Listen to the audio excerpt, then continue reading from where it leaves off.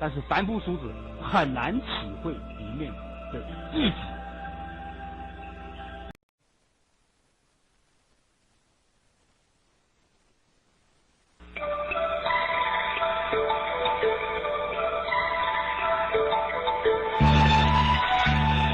如何面对两性关系？王警官主讲，善心人士赞助，了凡弘法学会倡录。即此世纪交替，男女关系复杂，想要不被迷惑，唯有透视真相。如何面对因应？请听本代解说。两性关系和谐，自然幸福圆满。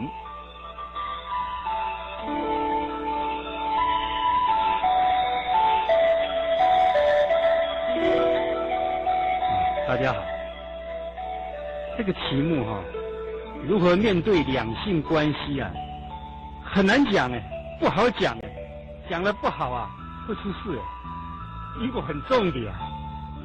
这两性关系在这个现代来讲的话，是越来越严重，关系越来越恶化，互相在报仇，互相在抱怨，互相在残害，问题很严重啊。因为大家不明了自己的角色扮演，到底应该怎么样扮演，扮演的功能、效果和他的这个将来的结果，这个一定要了解才行，要不然的话问题相当的严重。你看我刚刚听到孩子这个小学高年级的所谓的这个性教育的这个内容，看得我触目惊心啊，不敢再看了。5年级6年级前2天我碰到我们的这个长官，气得要死。他的孩子是很有名的学校，台北市大概一流的小学。生理卫生教师告诉他怎么讲，你知道吗？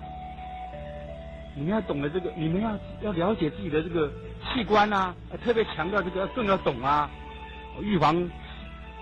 他们本这个心态方面是想预防啊，结果很惨很糟糕，因病成药。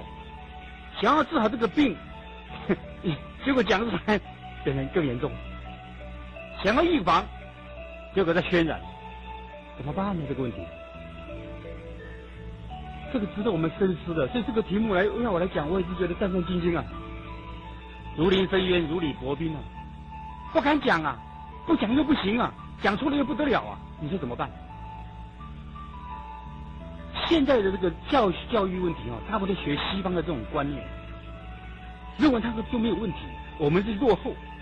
这是对我们的我们对我们中华文化没有深度的信心，才会有这种后遗症，就搞得天下大乱，乱七八糟。我们那个长官跟我讲，他的小孩子一直在问这个问题，说老师讲的，到底什么叫做智慧？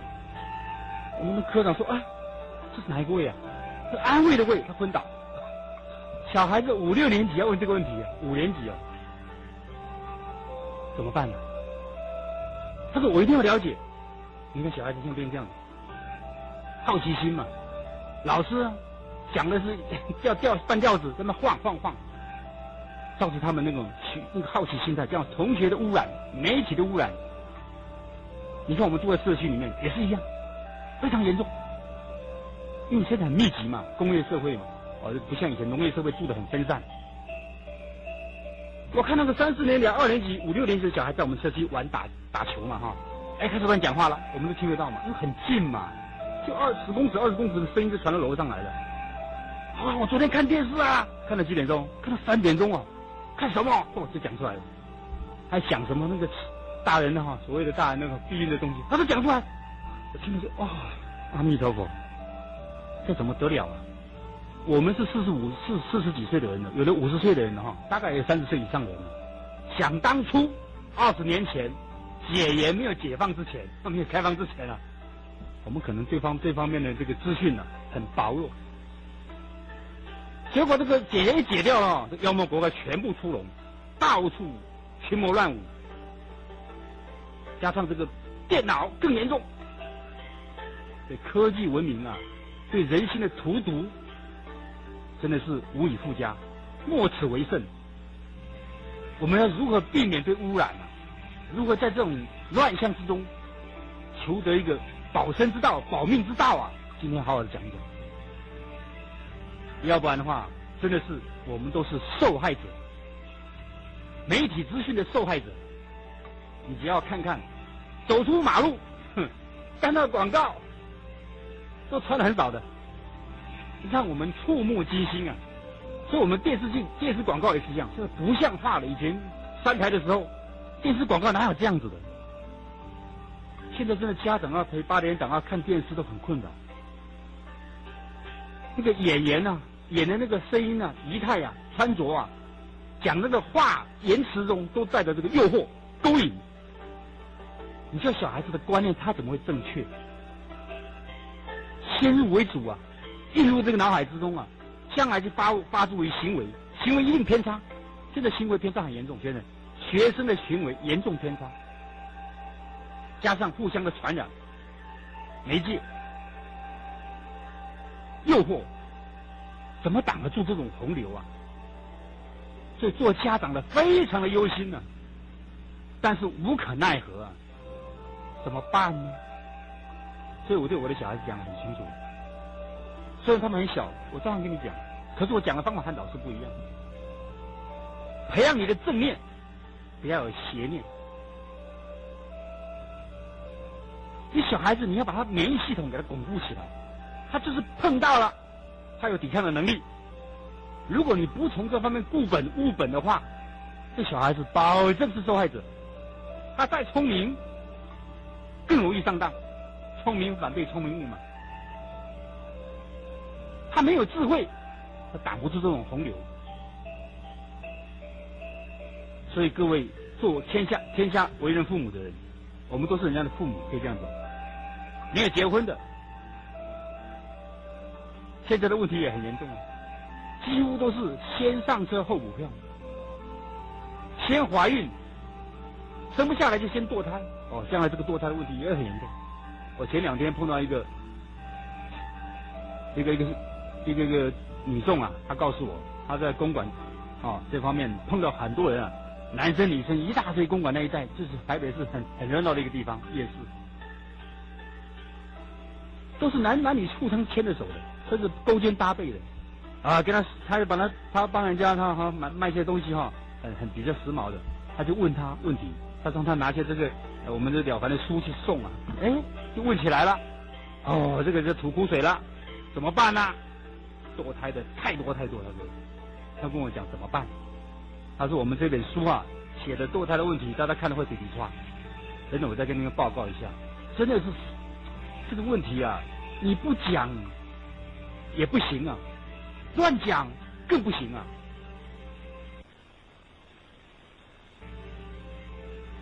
我们知道《论语》上面讲过，父母为其子之忧，各位都听过这句话吧？好像字面上的解释是说，父母很担心我们做儿女的这个身体一定要健康，不要染上疾病，这是字面上的意思，还有一层很深奥的义理在里面，各位知道吗？知道的举手。我看到祖师的这个文钞里面，我才发现这句话讲了3个重点，就是说我们人啊生病的关键是从哪里来的？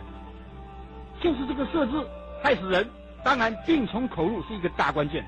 第2个就是这个色字，它会让我们的百病丛生，免疫力系统降低，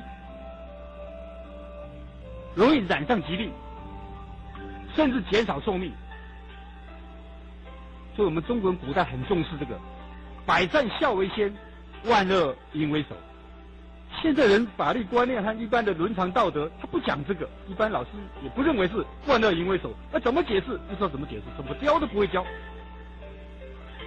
法律规定，这个两性关系若是犯了这个所谓的不正当的关系，就告诉乃论，包括强暴罪，那时候也是告诉来，现在刑法要改，这问题很严重哦，而且是我们等于是犯了这个邪淫的罪，佛法这样的邪淫，侵害到这个别人的身体，妨碍人家的家庭，1年以下有期徒刑，还可以庭外和解，你说怎么办？没有吓阻力量啊！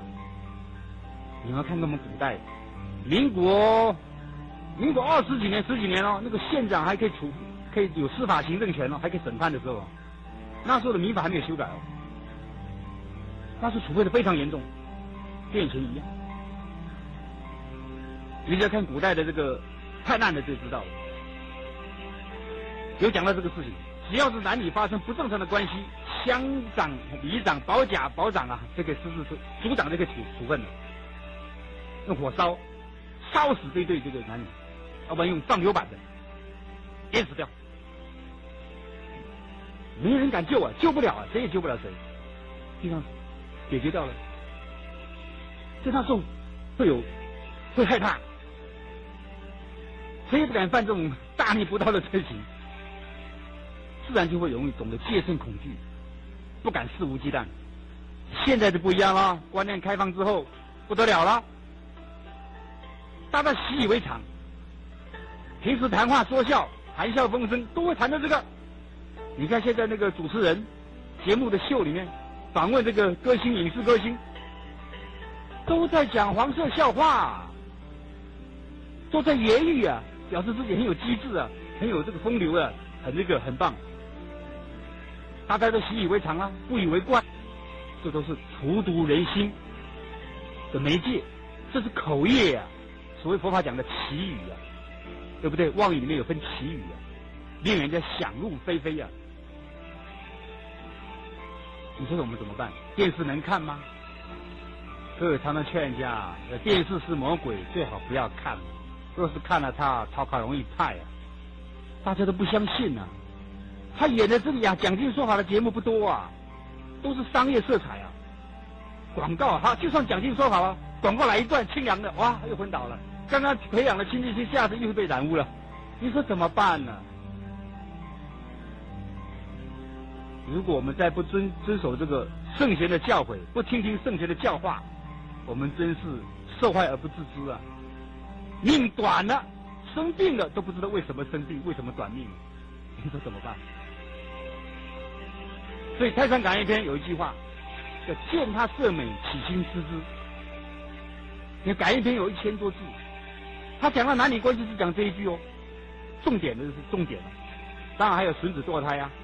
行多隐僻啊，淫欲过度啊，这不多，最主要是见他色美，起心思之这句话，它的甚深含义啊，这个见色起心啊，是一人啊一生受病的关键所在。你看这个见的眼睛啊，这个乱七八糟。为什么圆圆的师父讲，第一个是非礼勿视啊，不能看的不要看呐，一看了就开始起心动念。马上就被记过，还不能申诉，真的是这样。因为大家不了解，所以一定要了解自己哦。对哦，佛法是觉悟之学，让我们了解自己，来了解我们的生存的环境。要不然这个题目要讲，大家不会怕。你不先认识自己，身体发肤受之父母，不敢毁伤，孝之始也。你不了解这种大道理，你认为这是唱高调，糟糕了，那不要再讲了。如果你真正的了解，你就知道曾子是孔子的这个贤人嘛哈，那时候里面是个很高明的一个贤人，可以说圣人了。他就讲到啊，孟子也讲到这个问题啊，守身啊，我们中国讲守身如玉啊。如果我们对这个身体不好好的保护，等于是轻视父母给我们的遗体，见识他，那个罪就很重了。曾子到临终的时候还讲这种话呢，起于足啊，起于手啊，就打开我的手啊，打开我的脚，看看有没有问题啊，是父母给我生下来的这个遗体，这个身体啊，我有没有保护的好啊？如临深渊，如履薄冰啊，尔今而后无之免服啊。到了最后关头，曾子还很重视他的身体有没有父母给他的这个遗体有没有破坏掉，这么的谨慎戒惧。如果我们凡夫俗子不懂这个道理，那永远是凡夫俗子。不能够转凡成圣。第一个，我们就是轻视父母给我们的身体，我们就利用这个身体去造罪孽，去享乐，纵欲为乐，放纵我们自己的欲望，追求不正当的感官享受，那就产生了所谓的乐极生悲这句话出来。所以色这件事情啊，是我们这个凡夫俗子最容易犯的罪业，它比起贪财杀生等的恶业还要100倍以上难以控制，所以它的败德、败坏道德、取得灾祸，要比其他的恶业还要100倍的严酷惨烈，这是事实，所以叫做万恶之首。因为这个贪财杀生这个恶业啊，很明显，容易看得出来，容易知道，这个不可以做，比较明显，而且道理也不会那么深，是可以用语言文字说得尽的，讲得完的。然而这个淫的罪孽啊，非常的隐秘，而且道理又很深邃，是我们用语言很难诉说尽的。所以太上啊，还用灭除意念啊，这个文字啊，从最初的一念来唤醒茫茫众生的痴迷。所以太上说，见他色美，起心思之。为什么呢？因为人啊，对于美色，当眼睛啊接触那一刹那，心若是一动，就会想念啊、思梦啊、贪求啊，这种种的念头就会缠来缠去，固结在心里面，解不开。若是心中萌生了这种的念头，不用等待身体去犯了，不用等到行为去做，就已经是违背了天理而堕入的人欲了。这时候就被阴间列下了无穷的罪业。所以太上是无量的慈悲，他不用繁琐的言语，只用一句话来点醒来提示我们，在我们建设起心的时候啊，不可以不从我们的心源处来及早的禁止断绝这种隐微又深邃不为人知的恶业。所以我们应当要在才起念头的时候，立刻就要奋勇的把它一刀斩断，不可以这时候有丝毫的犹豫，也不可以拥有丝毫的情念，因为天堂地狱就在这一念之间立刻分判。若是这个时候稍微有点认识不清，看得不破，不能够斩钉截铁的立定脚跟，则在瞬息之间就会牵引滋长，蔓延开来，不知不觉就飘入了罗刹鬼国之中了。这实在是太危险。所以太上说这句话的用意是，实在是博大精深，而且用心良苦，但是凡夫俗子很难体会里面的意旨，这是很不幸的，大家不以为然，尤其是现代人更难调教，中毒太深，很难回头，不给你讲清楚说明白，那真是没有救。因为大家不相信有鬼神的观念，不相信有因果报应的观念，那就跟着感觉走，只要我喜欢，什么都可以，肆无忌惮，大开肆无忌惮之门，那怎么得了啊？这天下大乱了。所以现在我们台湾的离婚率啊，是亚洲第一位，这不得了的事情，破坏我们的家庭的基础，影响我们社会的治安，造成犯罪飙涨，跟色情泛滥有绝对密不可分的关系。所以大家若是了解其中的因缘，就懂得这个事情非常的重要，不能够轻视，否则各位也是这个受害者。你看现在女孩子坐计程车都会怕，你说是不是？家长还要抄计程车的车号，看看这个驾驶是不是面目可憎，还是面带慈善，说不定是假的，心毒冒词也不一定哦，也会上当的哦。一防不胜防呢，所以我们都是治安恶化下的受害者。我记得前几年不是有个很重的命案吗？彭婉如命案，对不对？各位都了解啊。你再高的地位都是一样会受害的。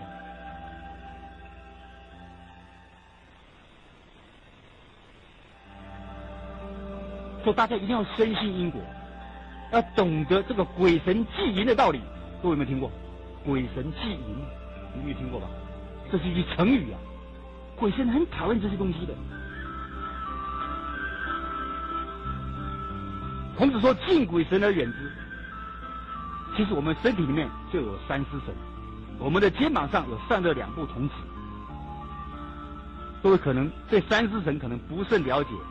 这个《太上感应篇》里面讲到三尸神，说三尸神在我们的身体里面，凡是人的心口意语啊，总是瞒不过三尸神的嘛。三尸神每到了庚申日，你要去查农民历就知道什么叫庚申日，每60天一次叫庚申日，也就是天神决断人的善恶的这一天。这个三尸神啊，就趁着我们人啊在熟睡的时候，与身体中的气魄啊，就上天去了，跟玉皇大帝报告啊，这个人做了什么坏事，心里面想了什么恶念，嘴巴怎么讲了什么坏话，全部报告一五一十，不折不扣。当然他想给你加重一点是不太可能的，想给你减少一点也是不可能的，就不增不减。你说怎么办？我们不知道这个事实的真相啊。上尸神就是上尸神、中尸神、下尸神，叫三尸神。上尸神叫做彭巨啊，它居住在我们人的头部，叫上尸神。它会令我们人啊多思考、多欲望，使得我们的人的眼睛昏花、头发掉落。中尸神呢叫做彭志，它居住在我们的人的肠子里面，它会使这个人啊喜欢饮食多忘事，而且喜欢做坏事。那下尸神居住在我们的脚部，名叫彭敲，它会令人这个好色，喜欢杀生，使得人的手脚四肢、五脏六腑啊扰动不安，坐立不安。这个我们考究三尸神的所作所为，他目的何在？他总有目的吧？各位了解吗？他的目的就是要使这个人啊拼命做坏事，多造一点孽，他好早死。为什么？我们常常说算尽则死嘛。一个人坏事做多了，他的寿命会被减寿夺算、夺计，甚至夺计是12年的寿命，夺算就是100天的寿命。犯大的就夺计嘛，犯小的就夺算嘛。这个都是神明在帮我们算的，就像减寿都不知道啊，减到最后就算尽则死了，就早死了。你看那坏事做多的年轻人，对不对？他活不到老一下子再见了，10几岁就再见了，20几岁就再见了，不是被车撞死就被人杀死、被枪打死的，多得很啊。你看所有的命案里面，就是所谓的算尽则死啊，自己没积德，坏事又做的不少，还不承认自己在做坏事，那就下去了。所以三尸神的目的是要使人快的死亡，他们好出去做鬼。做鬼的目的何在？你看那个我们不是初一15嘛，对不对？这个过节过年啊，拜什么血食？现在拜祭都不懂用鲜花素作为鸡鸭鱼肉，用血食的供养这些这个邪神邪鬼。三尸神出去就想做鬼的目的，就是希望人家对他血食的供养，他享受这个。你说我们要不要上当？不能上当啊！你知道我们身体里面有三尸神的话，更要谨慎小心了，因为它是在我们的身体里面的。你想什么念头，动个邪念，他都知道。人的身口意语，所有的鬼神子里面，三尸神最清楚，他就在你的身体里面，听都没听过，不说不知道，说了吓一跳，你说麻不麻烦？还有《华严经》讲到，我们肩膀上有3颗2部童子，就是所谓的天人啊。天人常见人，人不见天人，24小时在我们的肩膀上面收证录影。我们看到警察的收证录影，就不敢做坏事了，对不对？你看那个群众活动里面，这个要丢手袋，看着警察收下来了，录影机架起来就收下来，不敢那么肆无忌惮了，害怕被收证录影了。但是警察的这个设备啊是有限的，还有光线暗的，没有闪光灯，没有探照灯，就很难收证得很清楚，就模模糊糊了。但是这2部天神啊，32部童子啊，清清楚楚、明明白白，包括你做什么梦，他给你记起来。说人啊，只能够自欺啊，不能够欺人的。所以了解自己啊，不是那么容易的事情。你要对天地鬼神要产生一种敬畏之心的话，自然我们的行为就会收敛，就会有自我约束的力量。否则你光看法律规定，你看法律规定的那么松散，那么轻微，怎么有吓阻力量？没有了，笑贫不笑娼就是这样子的。你看现在最有名的人，社会地位功成名就的人，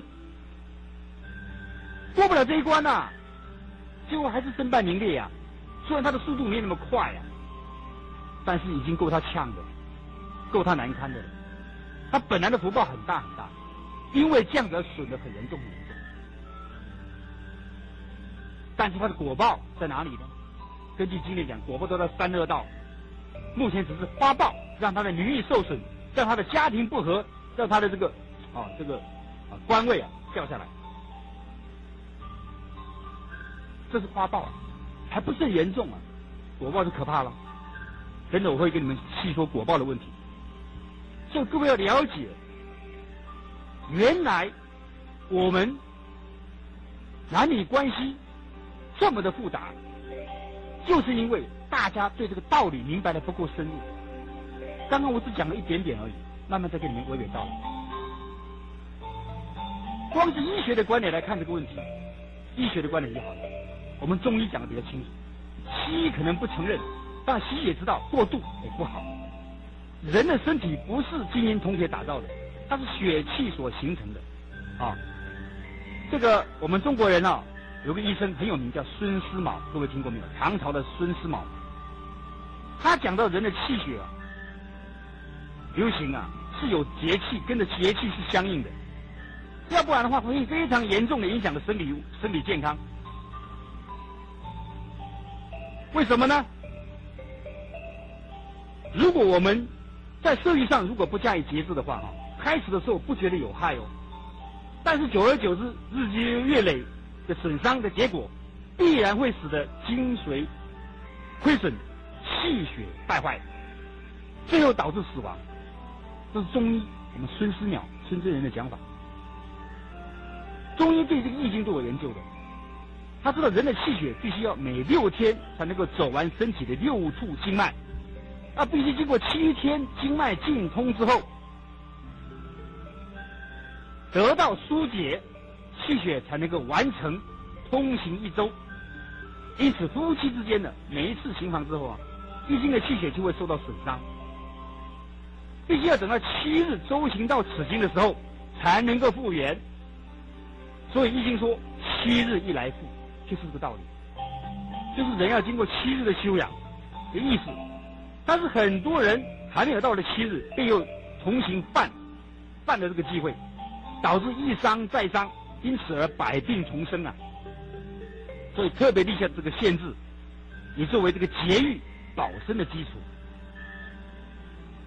但是这个7日是对20岁的人讲哦，年轻人讲哦。30岁以上的人不是7天哦，是14天哦。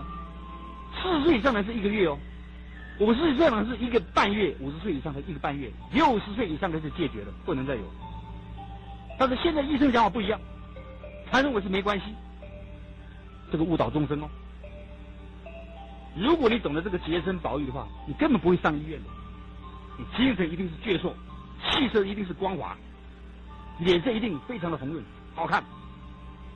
所以当时有个做官的，古代有个贾似道是个奸臣，南宋的一个奸臣啊，贾似道，他里面有个同僚或90几岁，声如洪钟，健步如飞。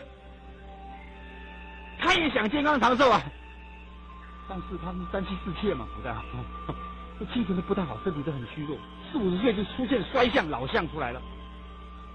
他就很羡慕那个大臣，哎呀，他同僚，你有什么秘诀啊？告诉我好不好？他就说，哎，没什么秘诀啊，我只是吃了40、50年的独睡丸呐。什么叫独睡丸？各位了解吧？自己一个人睡觉，自己一个人睡觉，各位就懂啊。是解决了这个方面的因缘了嘛？所以这个老彭啊，就彭祖啊，我们知道彭祖啊，他活了800岁啊，因为历史上传说活了800岁。他讲过一句话：上是一床，中是一被，不要百科，不如独睡。所以我们看到现在的夫妻啊，大部分都同房啊，而且又同被同床，这个都不太好，对身体健康都不见得好。表面都是感情和睦，其实感情真的和睦吗？不见得哦。所以各位不了解啊，就容易犯啊，就对身体的健康就影响啊，就容易流产啊，甚至就是不知道哦，犯了忌讳哦。各位了不了解？妇女怀胎之后不能够行房的，不能够同房的，各位了解吗？同房一次，伤胎一次，胎就中毒了一次，胎气就动了一次，各位知道吗？各位可能不知道。西医不认为，西医认为在7周以后，或者是到6-7个月以前还可以，这都不可以的。所以小孩现在生下来，这儿童的这个疾病的健康啊很严重。哦，就有气喘啊，什么肺啊，这是水肿啊，一大堆的惊风什么都来。这个各位不懂得胎教的重要性，这是忌讳，非常严重的忌讳。所以刚刚怀孕不到半个月还不知道怀孕就流产了，很多这种现象。那个科学再发达，能保证你不流产吗？很难哦。这都是夫妻年轻人不懂的这个忌讳，犯了而不知道。我说这种道理，这是我们古代圣人的智慧告诉我们的。但是我们现在的中国人，说实在的，没有民族自信心，不了解我们中国祖先的智慧，认为西方的智慧最高。其实西方是聪明，是他们科技发达，他们医学也发达，没有错。但是真正要死的病，他医不了。癌症就是一个例子，对不对？真正要命的是药医不死病，佛度有缘人，各位都听过。真正到阎罗王那里报道的，医生没有办法。你看那个医院里面，医生、护士常常看到鬼啊，这大医院里面都是鬼。只要是晚上，他们常常巡班临访，这个检查病房病人，只要看到医院这个病房的门口，这个病人的住的病房门口出现了黑无常、白无常，所谓的黑脸白脸的，医生护士看到了，他们心里有数了，不出3天，这个病人就死掉，怎么救也救不回来。这药医不死病，生死有命，确实如此啊！如何才能够健康长寿？哪那么简单呢？所以各位现在你看，现在人长寿不健康，老人痴呆症、中风，对不对？就是这个很明显的例子嘛。躺在床上享福报，跟平时年轻的时候没有节制、色欲有很大的关系啊。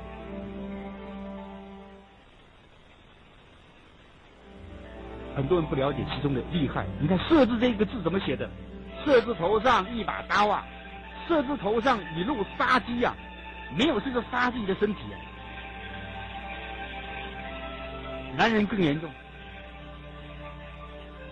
所以我们在座的女性，你对你先生，你希望你们长相厮守，你要劝你先生啊，要节欲啊，不是好事啊，纵欲不是好事。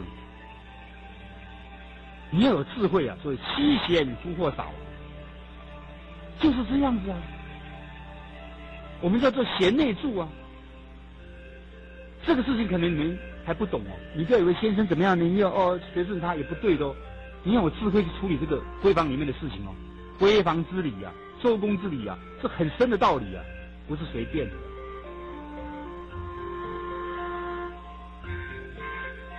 所以夫妻里面还有很多境界，各位有没有听过？我刚才讲过鬼神祭淫哦，你没有看过农民历，这是什么神明的诞辰，这是什么菩萨的诞辰，一大堆哦。你只要看寿康宝鉴就知道了，一个月就5、6天没有冲突。你看20几天都有问题，你们有没有想过这个问题？我看从来没有想过，没有想过就会出状况。来的孩子不见得好，跟你讨债报酬的多。怀了之孕了之后，各方面的因缘都会产生业障现前，会产生生事业或者是这个命运的挫折，都有功名的折损、福报的减损、财产的损失，跟这个都有关系哦。还是遭到水灾、火灾都有问题哦。你看寿康宝鉴上写的很清楚，我们因此而编了一本叫《如何面对两性关系》这种小册子，就是把这个感应篇和寿康宝鉴汇整，跟这个小册子大家看得比较清楚、明白、简单扼要，拿回去参考。书上带的不多给你们参考一下。真的是这样子哦，有的很严重哦，甚至是夺义，轻的就是生病，要不然减帅，减少寿命，跟这个夫妻之间不懂得这个道理的有关系哦。还有生子不备，多有凶灾，你生下的孩子，说实在的，五官不全啊，所谓残障啊，跟父母不懂得这个道理都有关系的哦。你说怎么办？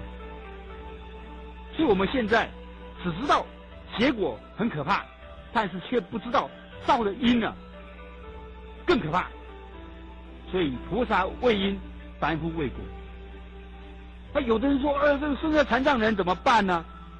就问师父，你看净空老法师怎么答复的？他说，有的这个信徒是说，这个超度婴灵，所谓堕胎，有没有效果啊？然后问这个老法师，老法师说没效。你以为超度就没事了吗？那个同事这个也有就说，那万一这小孩子生下来是个残障，那不是很痛苦吗？不如就叫他不生嘛。法师就说了，我们要晓得啊，生一个小孩子残障，那是来讨债的，你欠他的债，还不让他来讨，还要杀他一条命。换句话说，你过去欠他的债，现在再加上命债，以后就更不得了了。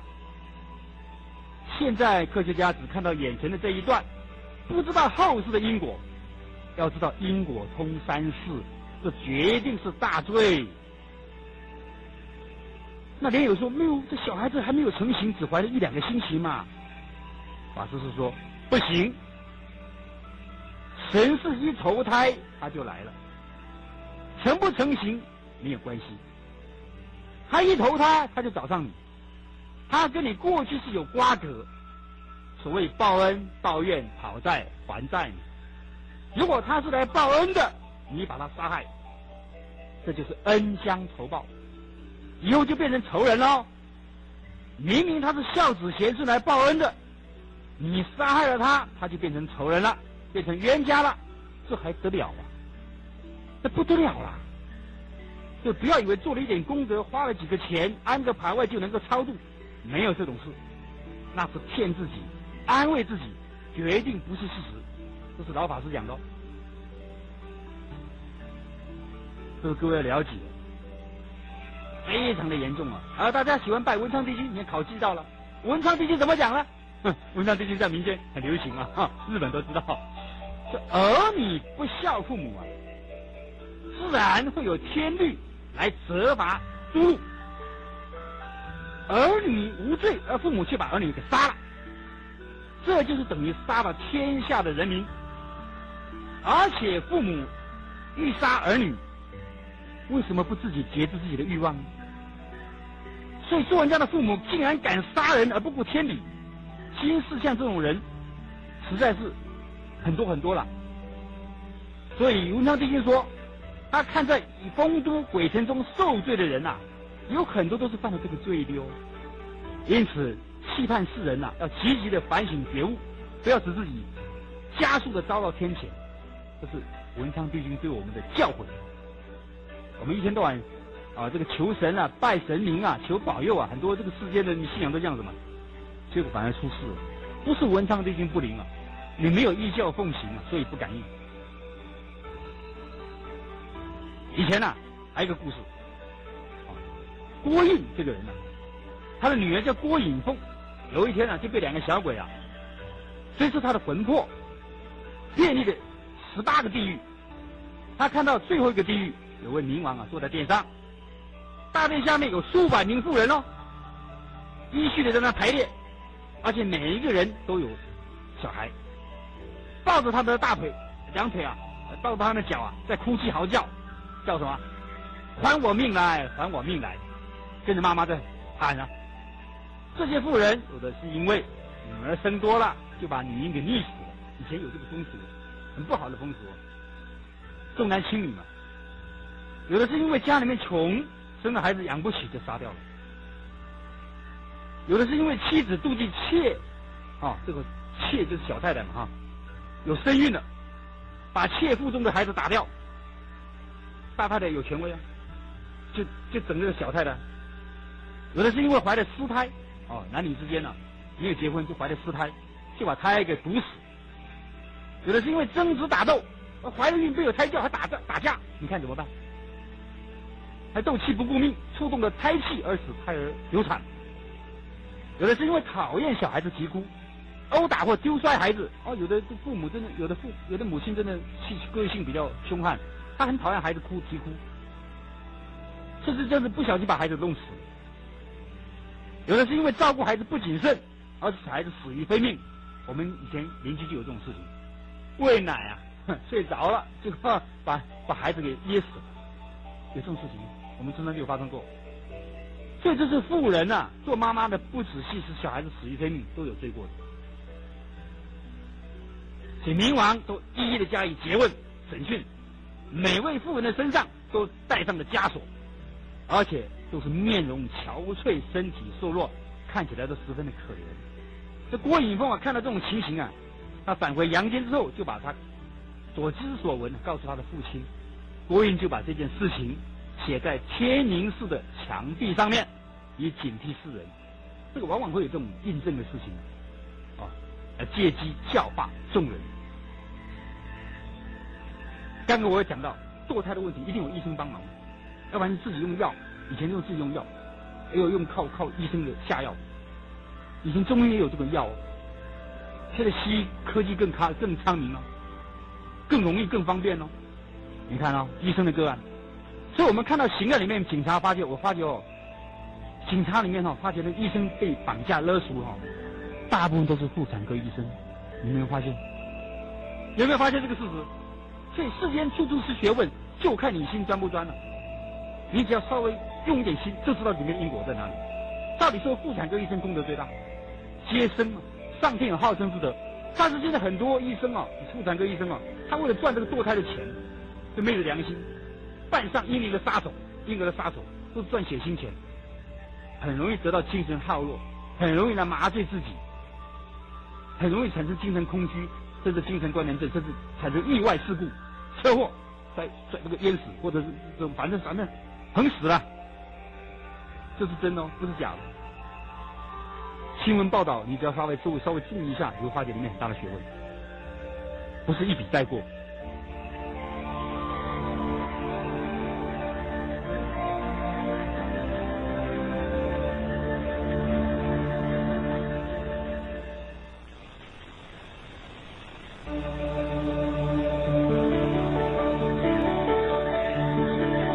以前有个妇人叫杨阿胜又贫穷又有病，晚年就更狼狈。他临终的时候，他自言自语的说道：“这是事情给我们看的他说我前生的时候本来是一位医生当病人看病的时候没有详细的检查病情。有一次，有一位妇人自称肚子痛，里面长了毒虫，他也不能分辨他到底有没有怀孕他就马上给他服下的原花酒。就可以下虫，把那个虫给肚子里面下出来，把毒虫打出来。结果妇人服下的这个原花酒之后，与肚子里面的双胞胎一起都死了，一尸三命。因为这个医生他看错了嘛，他没有研判的能力嘛，研判错误，看错了病，给错了药，就因此杀死了3条人命。那应试的民官就以杀人的罪名来处罚他。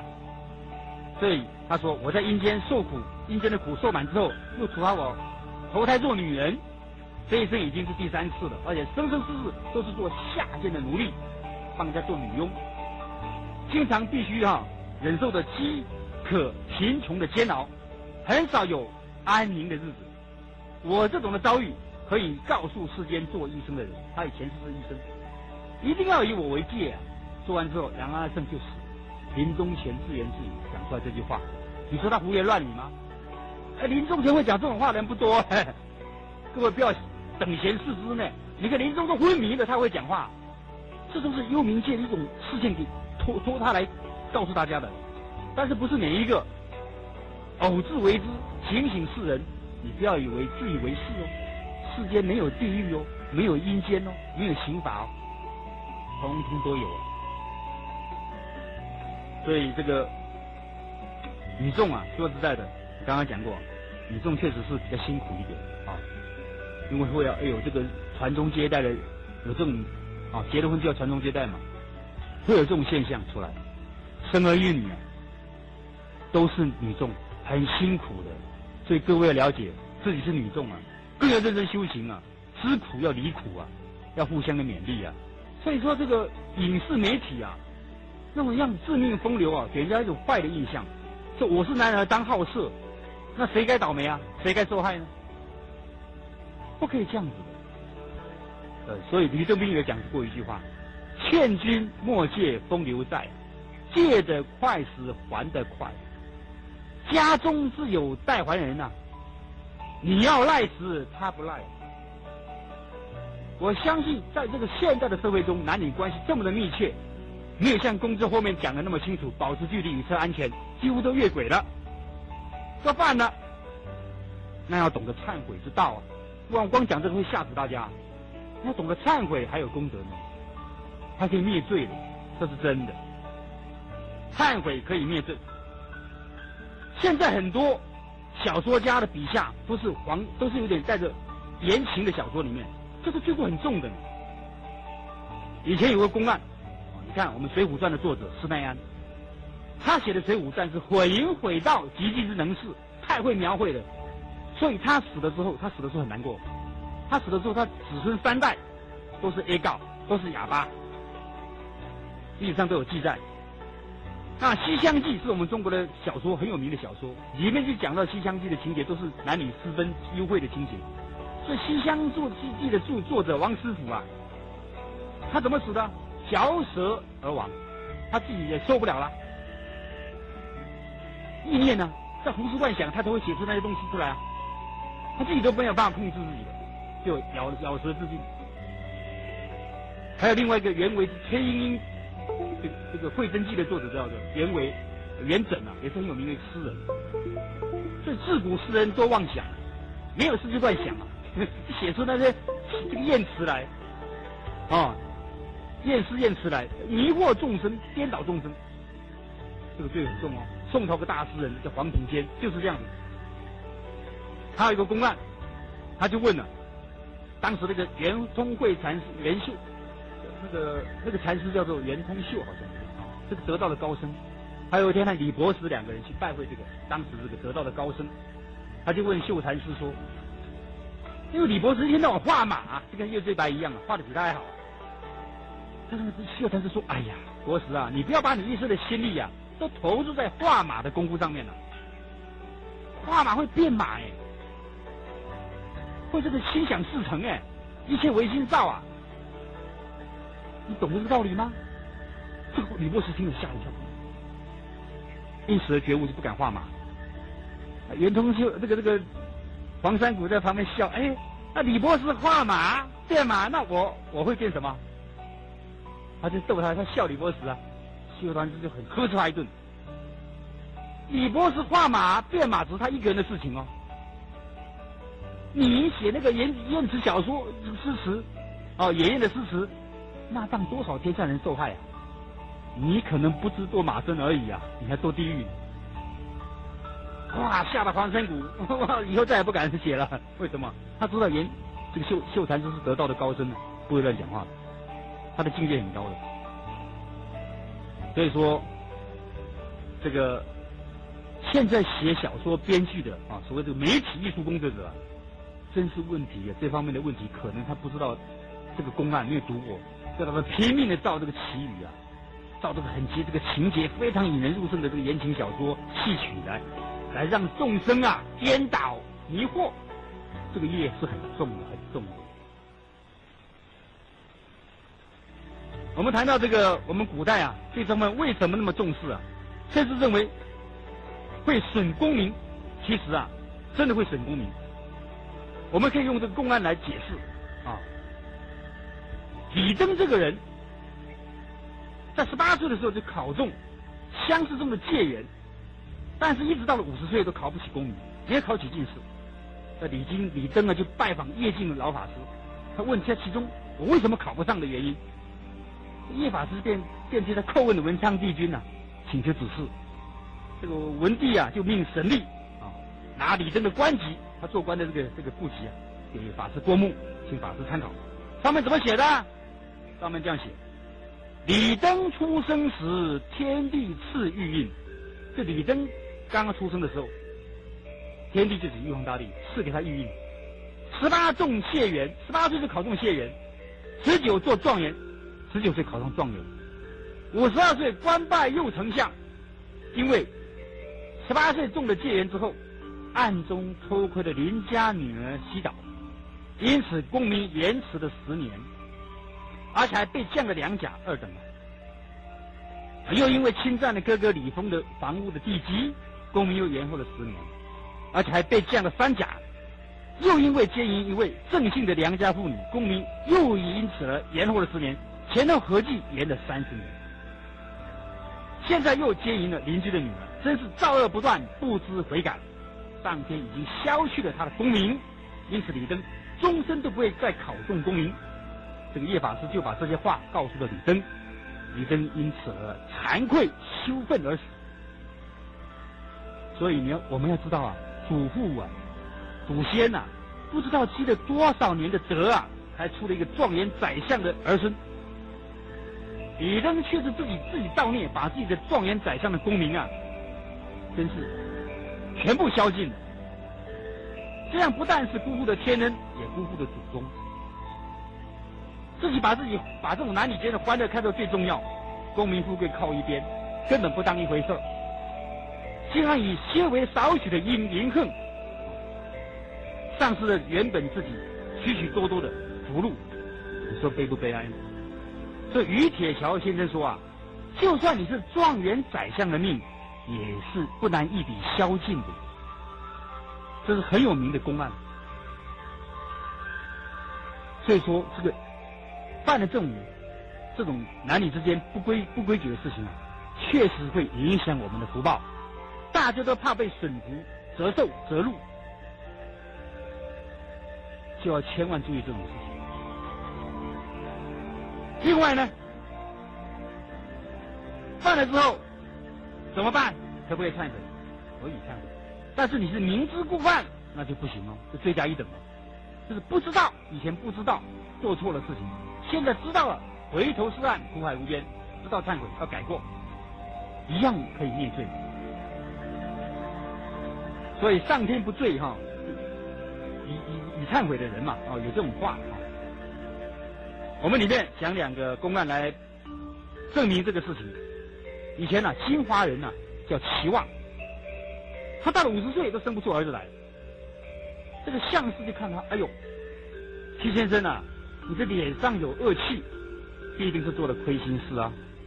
这个齐望听了吓一跳，就承认了，我在年轻的时候不懂事啊，结果等于是做了坏事啊，没人知道，真犯了邪淫啊。相士很惊异的跟他说道，你犯了这种的罪孽的话，应该是要劫子劫孙喽。要知道邪淫的罪孽最难通忏悔喽，你必定要积大善大德，才可以挽回天心。结果齐望因此听了相士的这个劝告之后，拼命忏悔改过，拼命做好事，非常乐于布施。到了第3年，齐望他独立行善，不假手他人，自己来干，不肯让人。这时候相士就说了，你脸上的印字纹全部显露出来了，你不必担心你没有儿子了。齐望果然生出了一个儿子，到了70岁还能够抱孙子，所以说忏悔确实能够挽回天心的证明。我们既然知道错了，就要悔改。我相信男生呢，几乎很多都犯了这种过错，连圣经都会讲到这个事情。不要让我们陷于诱惑，但救我们免于凶恶。我看到常常在电线杆上也讲到，神憎恨色情，在东西方的圣人啊，都有同一的这种讲法道理哦。所以各位只要去看一看，你就知道圣贤人对我们都讲这是万恶之首，千万不要碰。但是一般人不是这个讲法，就很严重了。耳濡目染之下，就容易似是而非了，搞不清楚了，模棱两可了。我也曾劝过这个办公室的女孩子，我的同事同学啊，还有蛮有身份地位、阶级蛮高的女孩子的爱美嘛，女为悦己者容嘛，好像是一种天经地义的事情。其实各位要注意哦，女孩子不要穿的暴露。比方说你穿没有袖子的，你穿迷你裙，这对吗？在你认为来讲，这是我个人的事情嘛，个人的行为嘛，应该不至于影响到别人嘛，对不对？这是很时髦的象征嘛，这种风俗嘛，认为这种习惯嘛，不以为怪了。其实你不知道啊，男生啊，看到女生啊，都喜欢眼睛吃什么冰淇淋嘛。你穿的越少，他越高兴啊。为什么？让他起心动念啊，产生这个意念的行为啊，他思想上犯罪，你都不知道啊。所以我们不要知道这个传媒给他看到啊，否则我们等于是助纣为虐嘛，助男生作孽而已嘛。对女生呢要有这种自知之明嘛，要懂得保护自己啊。神是这样说，连握手都不要随便握手，因为会有传电的感觉。一有这个皮肤的接触，皮肤一有触电的感觉，你的心里面一定产生震动，就开始胡思乱想了。当然人家不知道你想什么，但是你都被这个黑厉鬼神都记录起来了。我刚才讲过了，都犯错了，都犯罪孽了。所以男生也不要随便主动跟女生握手，除非女生主动拿出来，你那时候为了礼仪嘛没办法，就是握手，但是你心存正念，不能够产生幻想。这平时一定要有这个谨慎、操持、正心诚意的功夫，你才能够当下当见不乱，你心里面不会乱，当然身体更不会乱嘛，行为更不会偏差嘛。这必须要一种平时要有操练的功夫，要修心，就是这样子。要不然的话，问题很严重，很严重。一握手，一勾肩，一搭背就出去了。所以说，甚至于死啊，开始那一刹那，就开始非常谨慎。所以女孩子一定要懂得明哲保身啊，更要知道守身如玉啊。男生也是一样。你看现在男生里面，男女之间还有很多奇奇怪怪的问题。超过这个范围了，更严重，叫什么？同性恋。各位听过没？同志，你看这个政治人物啊，我看很多政治人都不敢反对哦，包括美国，包括我们台湾哦，还为他们这等于是谋福利政治。他们有他们的权利，我们要尊重，讲了一大堆似是而非的道理。各位，到底可不可以同性恋？人有这个权利吗？他不知道因果。同性恋的因果很重的啊，那是大邪淫啊！男女之间不正常的关系已经是邪淫了，何况是这个同性之间的这个不正常的关系，那是大邪淫，非常严重的。各位，感应篇里面也有谈到这个同性恋的这个不可以的原因，我跟各位报告一下，为什么不可以呢？它里面讲了男子，当然女子的道理也差不多了哈。这男子行邪淫呢，也就是同性恋呢，有6种不可以的道理，哪6种？第一种，因为这个同性恋的行为实在是淫秽不堪，有伤颜面，而且会伤身败德，没有羞耻心，这是第一种不可以的原因。那有的抛弃了自己的结发妻子，却去伺候那些少年小孩子，违背天地阴阳之间的这个自然的道理，导致都是好恶有了偏差，这是第2种不可以的原因。这一类人的行为非常的轻佻，而且又不检点，而且甚至还会偷香窃玉，染污了自己家中的女子，这是3不可以的原因。举头三尺高，决定有神明。刚刚讲过了，神明对于这种同性恋的这个污秽邪淫的行为，会感到生气、嗔恨哦。所以降下来的惩罚一定不轻，这是第4点不可以的原因。以前人王法有明文规定不可以，现在的法律好像没有这种规定哦。以前的法律比较严格，而且监禁于杀。我们警察里面常常讲监禁杀这3个字，容易触动杀机。你看同性恋哦，你想要跑跟别人谈恋爱，突然把你杀掉哦，很凶的，杀的比那个一般的杀的还厉害啊！那报纸新闻看过吧？听过吧？那个手段更残忍，容易触动杀机啊，丧失了宝贵的生命，这是第5种不可以的。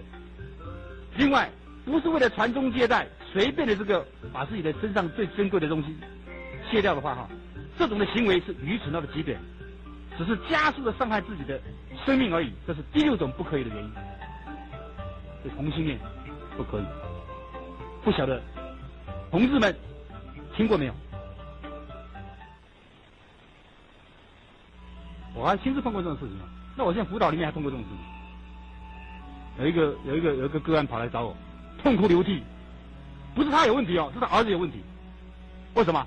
我奋斗了一辈子，哦，房子也有了，车子也有了，孩子也长大了，考上国立大学了，照理说是，这很好的事情嘛，哈，家庭幸福嘛，妻女美满嘛。结果儿子出事了。他说他儿子功课都很好，但是他的个性很奇怪，为什么会喜欢男生？而且在学校里面还写文章提倡同性恋，差点让他昏倒。他觉得他对不起祖先，他觉得没有回去，没有脸去见他的那个这个家族的人，知道这种事情会觉得很丢脸。如果你还有羞耻观念的话，他儿子不以为然了，跟老爸唱反调，造成家庭革命。所以说我们教育儿女要懂得事先防微杜渐，你要从小他思想方面能够受你主导的时候，你要认真的去主导他，要给他读经典。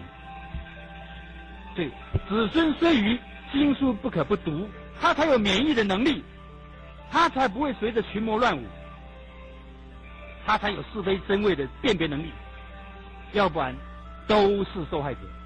书虽然读得多，可是只是知识，只是常识，他没有辨别真假的能力，很可怜哦。这都是实际的个案哦。我们知道，欲望越重，就表示我们造的孽越重。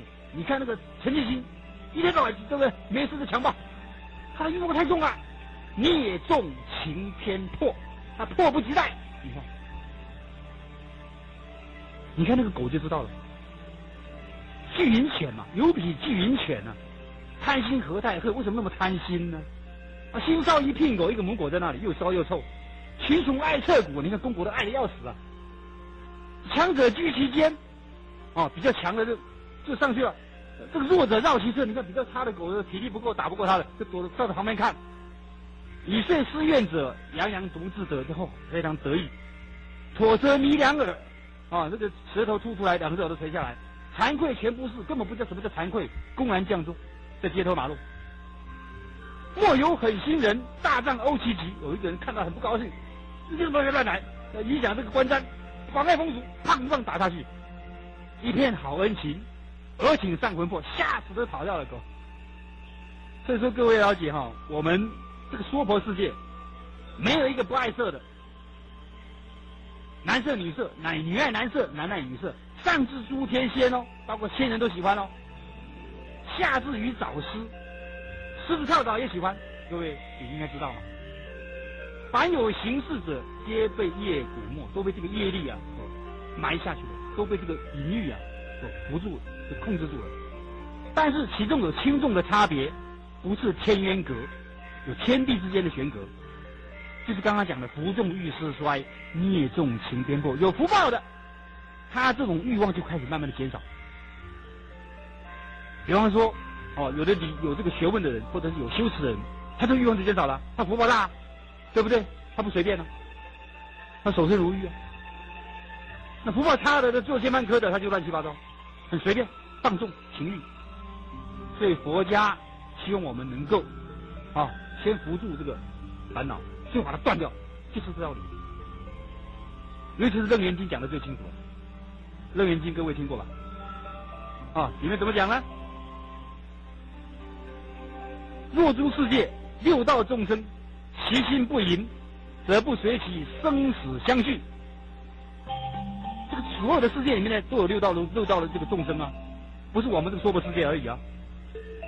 如果这个心呢都是没有淫念的话，就不会六道轮回了，就不会生生死死了，一直持续不断了。所以他说汝修三昧，本出尘劳啊。你这修行人啊，修了三昧的这个功夫定功啊，可以出去跳出这个轮回的，解除这个缠缚的。但是你的修行这个淫心不除啊，尘不可出，你出不去哦，三界里出不去哦。纵有多智禅定现前的话，你就是不断淫，必堕魔道。上品叫魔王，中品叫魔民，下品叫魔女。所以佛经劝我们，智者，你是有智慧的人啊，你要三思啊，仔细想想看啊。这是佛经对我们的开启启发我们这方面的智慧。当然念佛也可以让他辅助。像你看观音菩萨普门品里面有讲到若有众生多于淫欲，常念恭敬观世音菩萨，便得离欲。你常常多念观音菩萨，这关容易破容易辅助容易解除所以劝这个年轻的小孩子就开始要念，等他发育的时候，危险的时刻，他就能够控制他的身体了，就不会被身体的冲动产生行为的冲动。你要爱你的儿女，从小就要灌输他这种观念，要观察自己的身体不干净，要懂得这个念佛要懂得这个道理。但是不需要跟他太强调这个这个器官怎么样啊，这男女这个什么乱七八糟的事情来讲，不需要。你只要把他的免疫系统增强，他自然可以，他碰到了，他自然能够迎刃而解。不需要我们一天到晚的强调。你看现在性教育都跟你强调，通通出事。你看祖师印光大师讲过他是很保守的他知道这个厉害医生劝那个打脉的时候，这个妇女这个有病有病的话都不能够有房事不能够行房否则会加重病情各位知不知道？小病会变成大病医不好的很多人都不知道，医生也不讲，不明白这个道理了。所以说他结过婚的才跟他讲，他没结过婚的医生最好不要讲。讲了让他产生这个念头幻想好奇，奇怪，医生怎么跟我讲这个？他根本没谈过恋爱，也不知道这个事情。以前是比较保守了，那现在几乎都知道了，你说怎么办呢？这一点希望大家不要因为这因药成病那更糟糕了。所以我们劝人家要得体，要劝得恰到好处，要讲的这个刚刚好，免得他因药成病。你不讲还没事，一讲它更严重，会有这种现象，后遗症副作用。谢谢各位。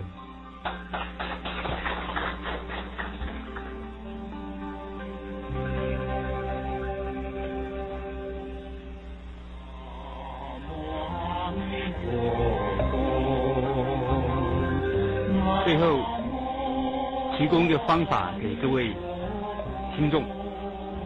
这个方法是用念佛的方法对治我们的这个邪心妄想。怎么念呢？就是南无阿弥陀佛这6个字每一个字要念得很清楚，你小声念、轻声念、细声念或大声念音量自己可以调控。南无阿弥陀佛，南无阿弥陀佛，南无阿弥陀佛，南无阿弥陀佛，南无阿弥陀佛，南无阿弥陀佛，南无阿弥陀佛，南无阿弥陀佛，南无阿弥陀佛，南无阿弥陀佛，刚好10句。每一句念完的时候，心里面要数一个号码，就1，第2句就是2，第3句就是3，以此类推，刚好10成一个循环。你要念得清楚，这个字句分明。南无阿弥陀佛，字句分明。你要听得很清楚，听自己的声音。那心里面数那个号码不可以念出来的记在心里面，跟数钞票一样，不要给它乱掉。1到10这样子一直念下去，循环不断。你试试看，这个妄想杂念一下就静下来了。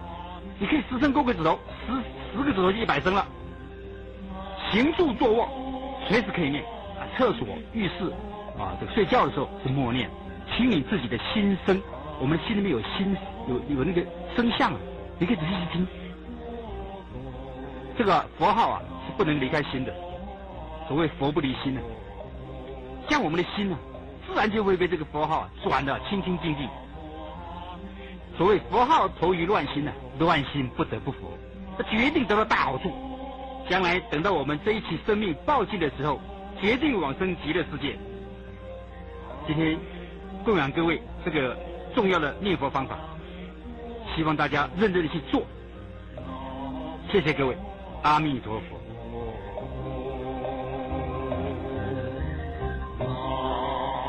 各位亲爱的听众朋友，在您听完了王警官的讲演，相信您一定是法喜充满，很想知道王警官还有没有其他的讲演录音带。现在特别向您说明，王警官的通俗讲演录音带有绝了谁是我、心理辅导经验谈、改造命运救世界、生命能量的释放、自我成长改造命运、关怀青少年心理、话说从头说起、预防青少年犯罪根本解决之道、怎样获得真实福报、从了凡入净土、生命尽头的省思等等，都很受到听众们的欢迎。各位朋友，若是有兴趣的话，不妨和学会联系索取。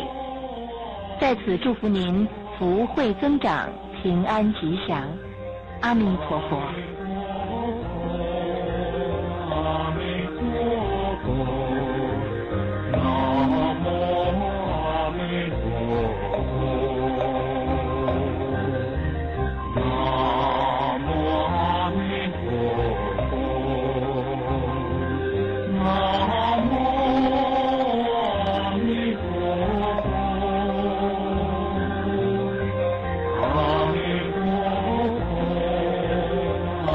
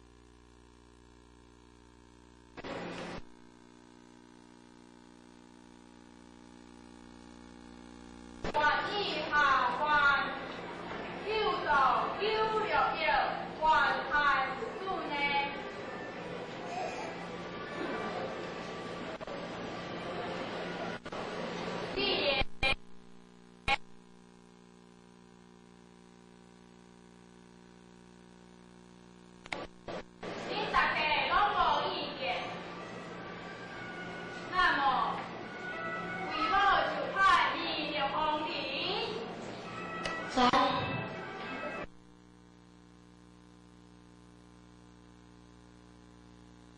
明日风平，为保就太医下官，救到状元太府主。老母你我已经有意改啊，我都爱过落去啊。老大，我爱走。有老母你准备下船。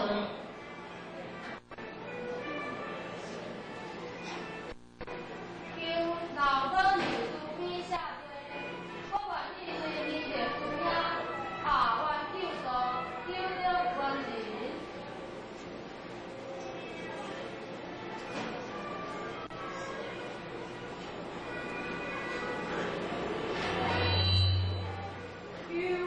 老母你准备下船，我嘛愿意跟随你的主呀，下官救。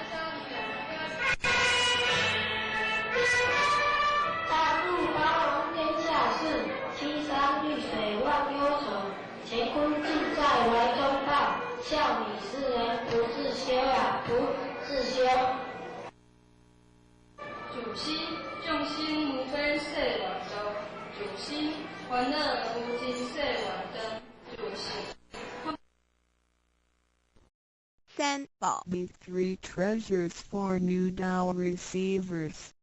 大人的一生中有许多值得庆贺的事情，但却有更多无价且必须要全力以赴来追求的东西。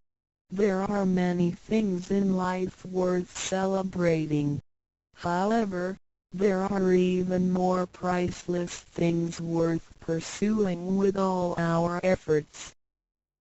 2500多年前，当释迦牟尼佛仍是王子时，亲眼目睹了人世间之生老病死。他告诉自己，一定要找到一条永恒之路。于是他放弃了王位及荣华富贵，四处去找寻名师及永久解脱的法门。后来燃灯古佛为他受记，最后他修成了正果，也留下了许多的经典，引导众生开悟正果。About 2,500 years ago, when Sakyamuni Buddha was still a prince, he witnessed the four sufferings of life: birth, old age, sickness and death. He told himself, "I've got to find the way that leads to eternity." Thus, he gave up his throne and fortune in search for an enlightening master and a way to eternal liberation. Later, he was initiated by Daikamkara Buddha and eventually reached Buddhahood. Sakyamuni Buddha's teachings were collected by his disciples as sutras. The large collection of sutras has continued to guide sentient beings even till this day. 在一般人的思维里，极有价值、罕有又很不容易得到的东西，而且是人类所一直在追求的，我们才会称之为宝。今天您在上天的恩典及诸佛菩萨的祝福下求了道，得了三宝。这道就是当初佛陀及古往今来的修行者、宗教家倾毕生之力所追寻的永恒之路。过去因为天时未至，道是单传独授，得道者稀，修行者常有，踏破铁鞋无觅处之憾。如今上天慈悲大开普渡，得道者众，求道者可说是得来全不费功夫。虽然得道容易，也是自己累世佛缘根基深厚，祖上有德所致。所以当您求完道时，大家都给您道喜。Generally, we call a precious, valuable, and rare item which is highly sought after as a treasure. Today, because of the grace of heaven and the blessings from all Buddhas and Bodhisattvas, you have received Tao and the three treasures. Tao is the way to eternity that Sakyamuni Buddha, countless cultivators, and religious people had been searching all their lives. Before 1930, Tao was transmitted on a one-to-one basis. An enlightening master could only transmit Tao to a one qualified individual because the timing for universal Tao transmission was not ripe.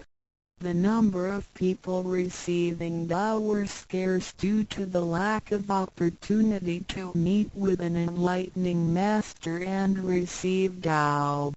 What a pity! Because of the grace of heaven, now is the time for universal Tao transmission, and therefore, many people had the opportunity to receive Tao. Although it may seem relatively easy to receive Tao, receiving Tao is actually based on your affinity with Buddhas, your deep spiritual foundation, and the beneficence of your ancestors. Thus, after you had received Tao, everybody would express their heartfelt joy and congratulate you. 依照三宝来修行的话，可以帮助我们：第一，跳脱生死轮回；第二，净化我们的业力，改变命运；最后返回天上的故家乡。Practicing these three treasures can truly help us in the following ways. 1. Transcending the cycle of life and death. 2. Cleansing our karma, changing our destiny, and eventually returning to our heavenly home. 一般的人由于业力的牵引，不得不再度来到这个世界上，每来一次就会造些业，漫漫的人生路上，总是有着诸多的不如意、抱怨、忧愁、烦恼、病痛等。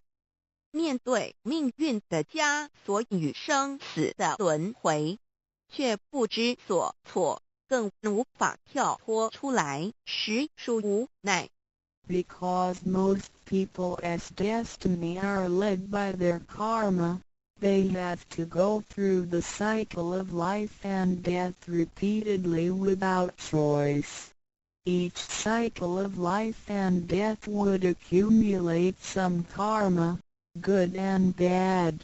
Therefore, their long journey of life would be filled with different kinds of complaints, worries, annoyances, sickness, and sufferings.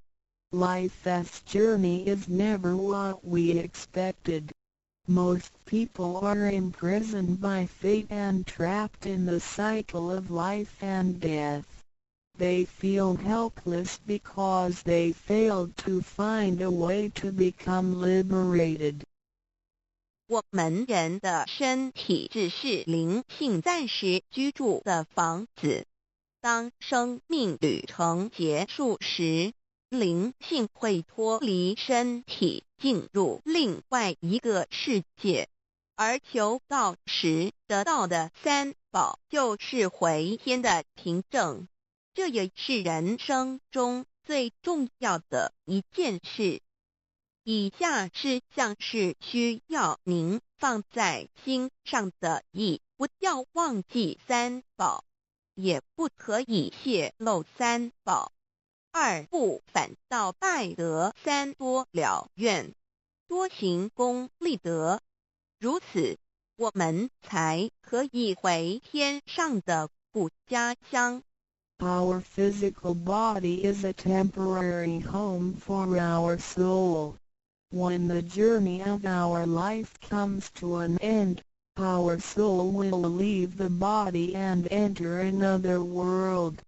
The three treasures you have received are the token for returning to the heavenly home. They are the most important things in our lives. The following are the three main points that you need to keep in mind.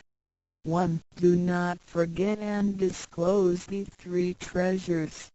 2. Do not do anything illegal, immoral, or harmful to yourself and others. 3. Do as much as you can to fulfill your vows and accumulate merits and virtues. By following these 3 points, you will be able to return to the heavenly home. 现在，让我们来简单地介绍一下三宝。Now, let us briefly introduce the 3 treasures. 第一宝，玄关窍，灵性进出的门户。The first treasure, heavenly portal, the main gate to our true nature/true self.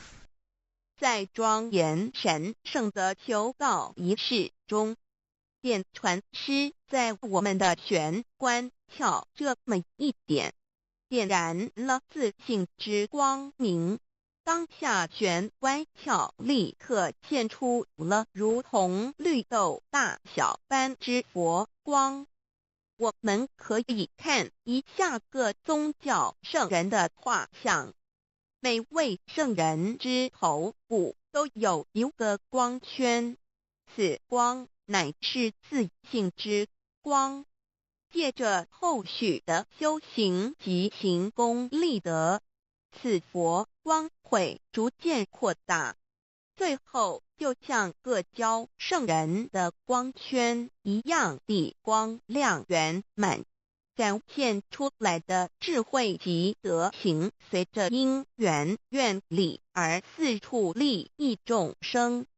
During the solemn and holy Tao receiving ceremony, Tao transmitting Master pointed at our heavenly portal to illuminate the light of our true nature. A small halo will radiate from the heavenly portal immediately afterwards. If we look at the portraits of the saints from different religions, we will see that they all have one thing in common, which is the halo behind each saint's head. The halo is the light emitted from the true nature. The halo will expand in accordance with our cultivation and accumulation of merits and virtues. Eventually, our halos can be as round and bright as the halos of the saints. Then, the wisdom and virtue we exhibit will accompany our vows and affinities to benefit all mankind. 玄关是一个正门，也是修心的下手处。行住坐卧之中，常收束身心，从玄关发出之念头，都是正念、慈悲心、喜舍心、智慧心。心提心念在玄关，再用玄关去听、去看、去应对一切事物，便能与佛菩萨以心应心。Heavenly portal is the main gate of our body. It is also the starting point for us to cultivate our heart. Every day we need to manage our mind and body properly. Each and every thought from the main gate is righteous because it is full of mercy, compassion, joy, giving, and wisdom.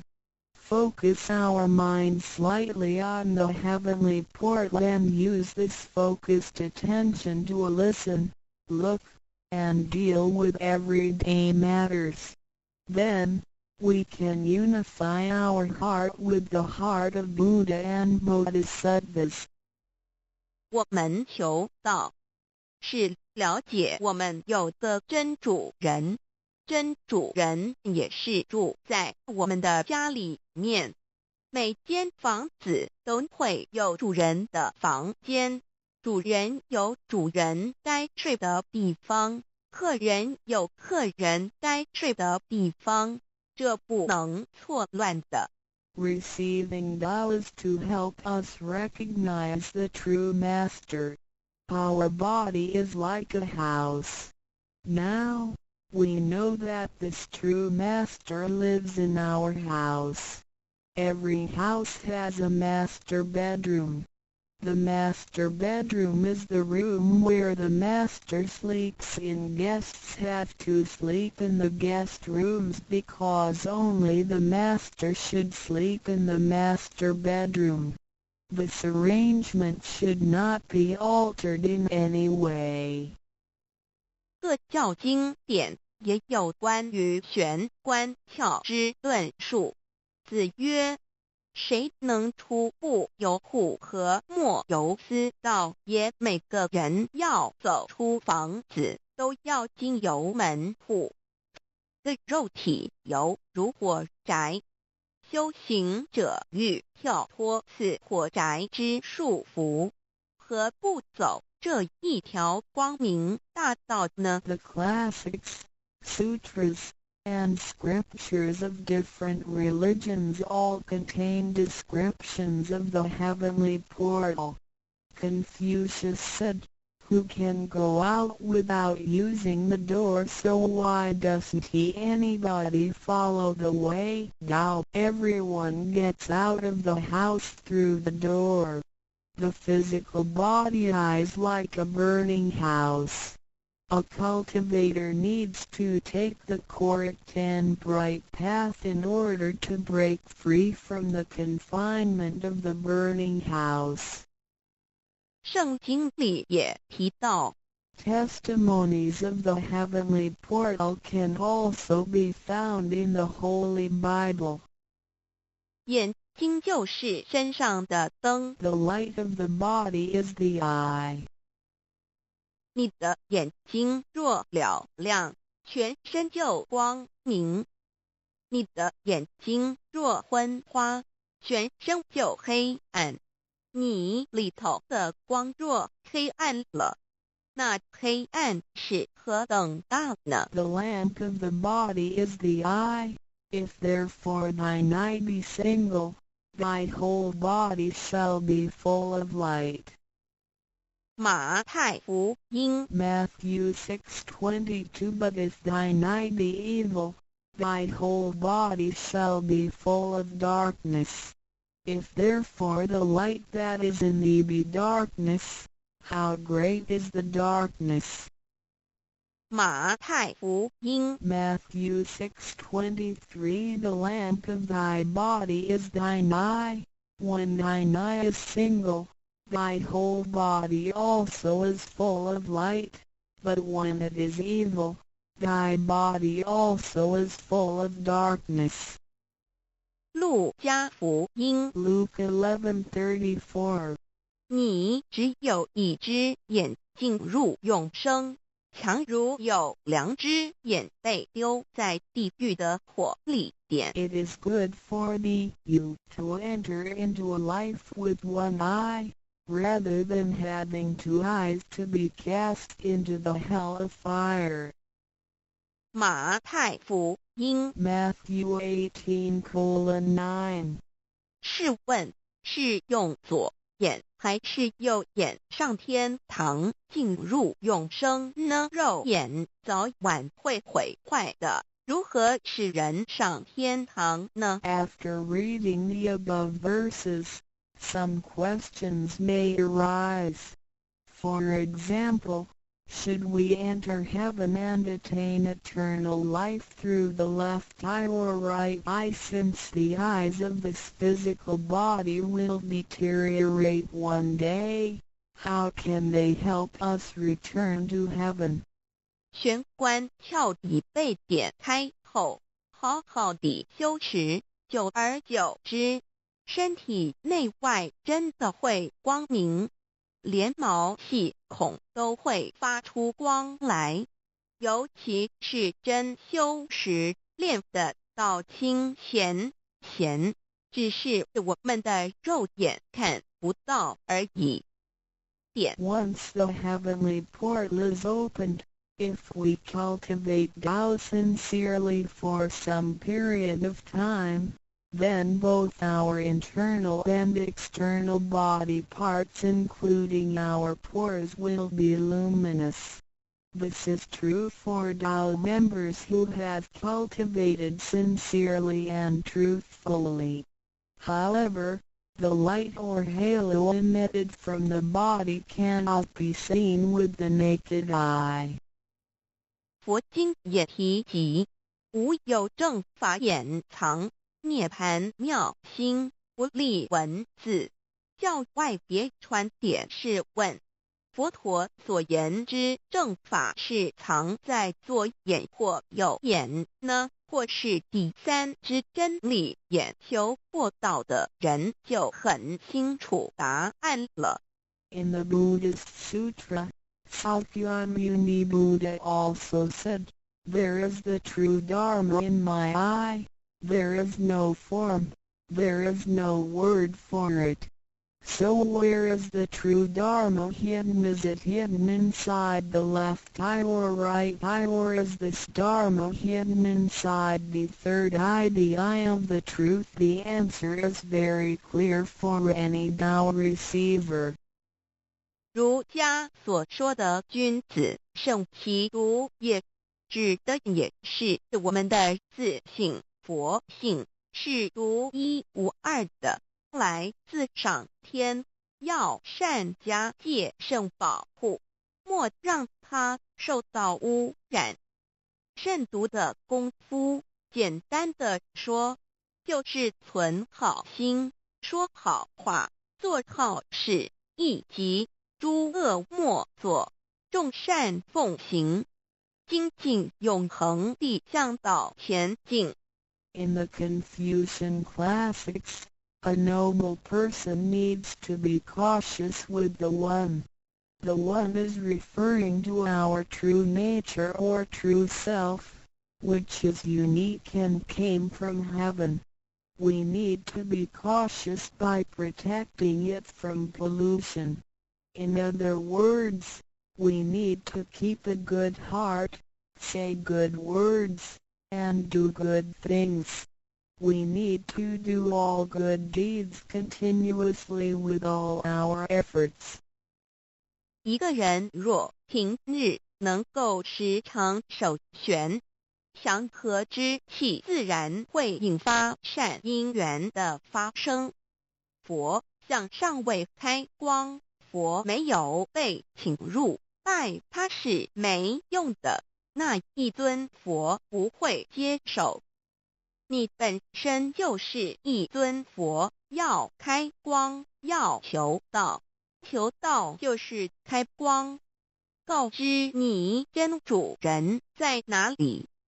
If a person can keep his mind focused on the heavenly portal constantly, then the peaceful energy emitted from him may attract or accumulate good affinities. A Buddha statue needs to be initiated so the spirit of the Buddha will be invited into the statue. Otherwise, it doesn't matter how often you worship the Buddha, he will not accept your worship. You, yourself, is a Buddha. Therefore, you need to be initiated by opening up the heavenly portal. How can the heavenly portal be opened? It can only be opened through the Tao receiving ceremony. Receiving Tao helps us to rediscover the location of our true master. 我们平常时候，精神是外放，眼要看，耳要听，吃进去的营养也一直在消耗。守玄有助于减少营养与能量的消耗，同时让更多营养转为能量，运行于身体，让脉络畅通，减少病痛，促进身体健康。Every day a lot of our energies and spirits are wasted on the things we see with eyes, we hear with our ears, we think with our mind, etc. Thus, the nutrition for our bodies is constantly being used. When we calm down and focus on the heavenly portal, it helps to lower the energy and nutrition consumption of our bodies. At the same time, it helps to turn more nutrition into energy, transport the energy throughout the entire body, and make the energy channels freer so that the energy can flow with less obstruction. If energy can flow freely, then we would not get sick so easily. As a result, our health would improve. 第二宝，口诀五字真言。 The second treasure, heavenly mantra, the 5 words. 念五字真言，不是外求净土，而是内生净土。口诀又名五字真言，口之修养也。口轻而诱人，骂人则口不清，实着者口不清，言实以正，有道也。Reciting the heavenly mantra silently will lead us to the inner Pure Land within ourselves instead of the Pure Land on the outside. The heavenly mantra is also called the 5 words. It is used for the cultivation of the mouth. Benevolence is expressed through a pure mouth. If one curses and consumes impure food, then his mouth is considered to be foul. Therefore, if you say good words and consume pure food, then you can become one with Tao. 第一个字，无即无，对待之真理世界一性佛性自性。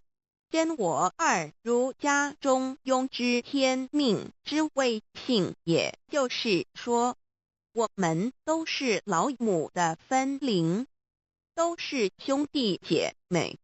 The first word means Wuji. It is the world of absolute truth with no opposites.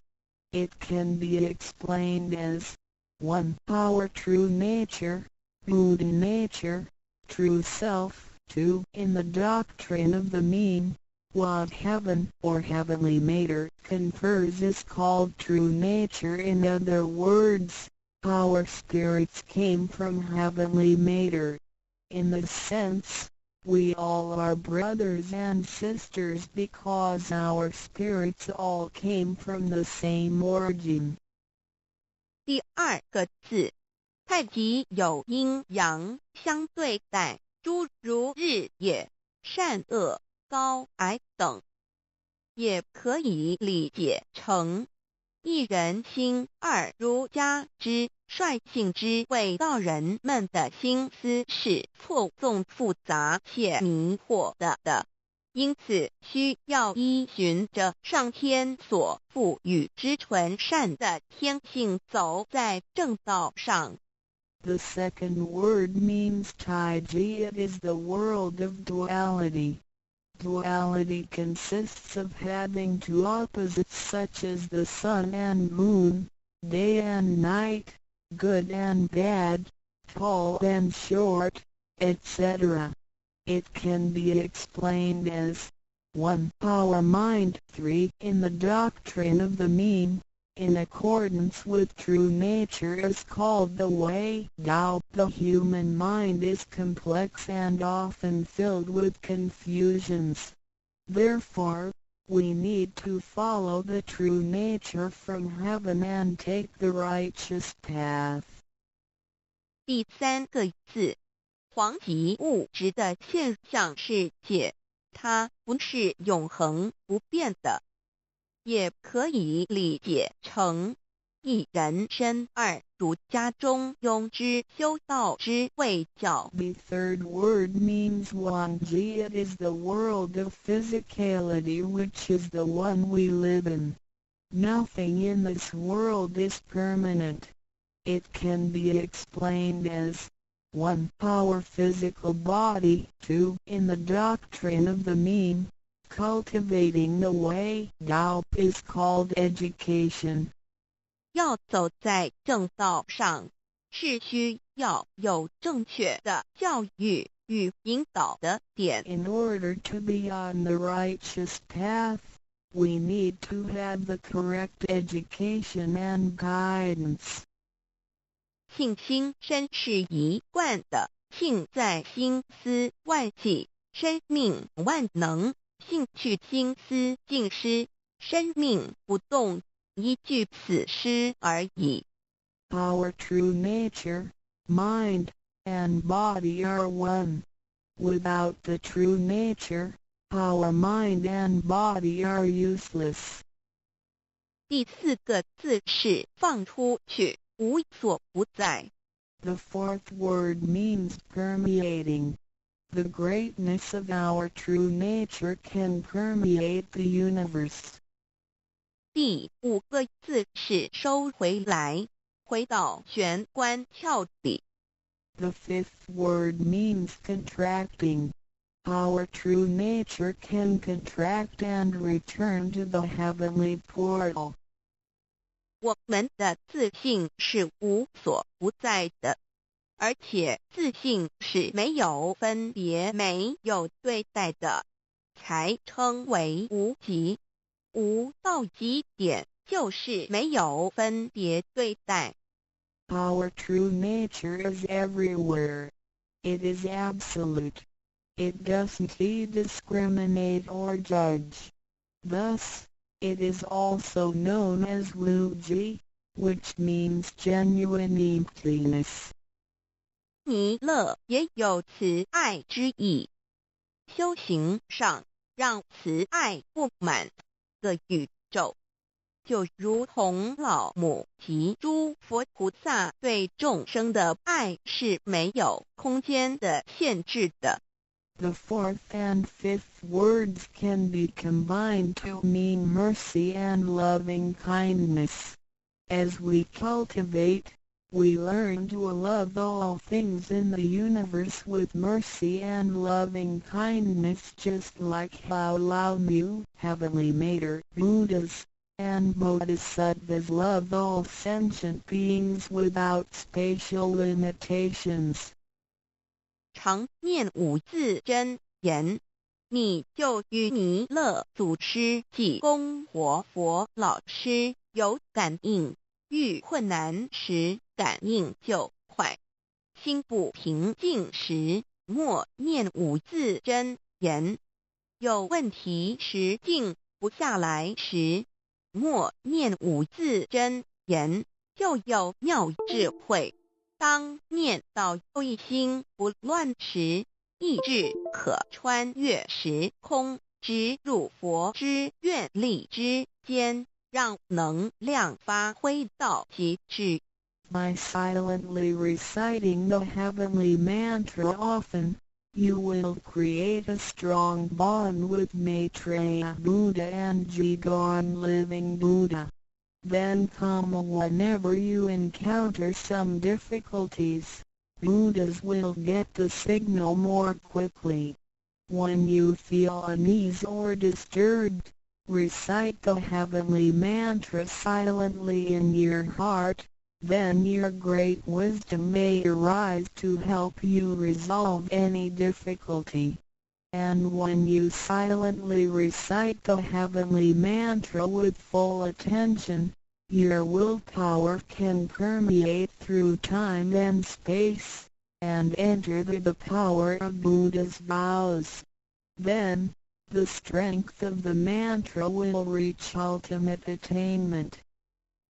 孔老夫子说过，人莫见于流水，而见于止水。诚心专注一念诵五字真言，有助于内心的平静祥和，更清楚地看清自己，遇到事情时能做出更正确的判断与决定，并更有效地完成工作任务。Confucius said, "Men do not look into running water as a mirror, but into still water." Silently reciting the heavenly mantra with sincerity and full attention helps to pacify our mind. As a result, we can see ourselves more clearly, make judgments and decisions more correctly, and complete daily tasks with more efficiency. 第三宝，合同学习宽恕。 The third treasure, heavenly hand sign learning to be forgive. 手抱合同也意味着与仙佛合，与仙佛同，把我们的佛心、自信、愿力和诸佛菩萨的佛心、自信、愿力相合在一起。我们和同修之间要和，才能同人与人之间要和要同，就要学习恕道，也就是己所不欲，勿施于人，学习宽恕。就像耶稣在十字架上所说的话，就是一种宽恕。人与人之间多一些体谅宽恕，才能和，才能同。若小同都无法做到，如何世界大同呢？此手印也是回天的一个凭证。Holding the heavenly hand sign means to unify our true nature with Buddhas and Bodhisattvas. It is the unification of our true nature and vows with the true nature and vows of Buddhas and Bodhisattvas. Similarly, we need to unify with all people including other Tao members by getting along with them. We need to learn to be more cooperating, understanding, tolerating, and forgiving, so we can form a perfect union. Confucius said, "Do not do unto others as you would not have others do unto you." The last words of Jesus Christ were also words of forgiveness.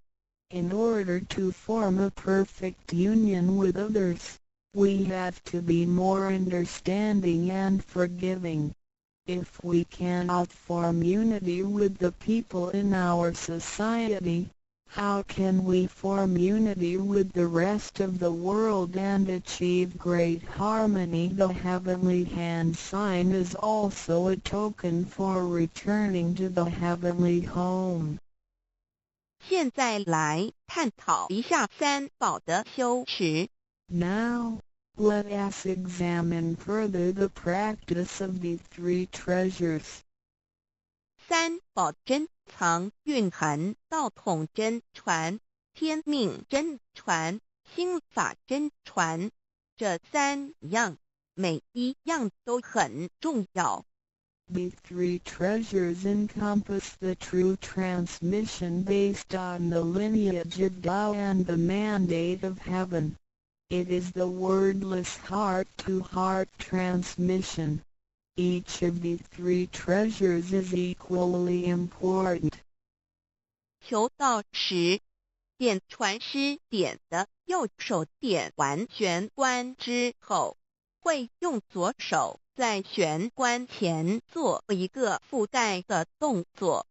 此动作之意义为何呢？简单的说，左手的手掌心就像一面镜子，要我们用此自信之光向内照视自己，也就是一般所称之回光返照，自我省察、自我检视，也是修行的开始。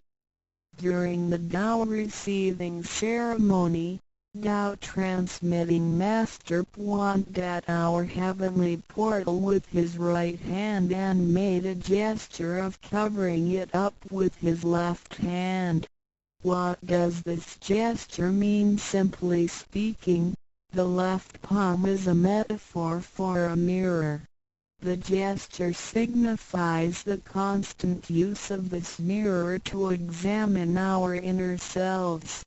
Self-introspection and self-examination are the beginning steps of Tao cultivation.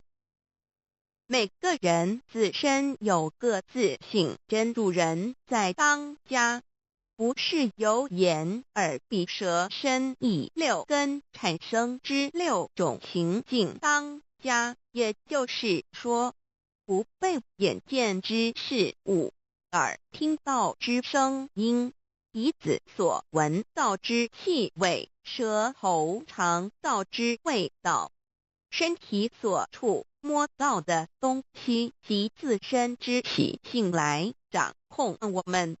Every single person has a true nature or true master who is in charge of the mind and body.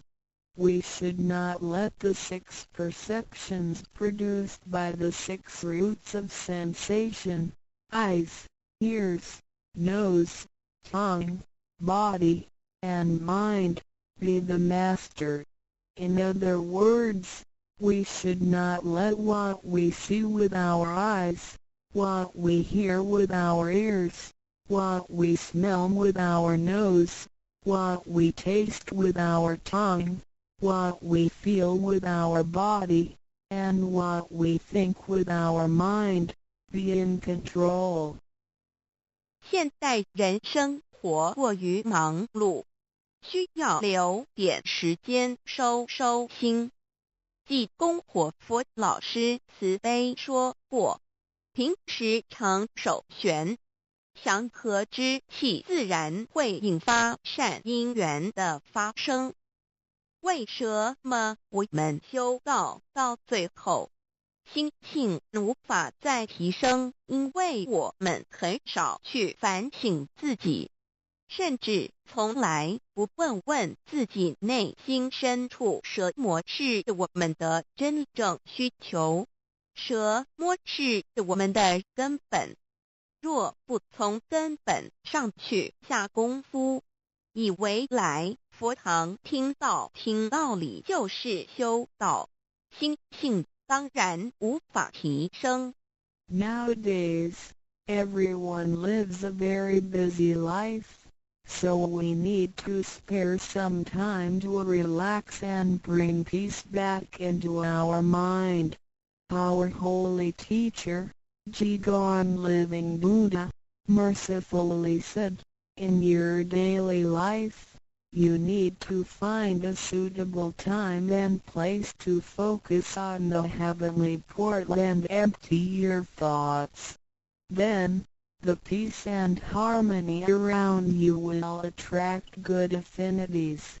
How come our mind hasn't been elevated even though we have cultivated for some time? It is because we seldom examine ourselves. We never introspect ourselves, try to figure out what our needs are, and what the root is. If we think doubt cultivation is merely coming to the temple and listening to the Tao lectures, then our mind could never be elevated. The reason is that we do not cultivate from the root. 光可以说是动植物的一个生命之原点和铜代表一阴一阳融合在一起，正负阴阳磁场能相通。手抱和铜平日诚心敬意叩首礼拜，加上佛光的照耀及平日的行功立德，对身心健康有莫大之助益。Light can be recognized as the source of life for animals and plants. The heavenly hand sign symbolizes the combination of yin and yang and the connection between the positive and negative magnetic fields.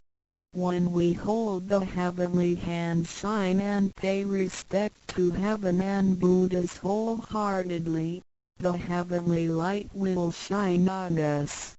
This heavenly blessing and the daily accumulation of merits and virtues will benefit us greatly in every aspect. 修持三宝时，首先要做的就是自我的反省，然后向第一宝自信佛忏悔感恩。生生世世以来，我们不断地在轮回，身口意不断造业，污染了自信佛，让其承担了罪业，故需忏悔。同时也因为自信的作用，个肉身得以行功立德，利己利人，故需感恩于他。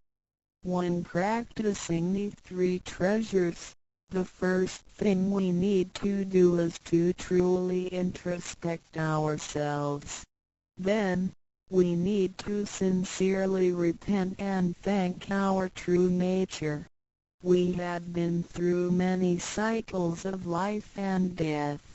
In every cycle, we created karma, good and bad. The bad karma we created had polluted our true nature. At the end of every cycle, we burdened our true nature with the sins we committed. Therefore, we need to repent for the mistakes and bad karma we created with our bodies.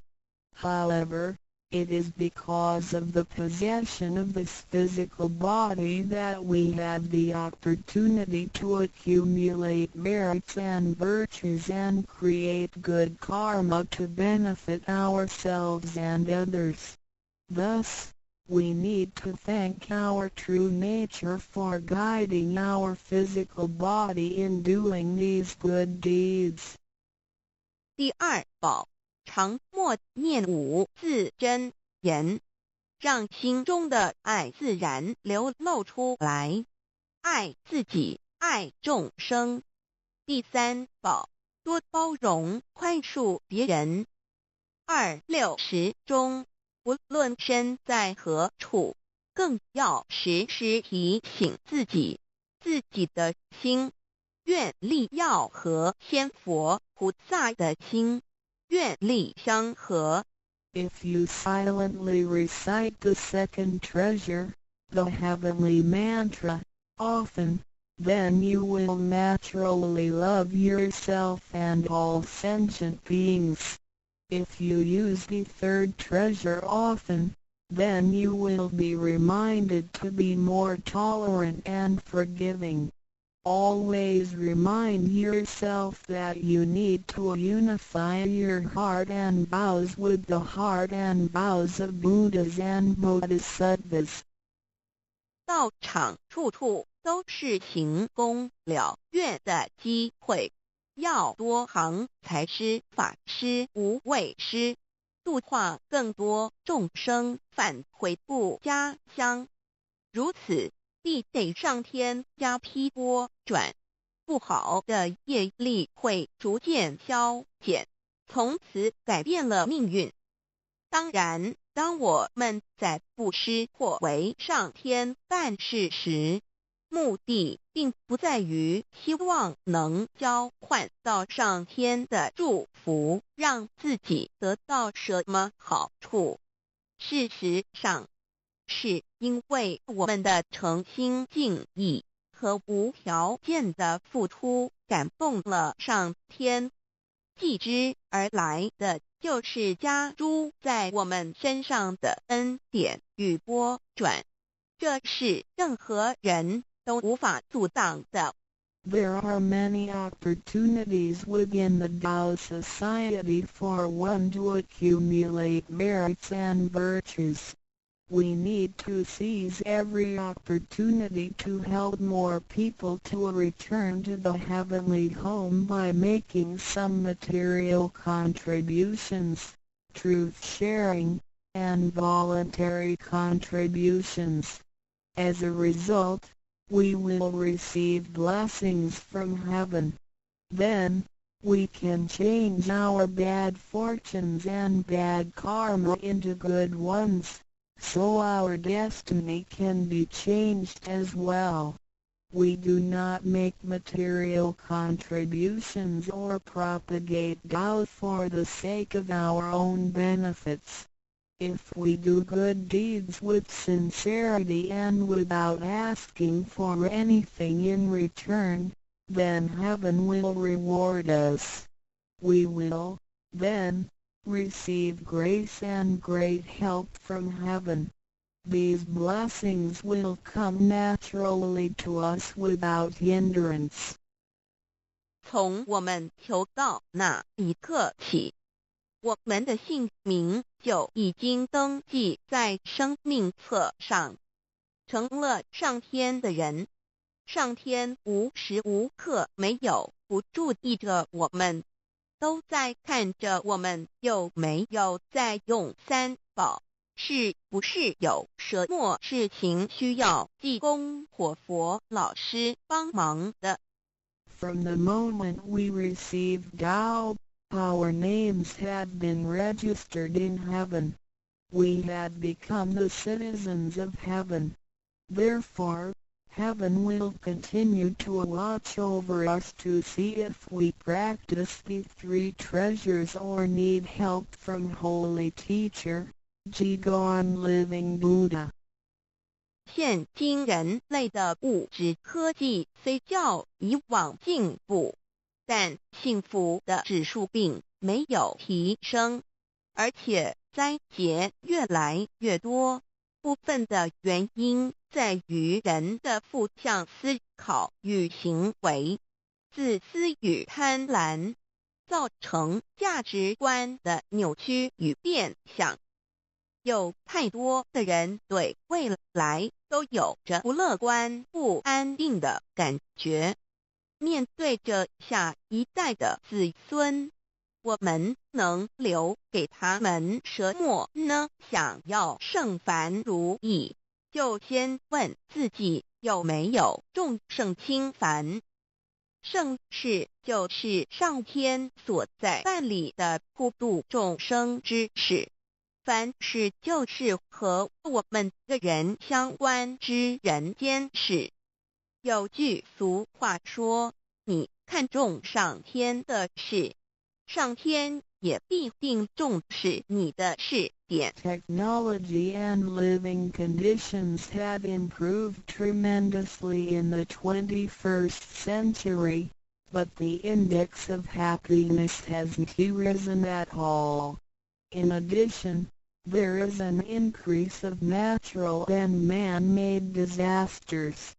This is partly caused by humans' negative thinking and behaviors, greed, and selfishness.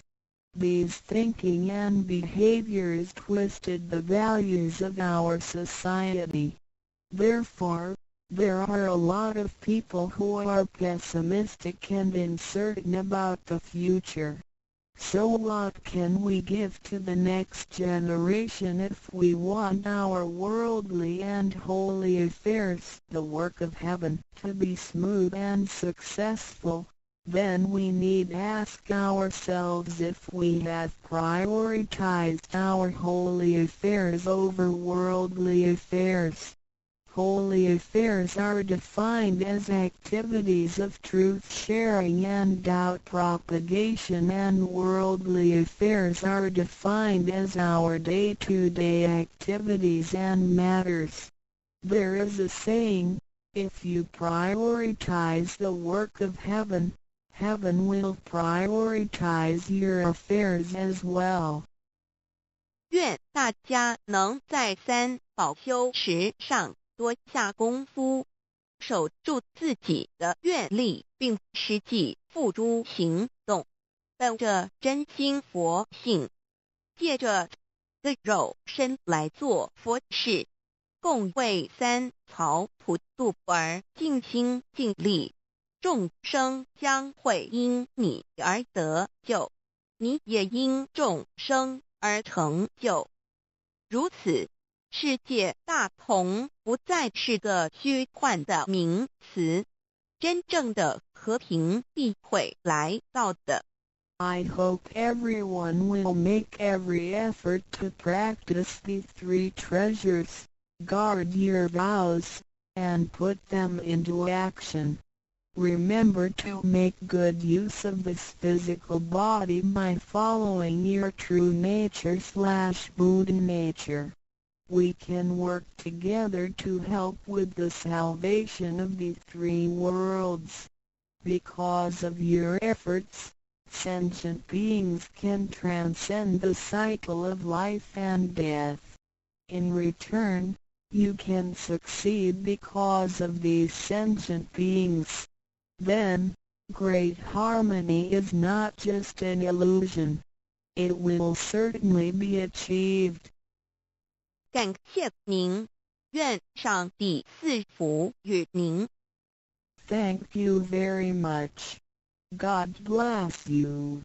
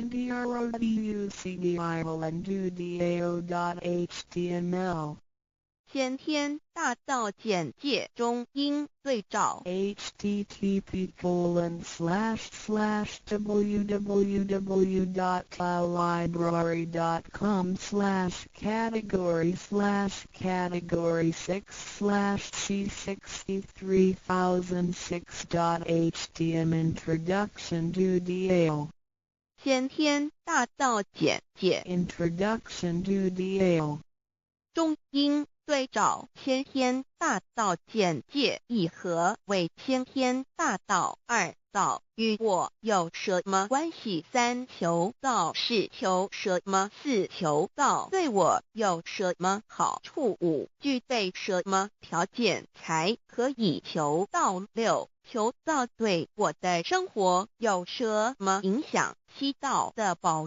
贵有什么印证？一和为先天大道，先天大道又简称道。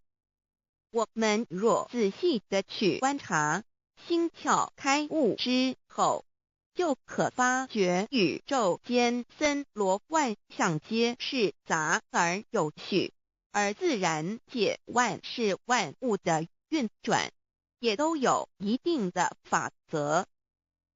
这天地人是万物的真主宰，就是道。道乃在天地生成之前即已存在，故曰先天大道。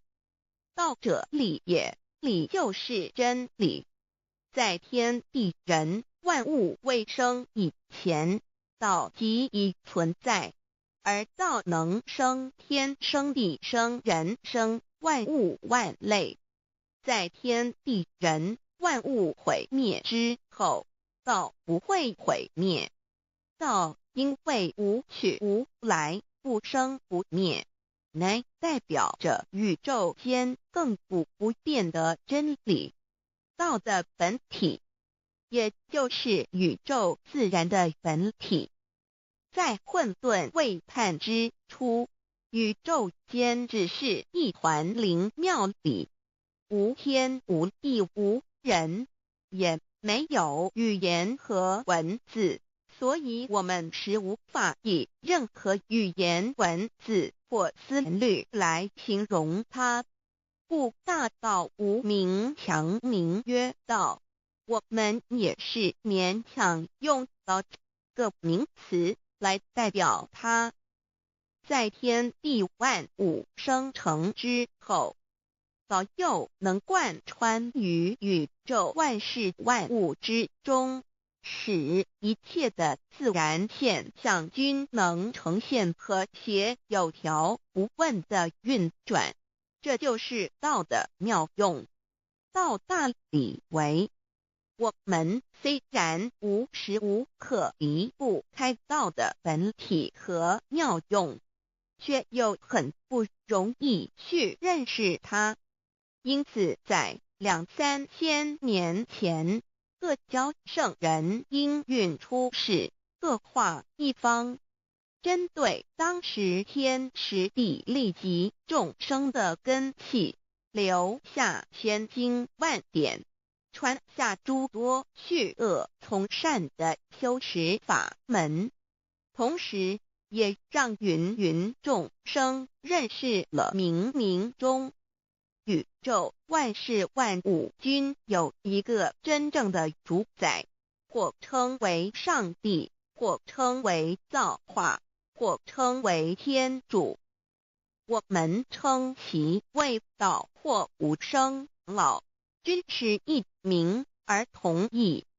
我们对道有了深一层的认识和体悟之后，就会了解天地间实无一物不是道之本体与妙用的合一。因此道虽然涵盖各大教门的经义，为千门万教的总源头，确实不局限于宗教的领域里。而上帝或老也不只代表着一切宗教的最高信仰中心，更是天地万事万物万类的根本源头与最高主宰及宇宙间永恒不变的真理之道。所以我们今天有机会了解什么是先天大道，不只找到了各大教门的最高信仰中心，也找到了宇宙的根本源头与最高主宰，更能对宇宙至高无上的真理有一个初步的认识。道之真义，在先天之先不为先，在后天之后不为后，即大上有可量，即为上有可止，为道即大不可量，即为不可止。不所以大无不包，为无不入，无所不贯，无所不通，无所不彻，贯彻了天地人万物万类，贯彻了33天外，贯彻了千经万典，贯彻了千法万法，贯彻了千教万教，贯彻了千佛万祖，贯彻了我之一身。此乃显天大道宝贵的真义，人人必须知真觉，亦即是人人与我与人人良心之行也。此乃万众一心，万国一家，世界大同，此先天大道之宝贵也。二，道与我有什么关系？道的宝贵在于它大而无所不包，细而无所不入。天地生成之后，道贯穿于天地万物万类，使得日月星辰之运转各有其时，4时之交替，万物之消长各有其序。而最宝贵的是各天地万物的主宰，同时也是我们人一生之主宰，曰性理，使得我们不学而能看，能听，能吃，能动。因此我们不只要探求天地间的治理，更要回头认识我们身上固有的真理。不，先天大道即是性理真传。道的宝贵并不在于它有什么神秘稀有或特殊之处，而是在于它平时，但我们却时时刻刻离不开它的本体与妙用。我们反观一下自身，就会发觉我们身体的结构是非常精密和奥妙的。我们轻轻地握一下手，就算是这么简单的一个动作，其中所牵涉到的所有关节物理作用、能量、化学反应、神经系统资料讯息之传输及脑部分析、判断和命令之下达，以目前全世界的科技知识和文明水准，也无法一一表达出来。但是我们做出个动作的能力，却完全不因个人知道上了程度的差异而有任何影响。无论是学识多丰富的学者，或是目不识丁贩夫走卒，无论是成人，或是刚出生不久的婴儿，都可以轻而易举地做出的动作。人人与生俱来，不学而知，不学而能，无增无减的良知良能，就是主宰我们一生的道。我们有学习而得到的知识和才能，有忘记的时候，有疏远的时候，而道的本体和妙用，不用学习，不用思考，大而能主宰宇宙的运作消长，小而能主宰我们一生之视听言动。我们有而不知其有，用而不知其用，却又无时无刻不能缺少它的不增不减，本自具足一切我们身上固有的道，因为就在我们身上，又称作自性老。我们了解了个主宰天地万物的道，在我们身上就有，它的作用不应受到我们赞美或否认而有任何增减。无论种族、肤色、国籍、宗教、信仰或贫贱富贵，均无分无别。因此，我们能求得先天大道，不只找到了宇宙的根本源头，也找到了不生不灭的真我。不只认识了宇宙，也认识了我一生的真正主宰。不只追求到了宇宙之治理，也找回了我身上本有的真理与良知良能。先天大道的根源是在我身上，原来固有的是我由先天带来的良知良能，即是我的良心。我的良心即是天心，天心即是道心，此心无形无相，即是真空。真空之妙，空而不空，空中妙有。妙有者，生天生地生人生万物万类之大本也。妙用者，万灵真在也，主宰天地人万物万类之真主宰，亦即是主宰我之一身。故曰道在无身，一切万能。道离无身，此身在无一能。先天大道如此宝贵，乃人人必须追求之道也。三求道是求什么？静心观察我们所存在的这个宇宙，我们往往会赞造物主的神奇。自然界每一刻皆有无数的事物在同时运转，而其整体却又是那么协调。我们身上的这个真理不也是一样吗？每一分一秒，我们身上皆有无数的生化反应、物理作用等同时发生。道的妙用分布在我们身上，不用学习，不用思考，其作用虽成千上万，合起来却只有一个自我，一切有条不紊，自然而成。道在无身，运用自如，在眼能视，在耳能听，在口能言，在鼻能闻香臭，在身能运用行动做事，此即道在我身之妙用。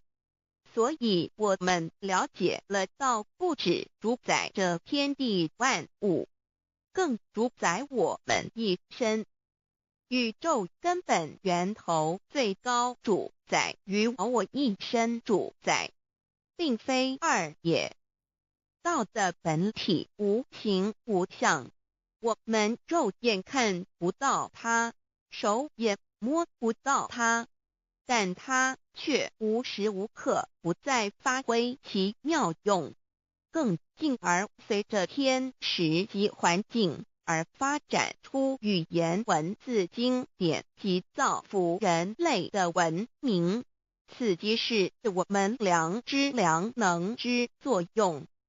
一般人不了解道在于我们自身的本体和妙用，只模糊意识到它的存在，便以灵魂代表它。我们称其为自性老，因其没有生灭，也不会毁坏。我们也称其为真我，此真我乃是最富足、最圆满、最光明、最完美、永恒不朽的。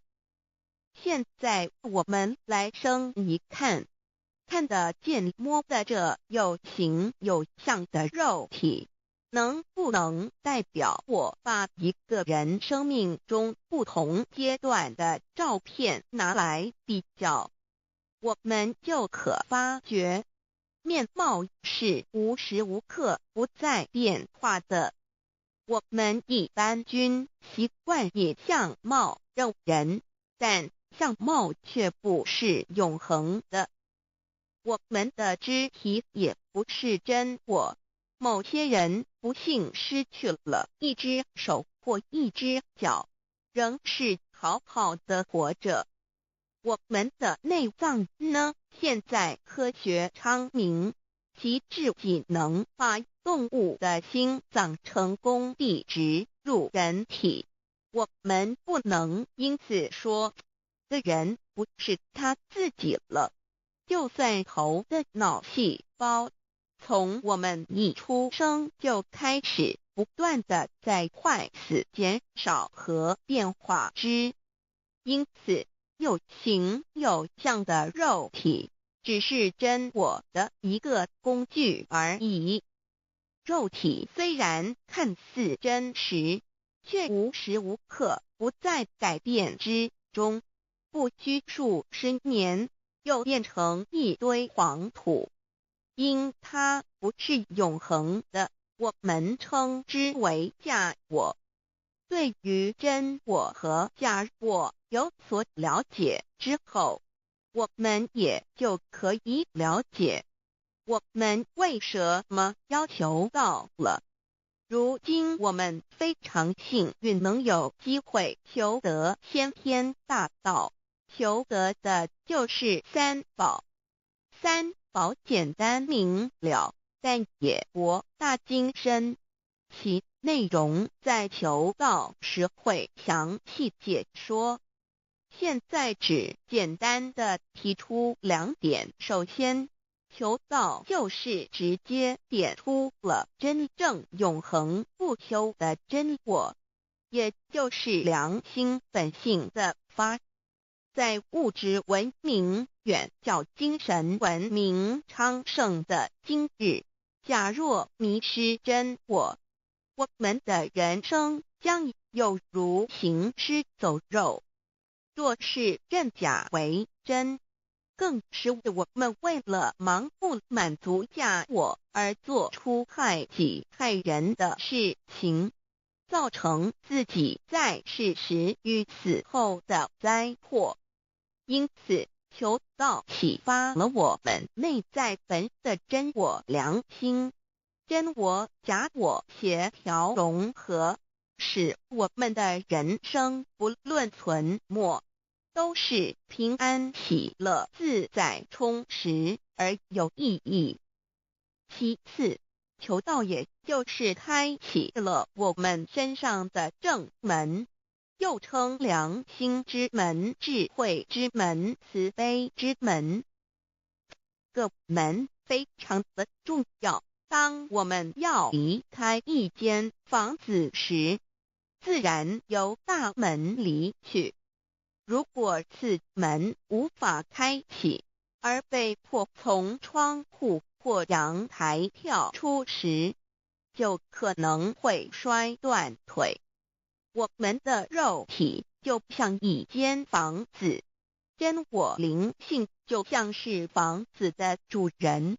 当有一天肉体要毁坏时，真我灵性若不得正门而出，被迫另寻旁门，其恐惧与焦虑是无法形容的，这也导致了死后的痛苦与不安。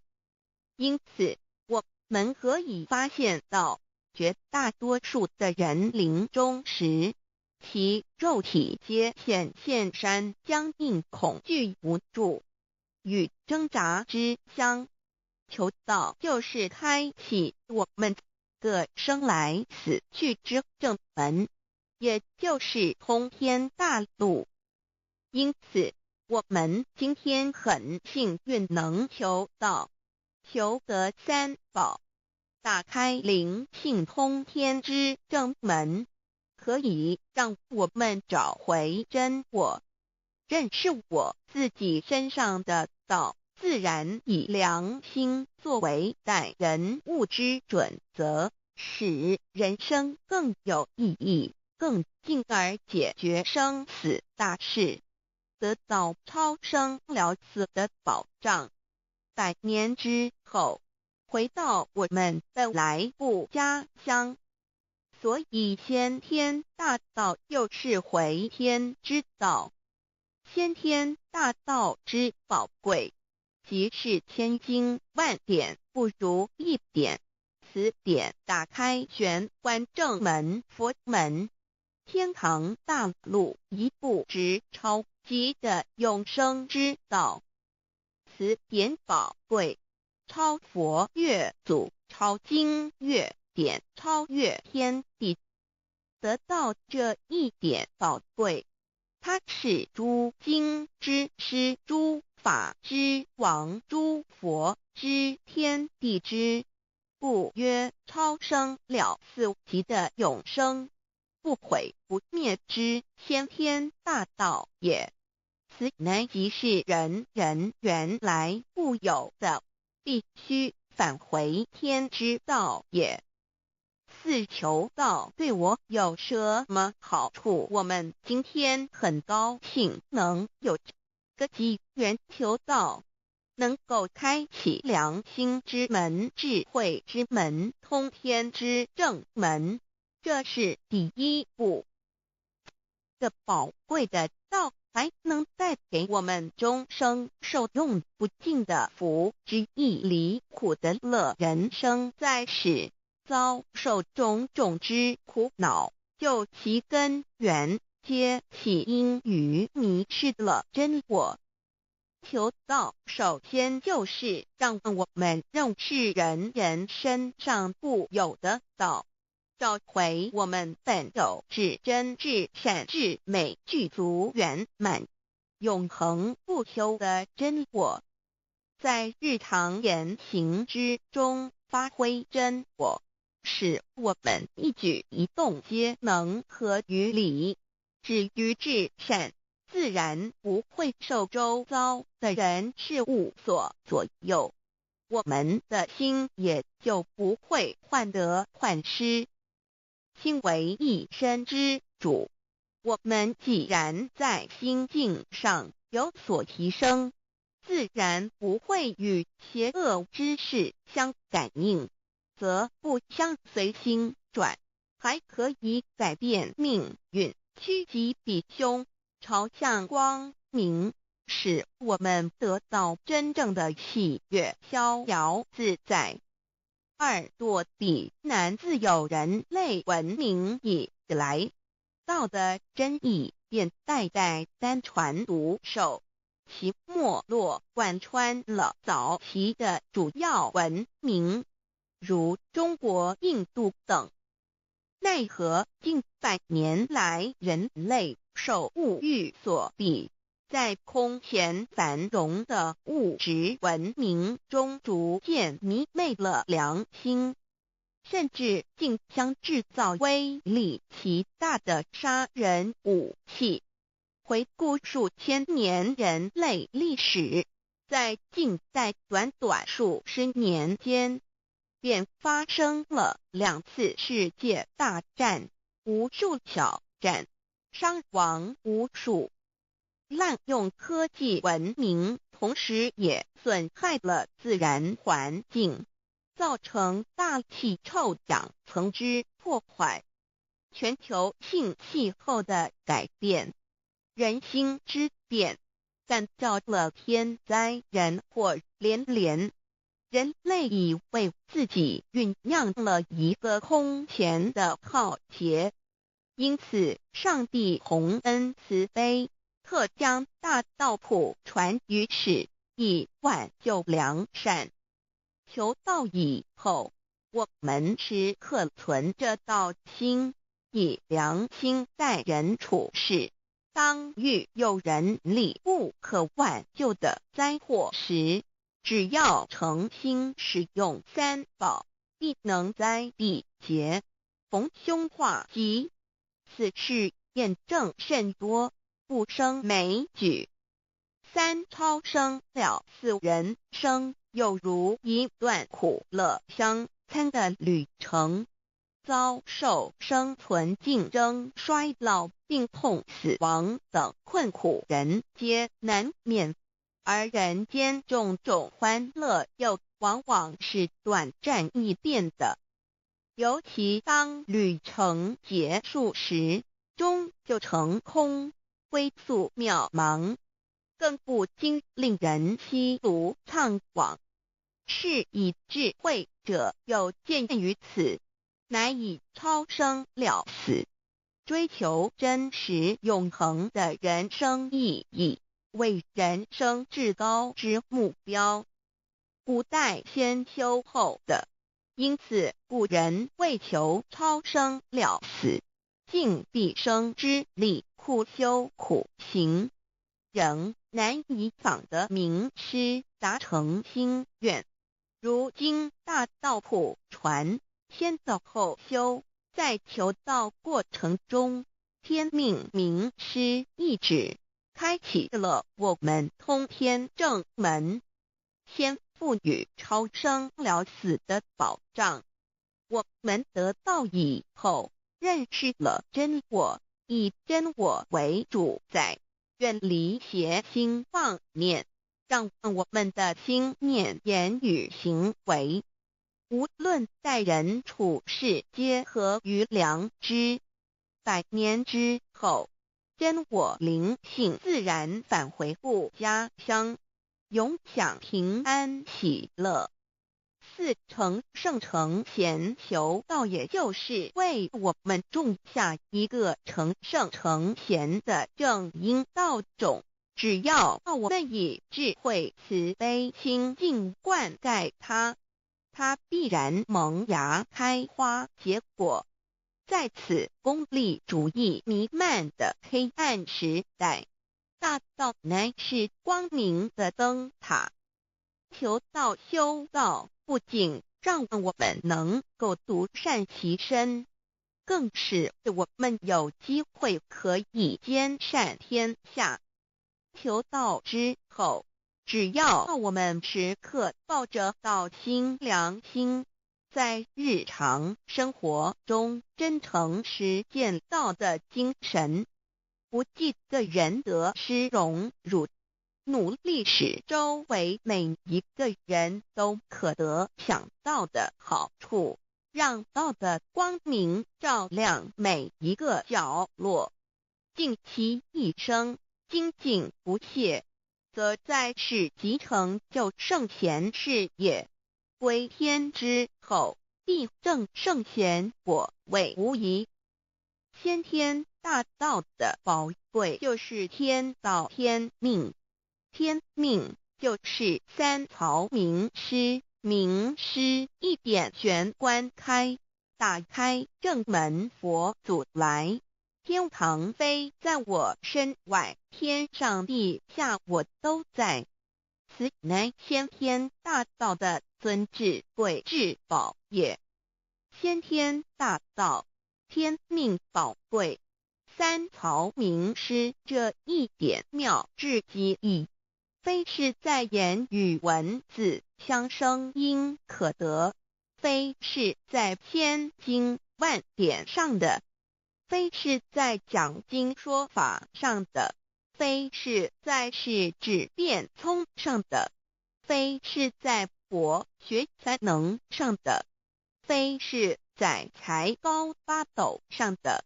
以上皆是生死法对待法，非是超生了死脱对待了生死之法也。此自己的先天大道妙用妙能的宝贵，其妙极矣。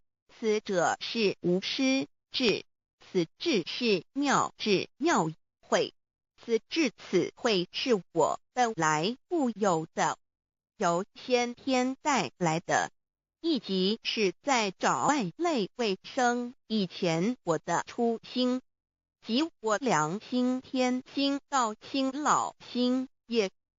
先天大道之妙，此妙之贵，妙不容言，不学而知，不学而能，亦即是先天带来的先知先觉妙用妙能。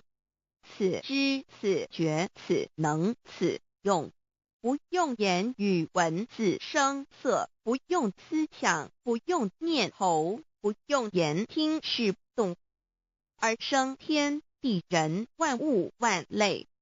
生天地人万物万类之后，这天地人万物万类实可分妙，也离不开其妙用妙能，故曰万灵真主宰也。设若天离开先天大道之妙用妙能，则河汉星斗乱序，日月无光，亦不能轮转，则阴阳二气不能流通，万物万类世界的众生，人人皆不得其生存。设若大地离开先天大道之妙用妙能，这金木水火土不能相配，则现象丛生，山崩地裂，海水枯干，亦使万物万类世界的众生人人不能得其生存。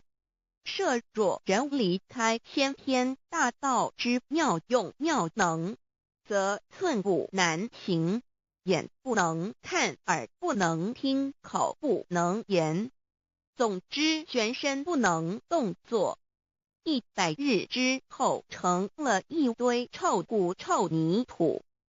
此乃先天大道妙用妙能的宝贵，妙至极矣。设若觉悟认识先天大道之妙用妙能的支持而实行，即是天人合一，天人一体治理，绝言妙不容言，不是死后成佛，当体即佛矣。故曰如来佛，如是佛也。此乃的先天大道修先天大道之好处。勿具备什么条件才可以求道？求道既然能够带给我们终生受用不尽的好处，我们今日能有机会求道，会不会显得太容易了？事实上，我们能得闻先天大道，首先要感谢上帝的恩慈，将自古不倾泻的大道普传于世，使我们有机会得此天之道。另一方面，我们本身也必须具备足够的条件，祖上有德，根基深厚，佛缘成熟，才能够顺利求道。此外，我们必须向宇宙至高无上的造物主上帝发一个良心愿，此愿可归纳为3个要点：一得道以后，愿以明记并实践道的精神，也就是日常生活所思所言所行，皆愿以良心作为依归。2得道以后，愿以能力所及，助周围需要我们帮助的人，愿意多了解道的意义，并让更多的人蒙受天道的福祉。三得到以后，绝不将求得的三宝告知任何人。三宝必须在庄严的求道过程中，天命名师传授给我们才有真实意义。若由我们泄露给其他人，则不但毫无意义、毫无效果，我们自己也违反了天律的良心愿，合乎人人本具天赋的良知良能。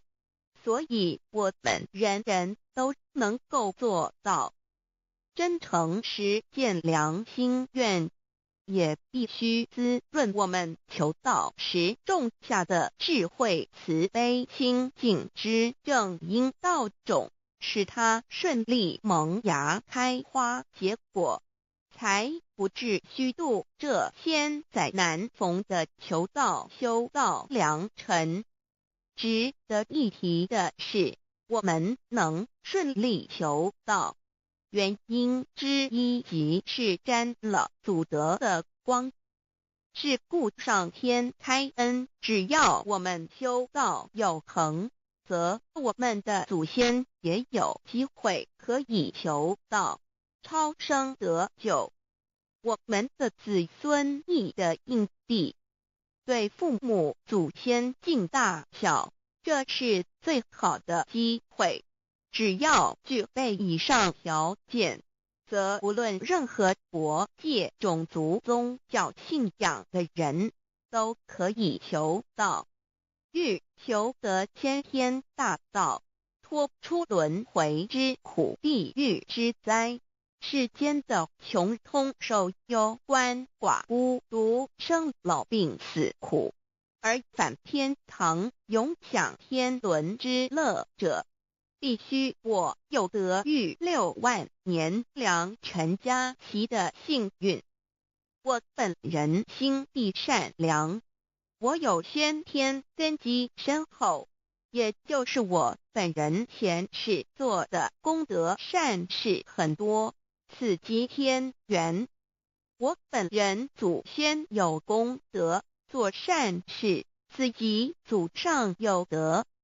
我牧人遇到引导师度我得道，此佛缘已至，也就是前生我们一同做过功德善事，或一同有修过宗教，今生遇天道降世，一同得道修道，此乃佛缘已至。6求道对我的生活有什么影响？现今正值上天恩开，先天大道普传，拯救良善之时，故普传方式皆以方便善巧，与众生契机为原则，因此求道不会对我们正常的生活造成任何负面影响。这与以往许多人苦修苦练，甚至出家的修行方式有很大差别。也正因为如此，先天大道能在日新月异的现代，适应社会的各个阶层，传布到世界的各个角落，使人人皆有共沾天恩的闻大道的机会。关于求道对生活有什么影响，我们就以下几点来看。一、与任何宗教没有冲突，道代表着天地万物及我们一生之最高主宰与真理。不止在各大门创始之前，甚至在天地未生以前，道就已经存在了。因此，任何教门，只要其教义是追求真理及实践良心，就不会与道有任何冲突。事实上，不止宗教，只要我们以探求真理的角度去观察，则自然界万事万物皆能与道吻合与印证。若我们原有某种宗教信仰，求道将不会造成任何抵触，也不会使我们背弃原有的信仰，反而让我们对真理的探求有更深一层的体认。二，以良心经为最高规戒每一个人生活环境中的文化习俗、时代背景、法律条文及价值观念都不完全相同，因此没有任何一个具体的规戒或条文能够适用于所有的人。所以求道后的规戒着重在我们每个人真我良心之实践，由真我良心主宰自己，而不是在经典之背诵上及律法之钻研上下功夫。三，不照良心愿行。有和透过很重要的一点，求道并非从外在加给我们良心与真理，而是借着开启我们智慧慈悲之门，找回我们身上固有的真理，让天理良心自然流露。因此求道后，所有真修实行之人皆是自动自发的。师父，求道后，若我们不照良心愿而行，并非将出现任何外力来强制我们遵行此愿，而是将受到自己良心的谴责，由真我良心督促自己，而自然改过向善。四，圣凡间修真我之实践，并不局限于教堂或寺庙之中，因此现今大道普传，并不要我们家舍业到深山古寺之中修炼，而是在不影响家庭、工作、学业之正常情况下圣凡间修。在日常生活中，时时刻刻一言一行，皆能以天理良心为依归，就是真我之实践。务由提升自己而兼善天下，求道后会使我们生活更充实，心灵更和谐。而更重要的是，我们每一个人尽一己之力，借自身之提升，影响周遭之人事物，继而汇成一股力量，在这举世天理良心日趋沦丧之潮流中，匡正人心，力挽狂澜。如此必能早日实现先天大道普传之宗旨，及弥勒佛的原慈大愿，化污浊的人间为人间净土，化纷乱的世界为世间天国。七道的宝贵有什么印证道是宇宙的至高真理？它的作用贯穿了天地万物万类，更是我们一生之最高主宰。真正了解了这一点，我们就会体认到，道是随时随处可以被印证的。许多贤贤得道之后，发出了大诚心、大信心、大智慧，真修真行，皆能参悟到，不止在各教经典之中可以印证到，其实在任何时间空间、万事万物我们之一身，甚至一草一木，皆离不开道的本体和妙用。体认至此，自然能发出永不退转之道心。而尚未求道或刚求道者，则需借助于一些具有形象看得到、感受得到的印证，以奠定初步的信心。依任何人，只要有求道，经过身淡天命之名师点开玄关正门，传授三宝者，无论其功德高深为末，死后皆是身软如棉，面色如生，灵性由正门归天，东不品湿，下不腐臭，甚有多至数日不变，亦相满至者。目前的科技文明和医学知识还未进步到足以解释这种现象，但却无法否认个事实的存在。这种现象虽曾出现在某些宗教中，但极其罕见而珍贵，而求道之人除信道不笃于反道拜德者，不敢定论外，其余则比比皆是。肉身既显似瑞香，足可证其灵性已登善境，当无疑问。二人虽不为万物之灵，其实是很脆弱的。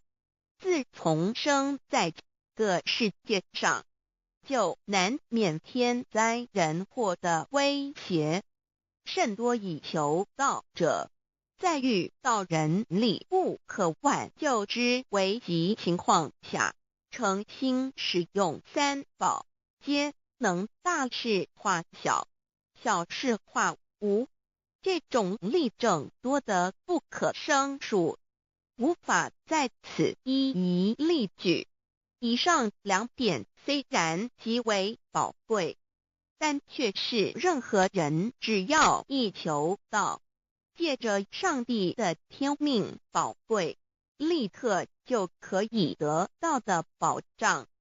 此后就随个人的诚心、智慧及对真理之实践，而有或深或浅不同的体认了。如人饮水，冷暖自知。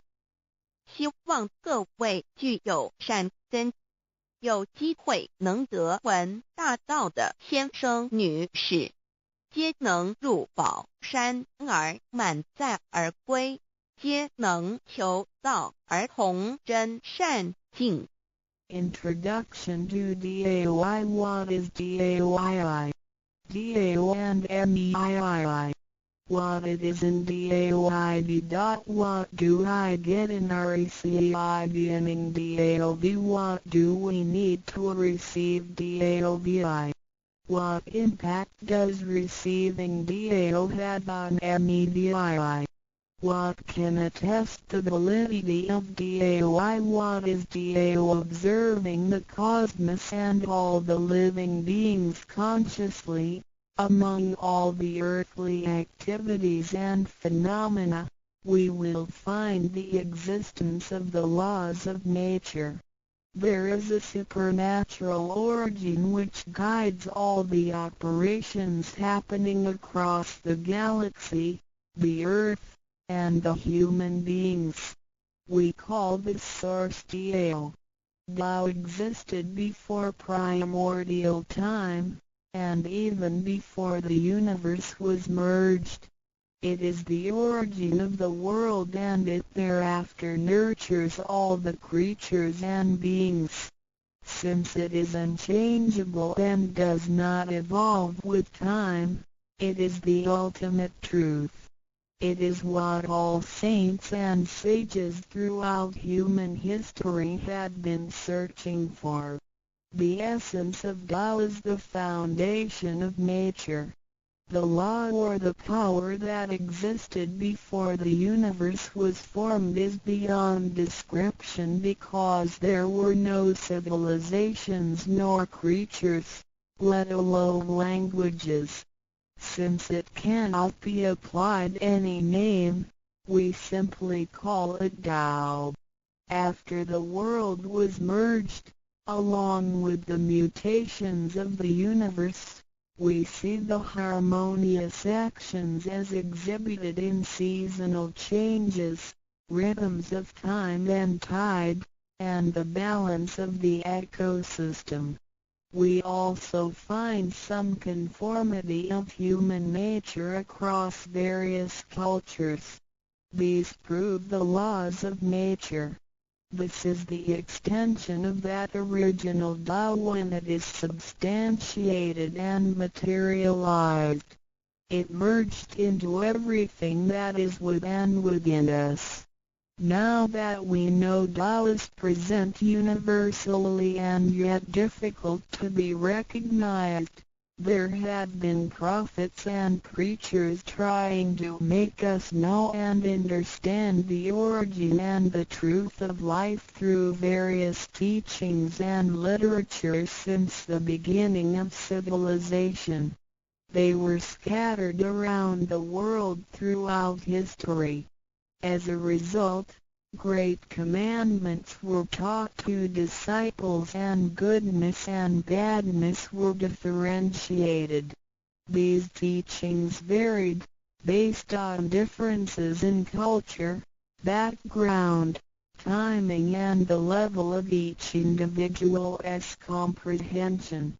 However, they all tried to express and transmit to their descendants this Creator and Chief of the universe. It is God, or what we call Tao. As we get to know it more and more, we will realize that the essence of Tao and its effect covers every existence without any exceptions. Tao is actually the headwaters of all religions. It embraces the essence of all the preaching and teachings. And yet, it is superior to the system of belief. It is the nature, the universe itself. Tao or God represents the highest authority and power of nature.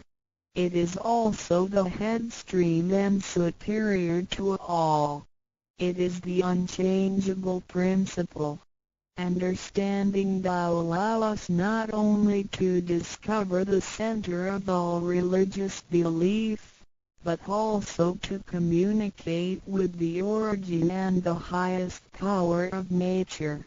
We will then be able to relate ourselves to the truth of the universe. To probe further, Tao existed before the formation of all, yet it was not anterior, which means that the creation was embedded in it. Tao emerges into the creation, yet is not posterior, which means that it is not thereafter limited. Among those created, however large, they can be measured, however small, they can be detected. It is only Tao that cannot be measured of its immensity nor detected of its existence. Therefore, it is larger than the largest and leaves nothing excluded, and yet it can be smaller than the smallest and leaves nothing not penetrated. It is ubiquitous. It merges into and governs all. It is in charge of the space, the earth, human beings, all the creatures, and all existences. It penetrates and regulates the entire universe. It is the source of all the scriptures, sutras, as well as dharmas. It encompasses all the religions, and it is what makes one a Buddha or a saint. It is the single chief of all. And, above all, It is in charge of each individual too. It is the divine self. This is the true meaning of Tao. We should get to know it this way and rediscover our own invaluable treasure. So, to practice Tao is to revive one's own conscience as well as everyone else's and to act upon it accordingly. Then, all people can be of one spirit, all nations can be in peace like a family, and the great harmony will come true. How precious Tao is! Dao and Me. The significance of Tao is in its immensity and ubiquity. Its mightiness guides the universe to carry on with changing seasons and evolving creatures. The countless aspects of the natural phenomena seem so capricious and yet really in order and in cycles. This almighty being also resides in each of us. It is the divine self, the natural quality of a person. It enables us to see, to feel, to taste, to hear, and to move without learning. While we research the ultimate truth in the universe, we should turn in upon and see into ourselves to discover that divine self. We will find the rules that govern the universe also comply with the way we are. Tao is not something too far to reach, nor too mysterious to comprehend. It is nothing particular, but has to do with our daily lives. We cannot do without it.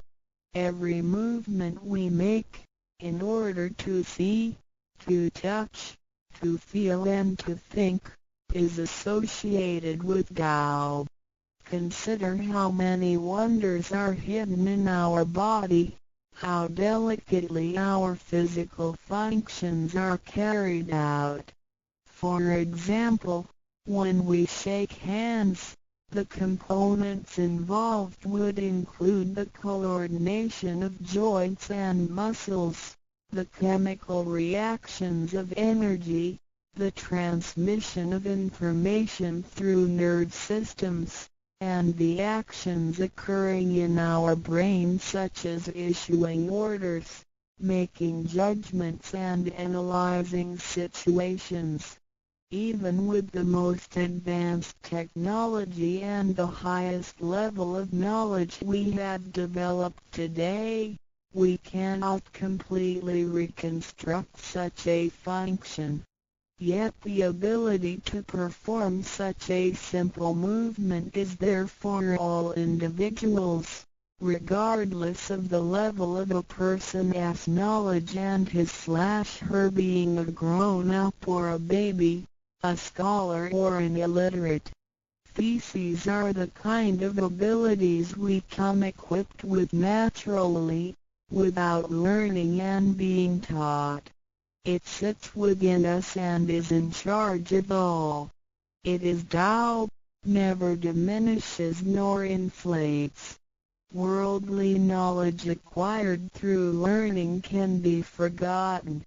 A gymnast can abandon his/her techniques and a musician can lose his/her skills without practicing.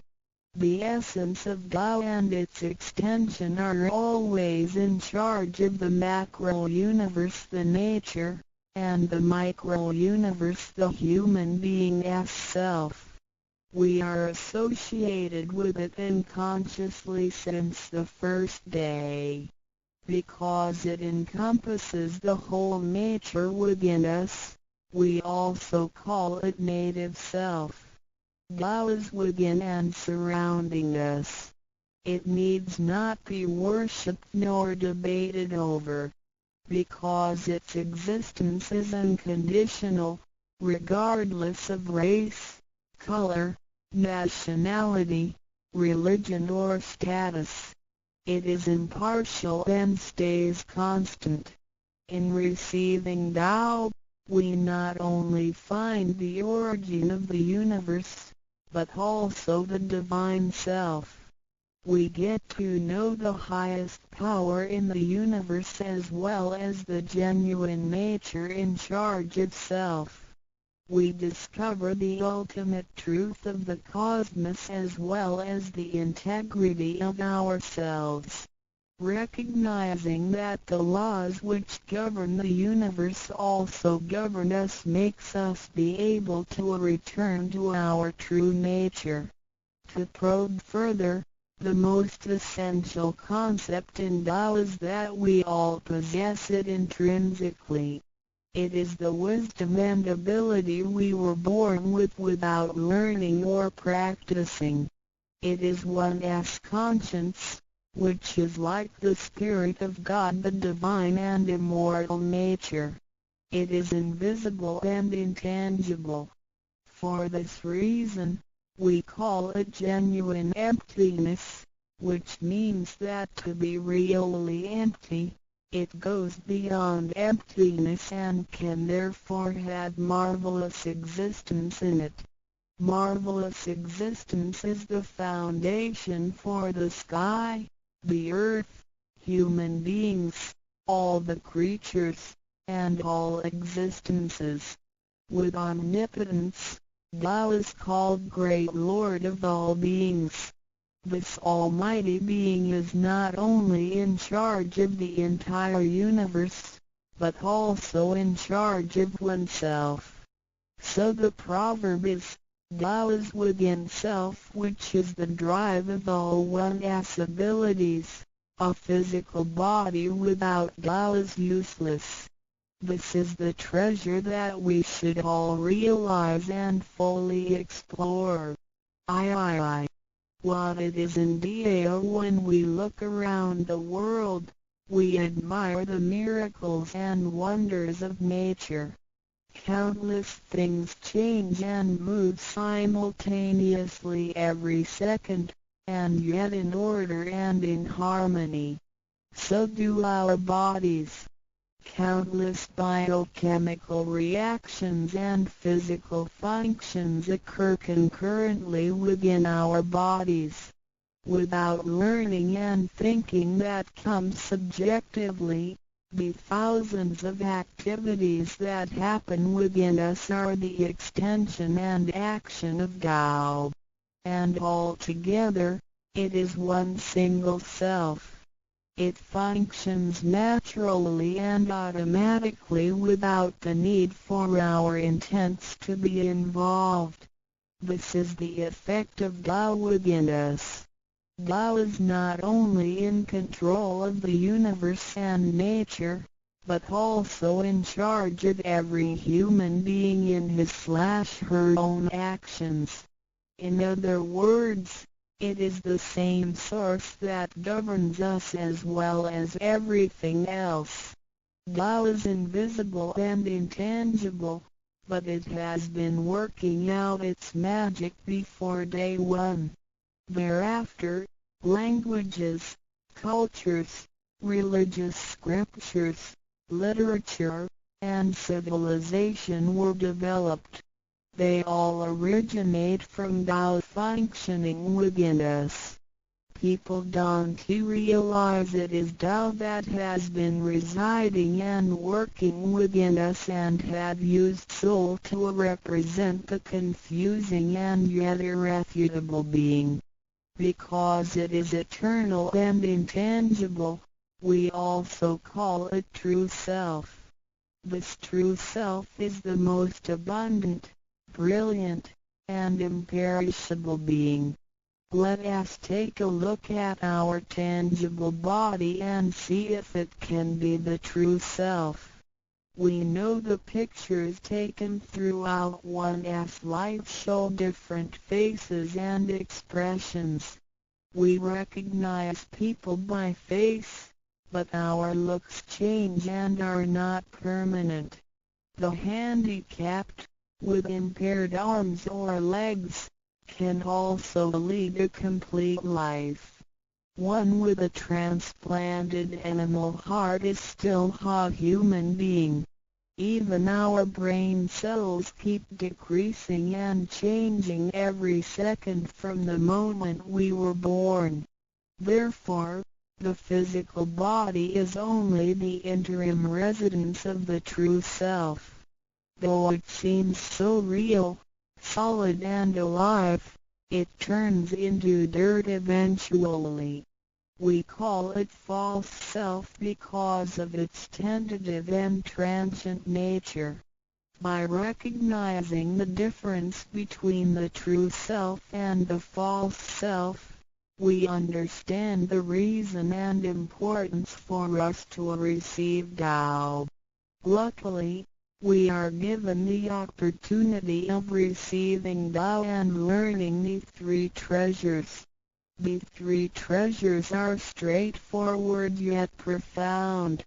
The meaning and details of them will be illustrated through the rite of receiving Tao. Here, we only discuss two issues.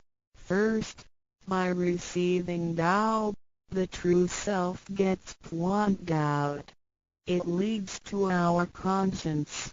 Upon the time when material pursuance surpasses spiritual seeking, giving up the true self only makes us a walking corpse.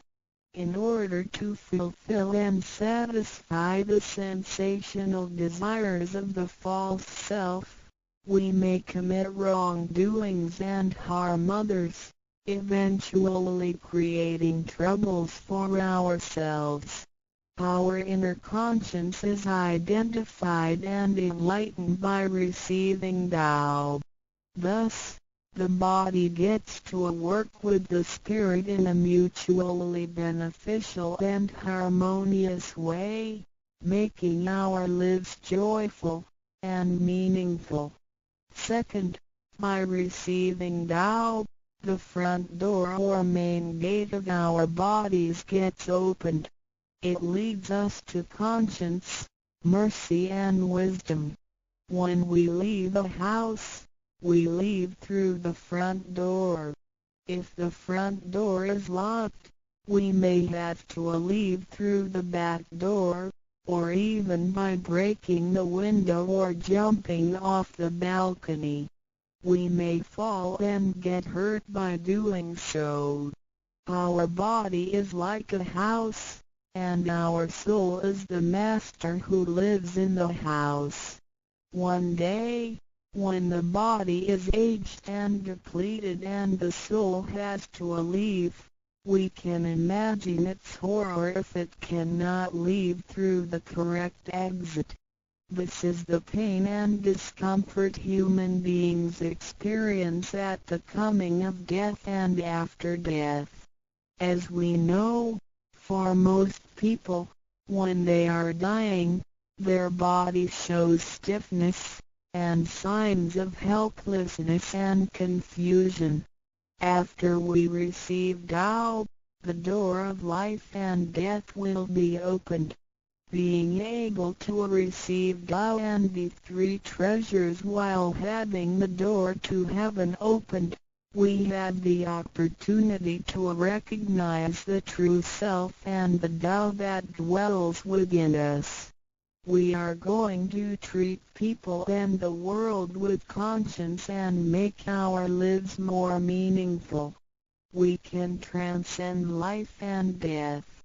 Within 100 years, we will be able to return to where we came from.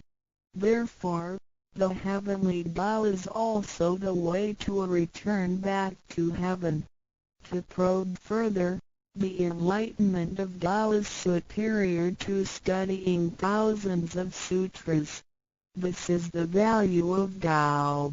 The enlightenment of Tao opens the main gate, the front door, which is the entrance to heaven.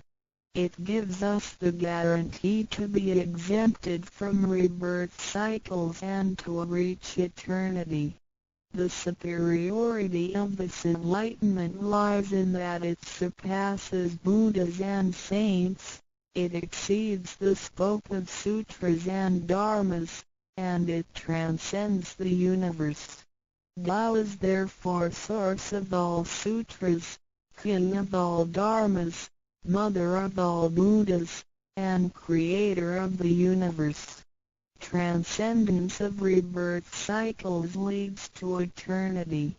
Being imperishable, Tao never deteriorates, and we have never lost it at all.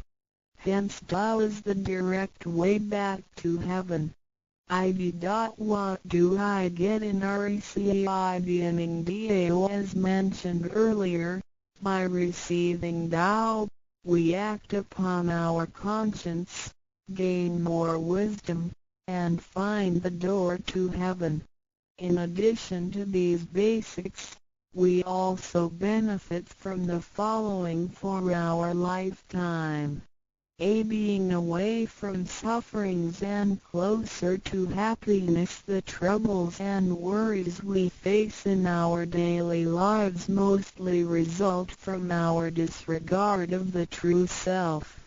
Receiving Tao helps us to recognize the Tao that has been dwelling in us and to restore the beauty of the true self, so that our behavior and mind is free from being controlled by the earthly pleasures and being swayed by the losses and gains of the material world. Since our minds are cultivated spiritually, devils would not approach and get close to us. Thus, our fortune can be altered from bad to bright, and we can obtain real joy. Being away from disaster and calamities. Tao has been passed on through generations to one single master since the beginning of human history. The thread of its passage weaves through ancient civilizations, including China and India. However, in recent centuries, human beings have been trapped by materialism and a weaker sense of right and wrong. Wars prompted the development of powerful lethal weapons. In reviewing the thousands of years of human history, we realize, in just less than 100 years, there had been 2 major world wars, which caused numerous killings and tragedies. The abuse of science and technology has also destroyed the ecology, causing damage to the ozonosphere and the unbalance of the climate. The corruption of human beings' minds has called the natural disasters to come. The human have created calamity. God, with His mercy, makes Tao available to everybody in order to save good people. After we receive Tao, with the true meaning of Tao in mind, we will be conscientious. We can use the 3 treasures whenever something dangerous and uncontrollable happens to us. We will be able to get away from bad encounters. This is a confessed fact. See, transcending life and death. Life is a mixture of happiness and bitterness. Throughout the journey of life, we experience birth, growth, aging, illness, and death. Joys are momentary and wealth is here today and gone tomorrow. Rather than seeking the pleasure of material life, the wise make full use of their lifetime searching the true meaning of life and eternity. In old times, Tao could only be received after harsh self-cultivation. Among the hermits looking for the master in order to receive Tao, only very few could obtain it. Whereas in this century, Tao is allowed to be spread and transmitted through the authorized masters to the truth seekers. The master points out the main gate of life and death, assuring the completeness of our true self. With the true self as our guide, which keeps us away from evil and greed, it helps us think, speak, and act in accordance with our conscience and intuition. Death then becomes the return of our soul to the eternal and peaceful home where we came from. Thus, we will have lasting joy. The achieving sacred beings the enlightenment of Tao, which reveals the true self, is like the planting of the seed of righteousness and integrity. Through self-cultivation and self-improvement, the nurturing of wisdom, kindness, and purity, it will blossom and produce the fruit of sacred mind and eternal life. In time of overwhelming utilitarianism, Tao is the lighthouse to the truth. Receiving Tao, and then cultivating ourselves, not only improves our own lives, but also gives us the opportunity to better the world. After we receive Tao, we act upon our conscience and care for people around us. We cherish Tao and disregard personal disadvantages. Then we make an effort to spread the message of Tao to the world, in order for everyone to benefit from it. We are devoting ourselves to the work of God, and certainly will achieve spiritual perfection in both this world and the world after life. To probe further, the supremacy of Tao is based on the heavenly decree of God, by which Grand Masters can perform the passage of Tao. The enlightenment of Tao from Grand Masters directly opens the main gate of our bodies, which revives our divine nature. It reveals that heaven is not beyond oneself.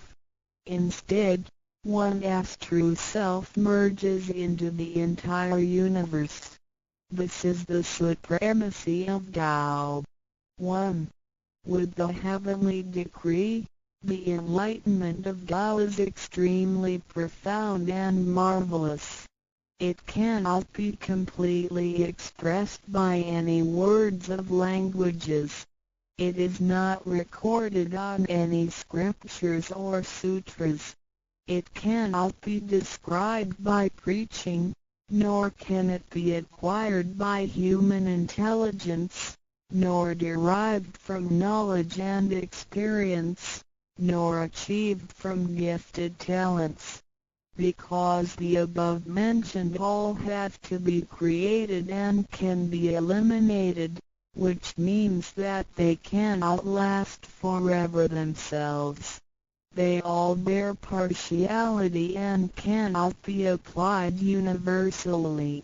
Hence, they cannot surpass life cycles, nor can they reach eternity. 2.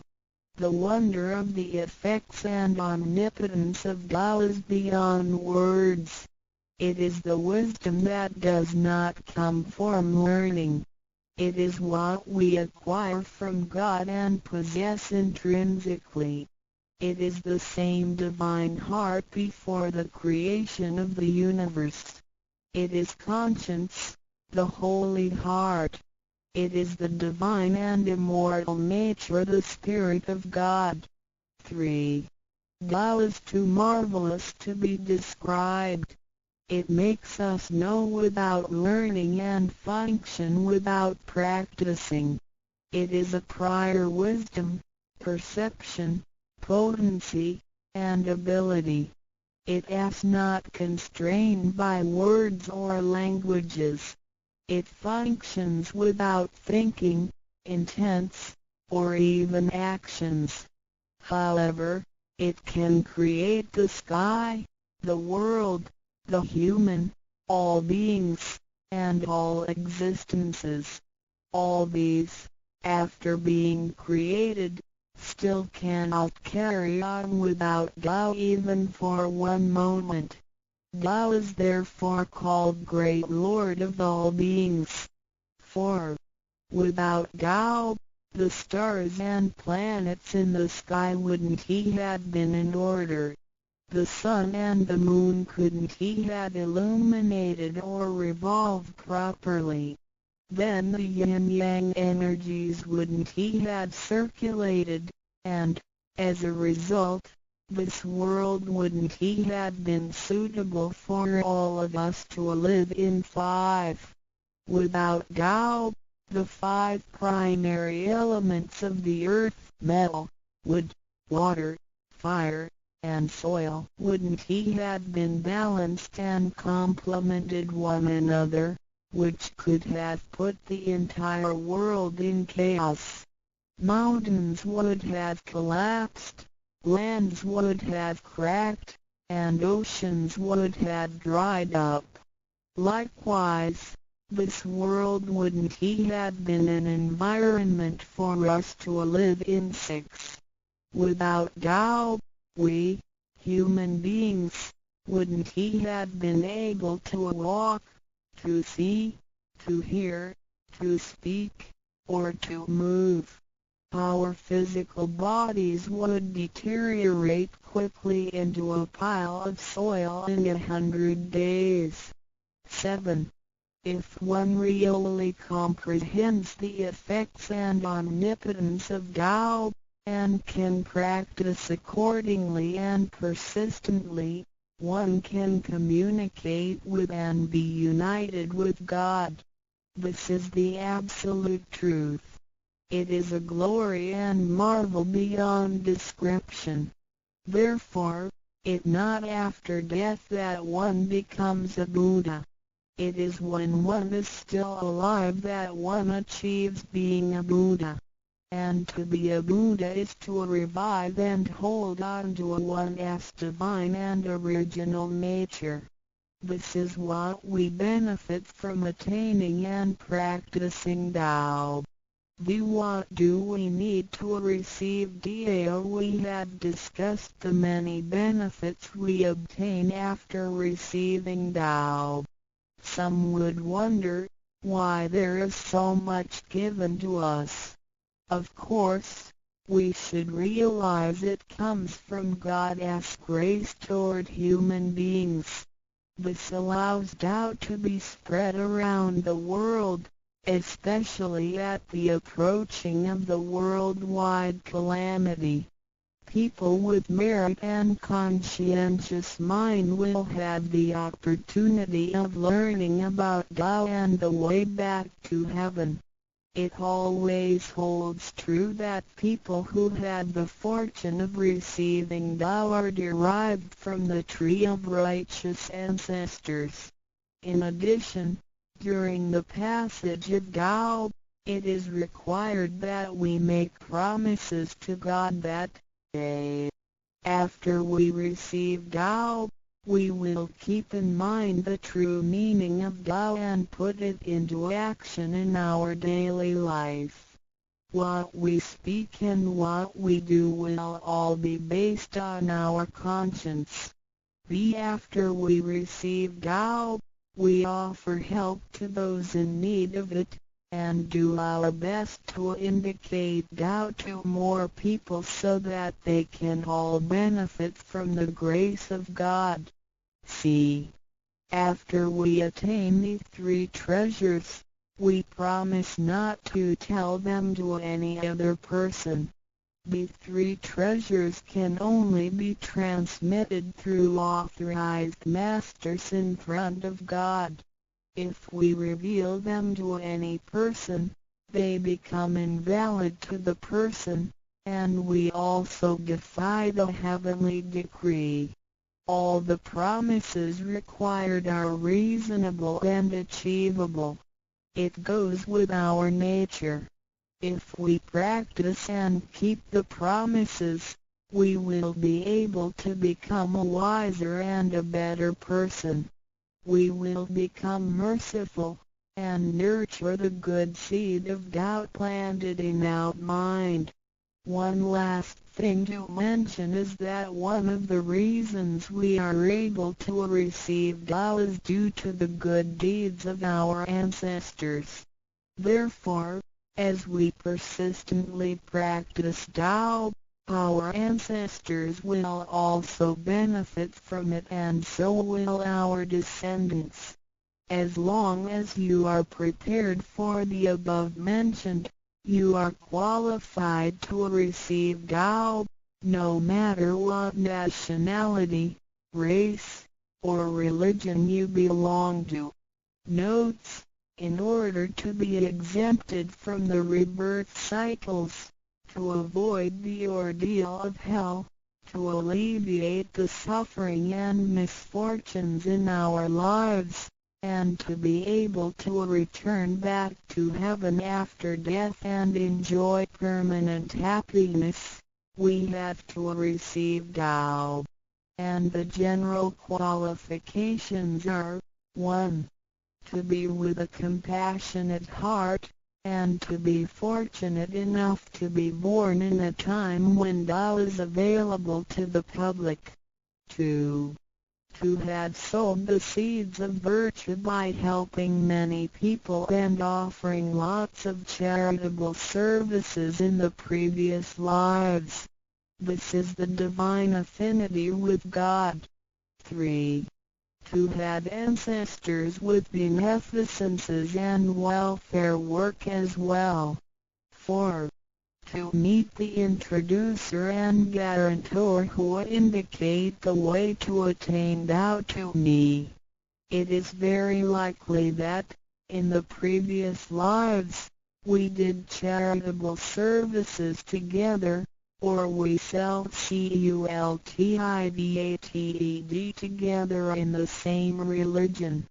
So, in this life, when Tao is available, we can help each other out and practice Tao together again. So time is ripe for Tao due to our divine affinity. VI. What impact does receiving Tao have on me? As we mentioned before, and like the old days when hermits had to leave their families to receive Tao through meditation and self-cultivation, Tao, at the present time, can be received in a way that is applicable and conforming to our practical needs. We don't have to give up our lifestyle in order to attain Tao. By the grace of God, Tao is intended to be delivered to the public at all levels of occupations and around the world, rather than being limited to a privileged group of people. The impacts that receiving Tao can have on our daily life are summarized as the following. A. Receiving Tao creates no conflicts with any religions. Tao governs the universe, including all human beings. It existed before the formation of any religions. It is concordant with all religions, in the sense that religions preach the awareness of conscience and the pursuit of the truth. We don't need to give up our religion in order to receive Tao. On the contrary, by receiving Tao, we will have further understanding of the truth. The conscience becomes our ultimate guidance due to the variations of cultures, customs, backgrounds, legislation, and value systems. It is difficult to find a universal guideline for all of us to follow in our daily life. In receiving Tao, the main commandment is to act by our conscience, the true self, rather than by literature. We should be sensitive to the conscience, rather than be familiar with the laws. C. We will voluntarily keep the promise made while receiving Tao. Through receiving Tao, we are not offered conscience or true self, but merely the opening of the door to a wisdom and mercy. Therefore, we restore the heavenly principles inherent in us, and strengthen the power originating from our conscience. There is no external force that makes us keep the promises and commitments that we made when we received Tao. The only force comes from the guilty feelings that result from our misbehaviors, which reduces the mistakes we make. Practicing Tao can accommodate our worldly affairs. The fulfillment of practicing Tao and conscientious awareness does not have to be accomplished in a temple or church. It is not required to abandon worldly belongings or relationships in order to attain the ultimate truth. Each individual can still have his/her family, career, and schooling at the same time. As long as we keep in mind the basic guideline, we should have our practicing Tao and getting closer to our divine self. We will make a better world by improving ourselves first after we receive Tao. By realizing the true self and what we are, the feeling of joy comes to us. The improvements on the quality of our spiritual life will affect people surrounding us. By interacting and working together in Tao, we will make the world better with lower crime rate and less pollution. The wish of Maitreya will finally come true to turn the world into God's kingdom and make people all live in harmony. VII.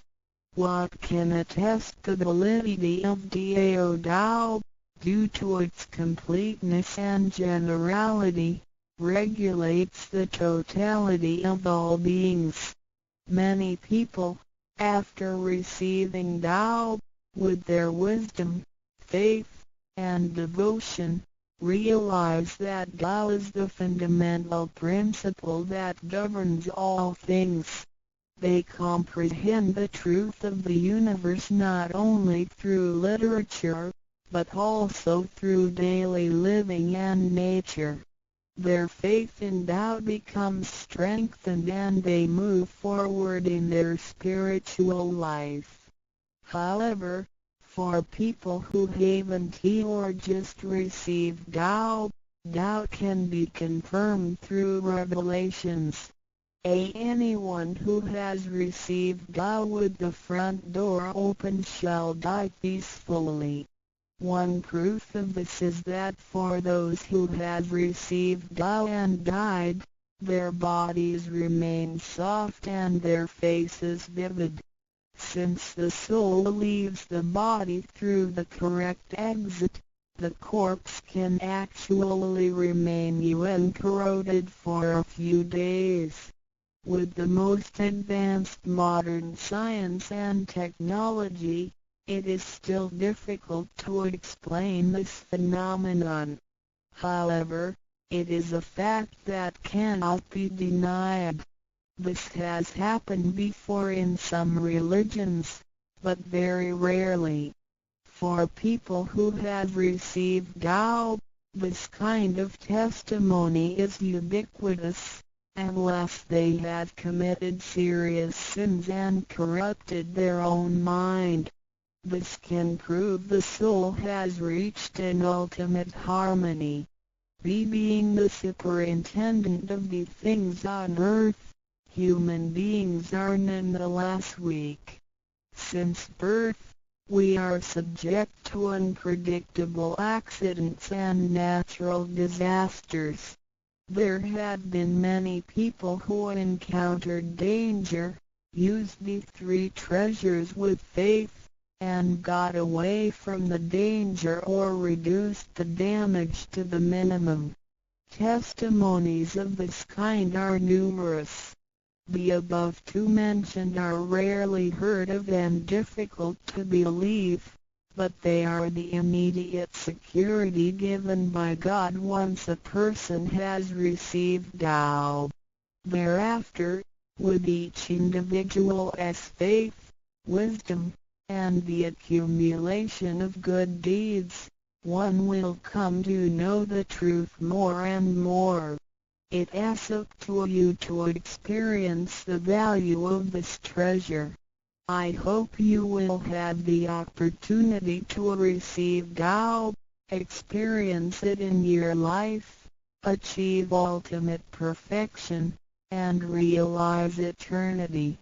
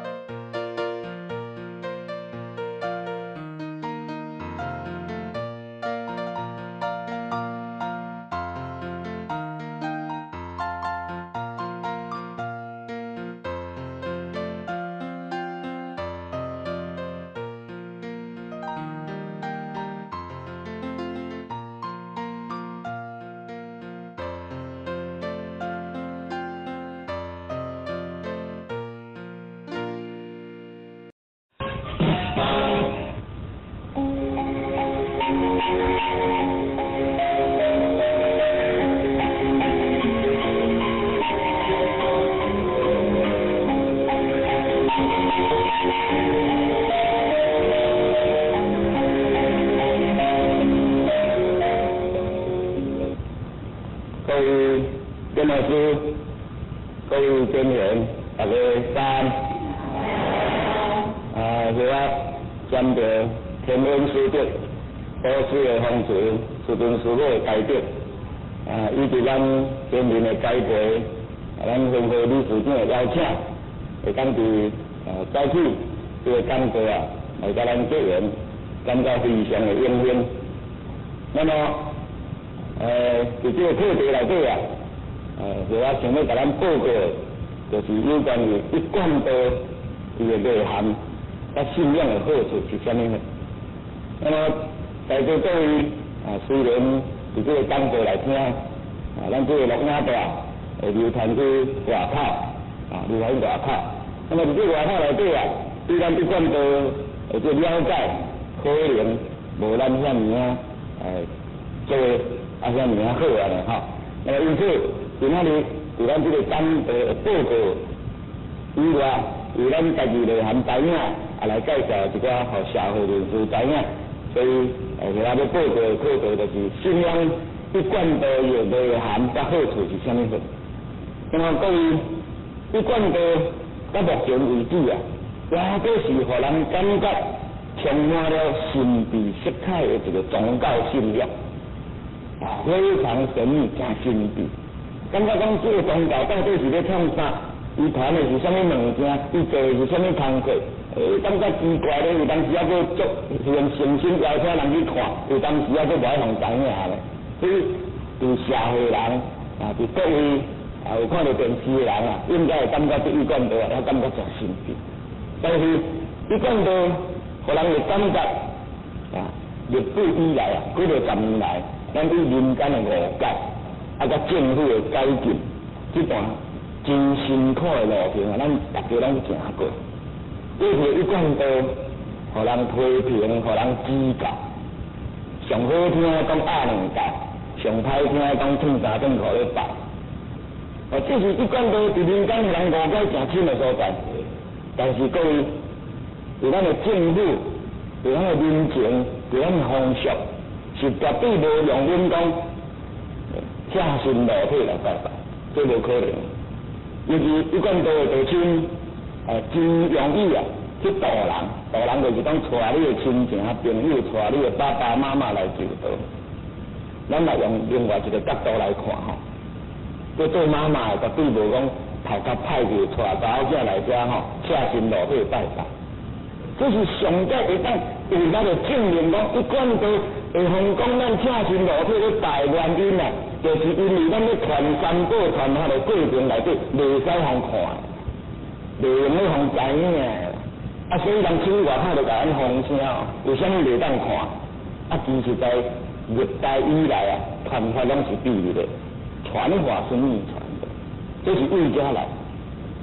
那因为咱这个道有咱的经验，拢是为大陆千辛万苦，从咱师尊师母代表过来台湾办道，来传道，所以。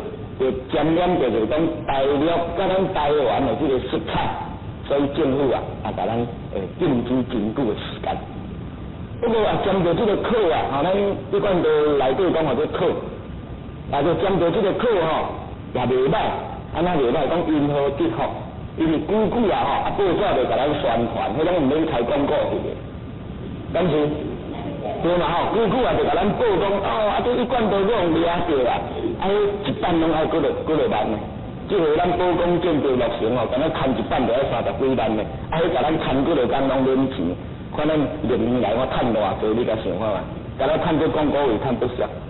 所以咱伫咧传道，咱伫幕后非常的辛苦，伫咧做，目前有政府嘛，因为伊出题去牵报纸咱嘛诚出名。虽然大家一直半解讲这是一贯道，是压两道，是车身裸体咧拜，迄拢无妨，迄甲咱的修行拢无关系。咱嘛是照常为20-30当以来修行修到遮尔好，对社会嘛是历历伫咧贡献咱就因为报纸刊，因为人批评，因为人讲，啊，大家无了解，咱就无做，无啦。咱共款足认真伫咧做，这是咱爱认识的讲，一贯道伊哪有遮尔啊侪人咧信仰？一贯道伫即个社会扮演的角色，哪有遐侪人认同？哦，那一般社会讲信徒哪会遐多？这些拢是一贯道伊有内涵，伊有好处，大家才咧信。不过在座各位道亲咱爱知影吼，咱一贯道于民国76年，就讲用政府立案了后，那么咱就为无后行向无前。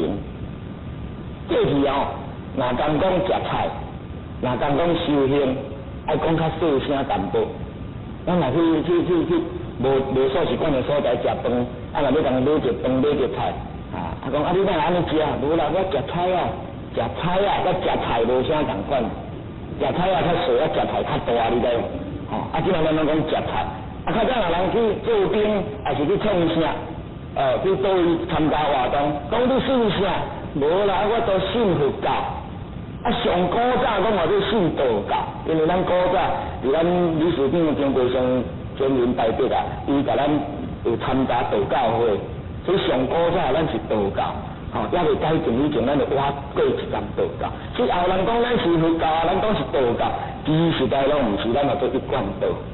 啊，咱今仔为无情行向无后，行向无情，就向头前来推演，所以才有今仔日这个工作。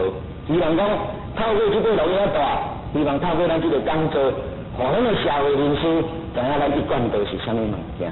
但是在座各位你一定要会记哦，要互社会肯定咱一贯道，要互社会知影咱一贯道的好处哦。上简单的一条路，上简单的一个速度，就是讲咱家己家己做啊好，咱家己家己受啊好，咱家己甲厝边做条，安尼甲斗啊好来安尼吼，安尼就一贯道咧推动就紧啦。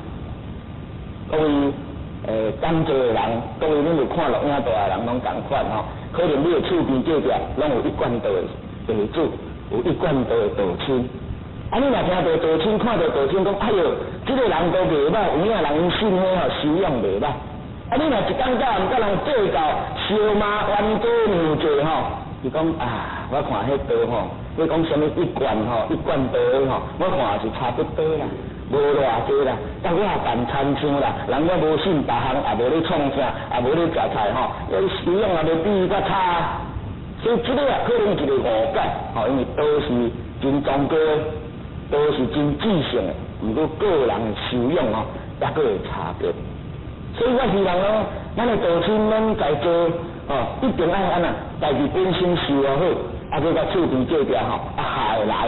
安尼这个道啊，才有法度为咱为无后行向无情的这个当下，人才会甲咱成立。所以咱三宝团法内底，咱讲这个合同安尼过啊，这个合同过起来，或者圆满嘛，或者附加拢合适，咱安尼嘛合适啦。不过咱这个合适是安那，伊个圆融包容。咱若袂晓圆融甲包容，我这一贯道要安那向无后向无情，为无后向无情去推动，这是足要紧的。所以咱今仔出门。咱爱谨记在心，尤其咱若穿这恤衫吼，足新式的，足奇怪，人会拢甲你问讲，啊你是保险公司的咯？啊你是毋是保险公司的？讲我毋是咧，我讲做上天的保险公司啦，上天的保险公司你知？因为咱求道有啥物好处？求道的好处就是讲会超生了死的道在听咱嘛，这咱大家拢知啊。会互咱内心灵的内在得到解脱，会互咱这个身躯的本性完成灵魂解脱，或者超生了死。啊，会互咱的这个在世的灾劫灾难，会当透过咱的信仰、咱的主神老母娘、咱的本尊弥勒佛、咱的真济咱有敬仰的神，甲咱庇佑、甲咱化解。啊，透过安尼，咱若无做好，哇，啊就麻烦啦。所以这个咱民间唔知影，咱大家爱来推动，为咱家己做好上要紧。所以对于民间的误解也好，政府的改进也好，这几年来，咱大家拢对于毅力做。那个有一点就是讲，咱过去是啥？过去拢是日日经营啊，日日经营就是讲点点啊来做。过去咱有去孤儿院，有去养老院，有去社会公益团体，咱若去捐钱，嘛毋敢写1罐刀呢。安怎你知影无？因惊抓啦，我嘛毋敢啊。过去我嘛毋敢，我嘛写我的名，写公司的名，我嘛毋敢写1罐刀单收名，甲遐好大，怎么写安尼良心就来抓去啦。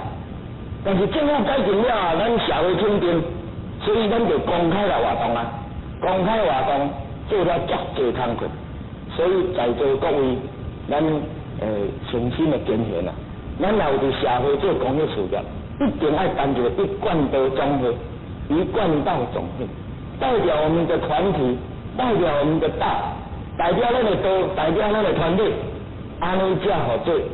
真正粒粒经群啊，以至甲啥，甲或者整体性的观念、整体性的推动，那么才会当得到社会的认同。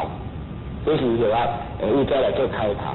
但是各位唔通袂记得讲，这是咱的捐献，是咱的捐民代表啊，非常的辛苦，从咱师尊师母的代表为大陆以至甲来台湾办道。非常的辛酸苦涩，肺肝换来结晶，咱爱来珍惜。安怎讲爱来珍惜呢？咱若无珍惜，社会人无甲咱认同，咱的家庭无甲咱认同，咱的修道无人甲咱认同。各位，安尼做修这道啊，毋是1罐刀，或者咱台语讲啊，做高缺刀啦，高缺刀恁知无？修甲高缺。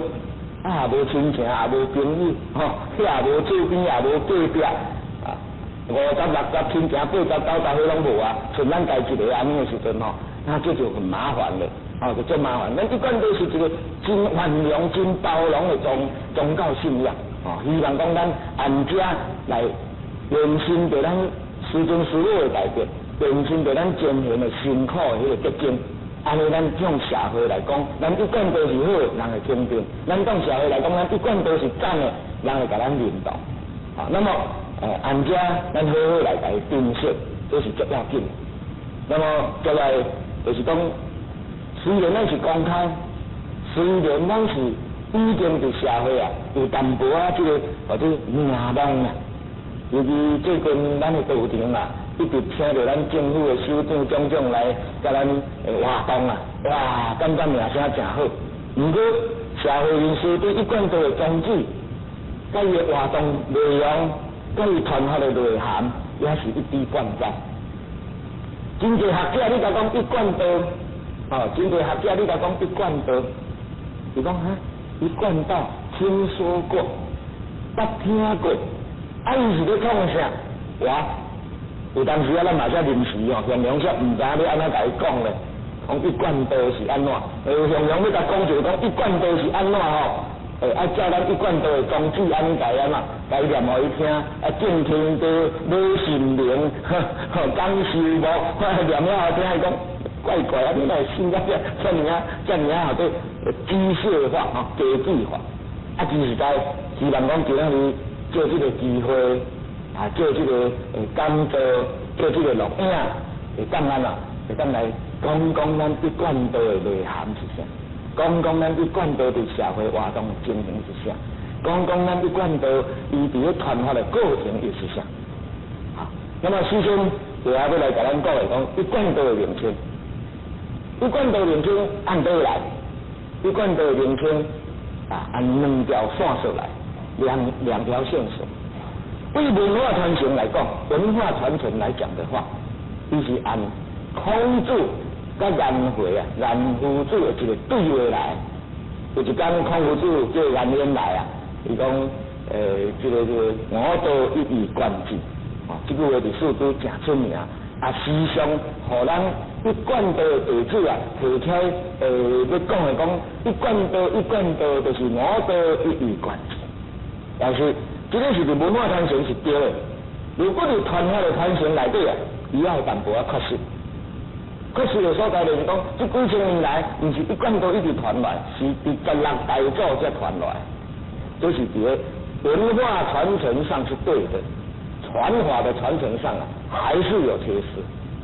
所以，就要有一个伫个一个宿主啊，专门做政务班的这个讲座啊，拄着王邦雄教授，他每一次伊就讲，伊讲足奇怪，一般都地主来到我研究宿主这个条目啊，就提讲我都因为关注这个题目来问我，啊无就问讲表文都实事可以安怎讲？伊讲足奇怪，这一般都这个信徒地主太人安尼，这就是咱对这句话啊有一滴灌溉。啊，这句话是不是成立？可以，如我后啊拄则有报过啊，讲就传承上或者啥，传承上或者文化传承是合理的，但是传法上应该按个深入去了解，安尼才有个真正了解。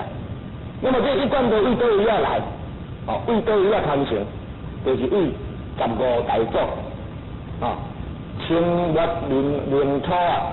咱的这个民国初年甲清朝末年中间，咱的15大祖王杰一咱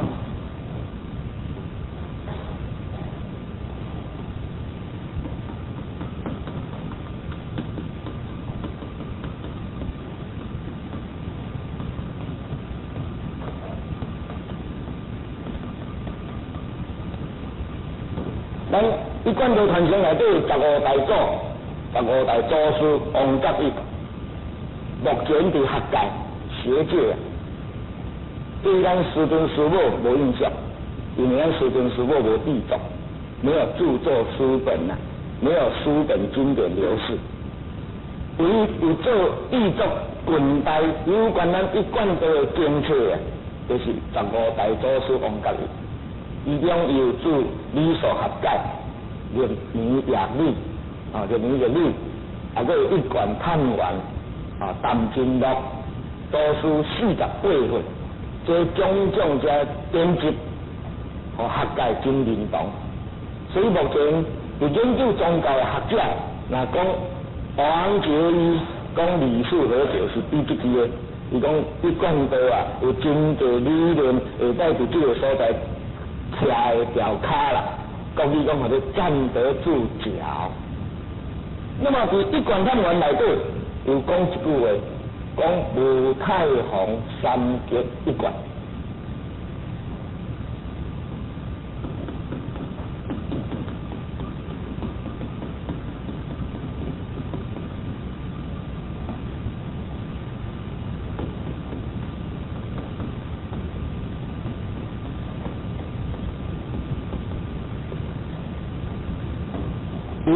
吴太皇三奇一贯，所以名这一贯道，它是在传道。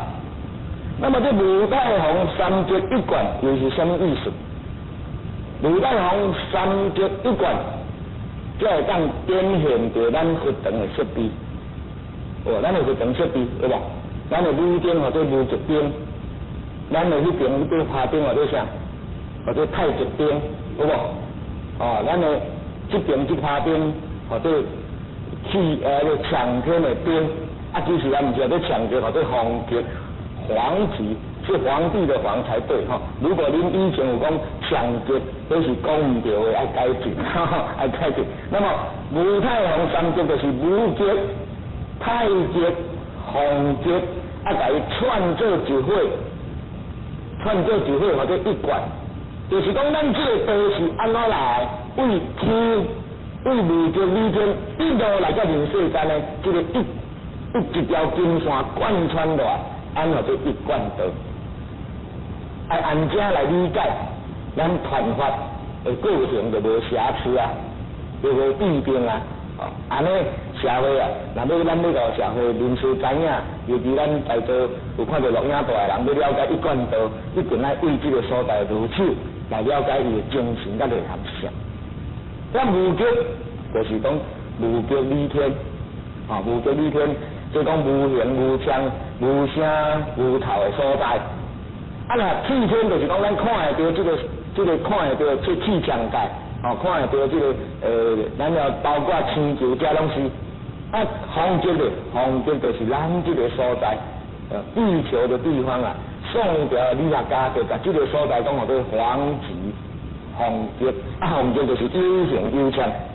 那么为无极、太极、皇极会当来做成讲三极一贯，甲理天、气天、强天安尼串联起来，就是讲咱的本性吼，来自理天无极，来到经过到气天，来到这个人世间的历史去，如果会当经过一贯道的名师传法。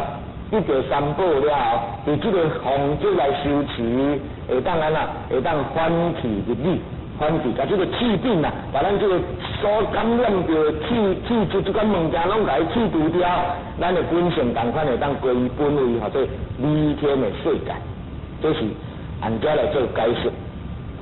那么由办道的理想来讲，啊，咱是要做天人合一，哦。五太皇三极一贯啊，讲起来就是对天人合一。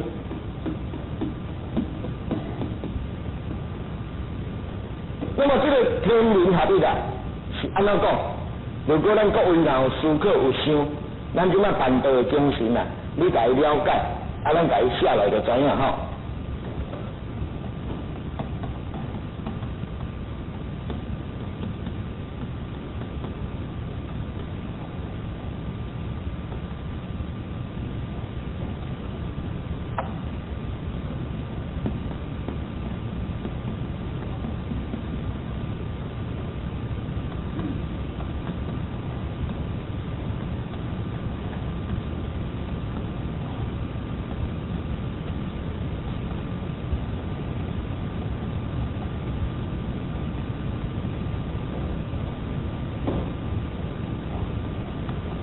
这边属天的部分，这边属人的部分，各位有注意到无？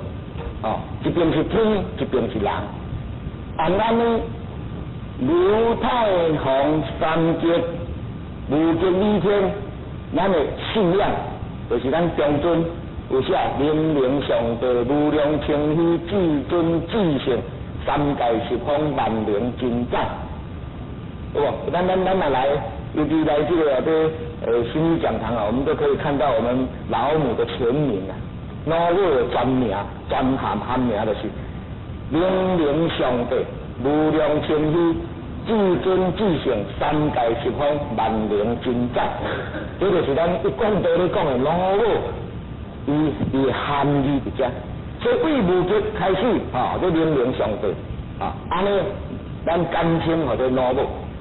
或者老母啊，我拢定来安尼解释，各位可能捌听过。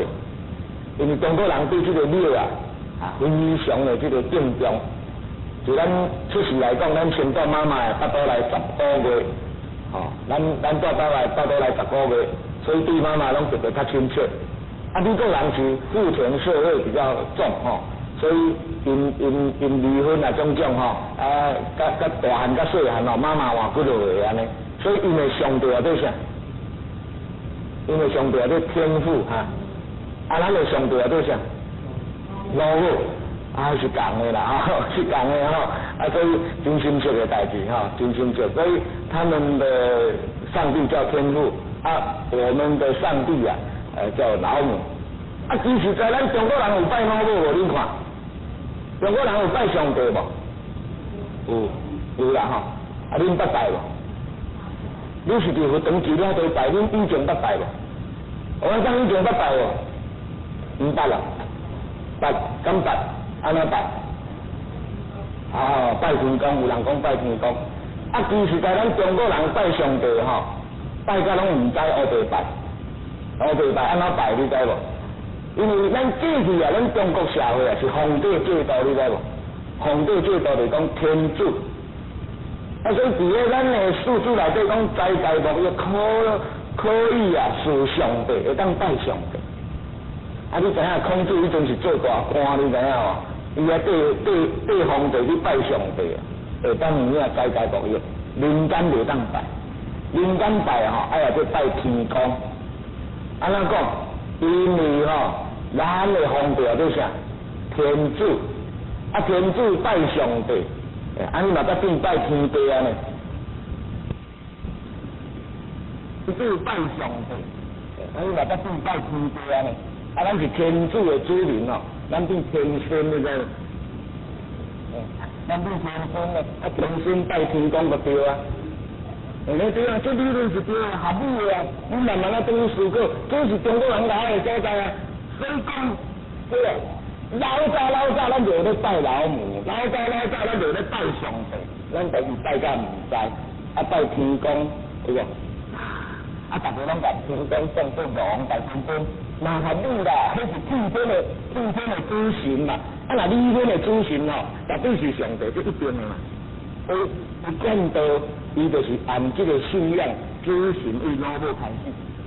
但老母开始以来，咱伫这个所在未是要叫什么人来带咱转去。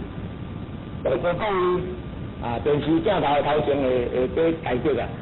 咱伫人世，咱大家拢未知。啊，贪嗔痴爱啊，尤其即马文明社会啊，什么毋是对咱的？什么毋是互咱简单的放袂落来？那么你要安怎办？你要安怎离开？你要安怎种种啊？你拢爱透过办法的思虑，爱透过修持的功夫，爱透过一段时间的磨练，安尼你毋才有法度真正讲大家讲伫这个现代社会伫咧修行。啊，内海甲咱去挂目镜，去开外去调车，啊去食足好的，啊毋过心地诚善良，修养修诚强，啊修行修诚好，啊对人嘛是安尼像古早和尚啊，古早的这大佛禅师啊，你去度人就是共款。虽然咱是穿西装插一个无剃头，无穿这个去戴好安尼啊。啊，什么拢共款，什么心地拢共款，这就是一贯道行入人世间道道，啊，就完成咱多数就是女的负责，你多数就是女的，那么女的是，主神的形式。那么今仔日透过这个镜头，咱来介绍讲伊的内涵是啥？为什么咱要用这尊？传统的佛家，女的佛像毋是这尊。啊，咱个佛像是非常的庄严，甲咱普通佛教迄个佛像是正共款。但是咱呢用这种，这是毋是咱选择的啊？毋是咱一贯都来选择出来，人世间伫宋朝以后一段时间，就拢用这种代表。啊，就是在下每一摆若讲到这个课格一贯都去啥哩，我咱们就多说这个佛像不能再讲晒。女的佛，那用这个佛像来示现人世间。就是讲，以后我的地主爱像我安尼来修，以后要做我的地主的人，你就爱像我安尼，像我安怎看我这尊像，你就知影我安怎修。你看释迦牟，你就知影你爱安怎修。头毛爱互鸟仔做修，爱苦修，爱无到三角，大家佢拢看现现。哦，爱怎样点坐，哦，爱修行，爱开悟，啊，咱女的会毋是哦，无头毛。哦，啊笑，啊你看伊那衫甚至无钱，通买去买海布抽水去，啊，你洗3摆连抽水也穿袂落安尼，毋是抽水的啦，这尊佛像吼，头啊无头毛的意思就是讲，咱伫现代这个社会，要修行共款爱无烦恼，爱修到什么程度？爱修到无烦恼。这古早人讲这头毛这3000烦恼丝啦。伊讲你看我无烦恼，你甲看。啊，你要做我的地主，哪会使烦恼？安答无？各位咱知无？安尼我看请因遮主事的人去请一个剃头师傅来，等下拢爱剃头。我讲足奇怪，你知影吼？足奇怪吼！咱释迦迄个佛像无剃头，你知无？无剃分的。啊，因的地主拢剃头。啊，咱女的祖师无头毛，咱是伊的地主拢留海角啊。你们这拢识到一点头干，足奇怪。啊，其实佛像就是让我们开悟嘛，佛像就互咱开悟嘛，对不？啊，所以希望讲咱啊知影，啊，过来，伫这个现代社会代志足多，哦，交结计较，过去一世人实在无30个人啦，实在无30个朋友，过去是砖头哦，一世人若无出这个砖头哦，实在无30个朋友。即马吼，一个月交新朋友交30-40个。一世人吼，实在几落千的这个人数，你看你能这样？咱闭顶甲人讲话嘛，一定爱笑。伊讲你要修道，要出门，要甲人聚集，爱笑，爱满面笑容。啊，人要无烦恼，要有笑容啊，安怎？爱心胸坦白。所以一贯道的地主修持的就是心胸坦白。心胸坦白还佫无够，你知无？爱去安怎？爱去度量广大。伊讲，你看我巴肚拢看会到，有无？这还佫度，佫提，心胸大，坦白，度量大。哦，啊，度量大，爱去安怎？爱佫会晓用。有翘脚无？你看有翘脚无？有啦，那也没有，翘一脚起来那也没有，而且前面翘一脚起来都没有。哦，一脚翘脚，啊一脚盘水，迄什么意思？你知无？行也爱修，用也爱用啦。唔通顾无用啦。啊，你有注意无？迄翘脚爱挂佛珠，啊，佮摕布袋，你有看到无？摕佛珠什么意思？挂布袋什么意思？行爱修，钱也爱赚嘛。你听啊，你知无？啊！咱一贯道的地主，咱嘛家己赚，家己食，啊家己做，啊成功了，员工食家己添养力啊。所以伫这个社会，一贯道之所以用肯定，就是因咱拢牺牲奉献啊。这大声话，咱会当直接讲啊。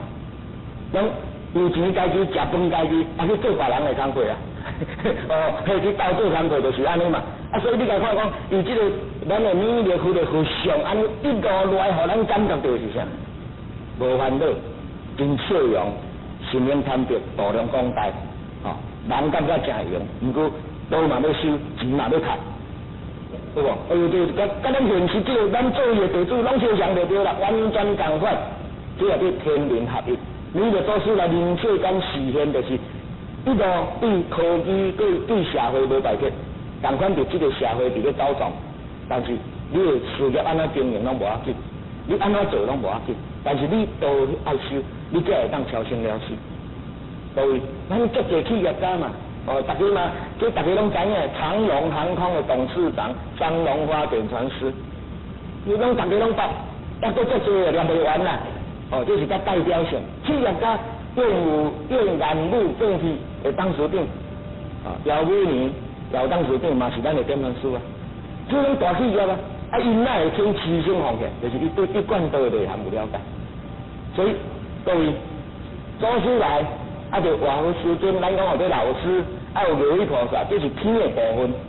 啊，天的部分才教互人，教互咱师尊师母。哦，啊，各位，恁即摆就感觉奇怪，咱讲，啊，咱咧拜拜，咱会拜遐济，哦，咱有拜阴阳上帝，啊，有拜咱的华佛师尊如意菩萨，有拜咱的师尊师母，有拜咱的祖祭祖先，这就是一贯道啊，对天、对人、对祖先尊敬的所在。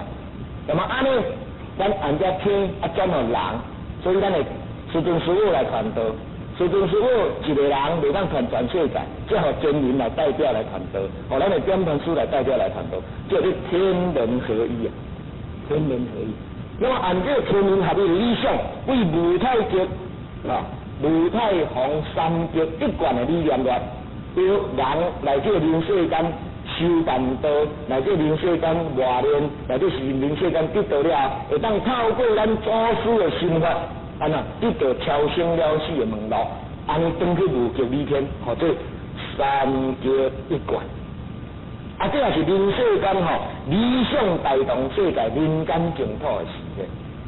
假使各位，咱即摆啦，真正有法度，甲依着祖师的心法贴合的话，那么咱。也无烦恼啊，逐工笑，哦，心胸也坦白啊，道量也足大的，啊，佮趁有钱，啊，佮有修行。你看这人世间怎着佮去倒位超生了死？我看大家讲大袂歹哦，敢是安尼？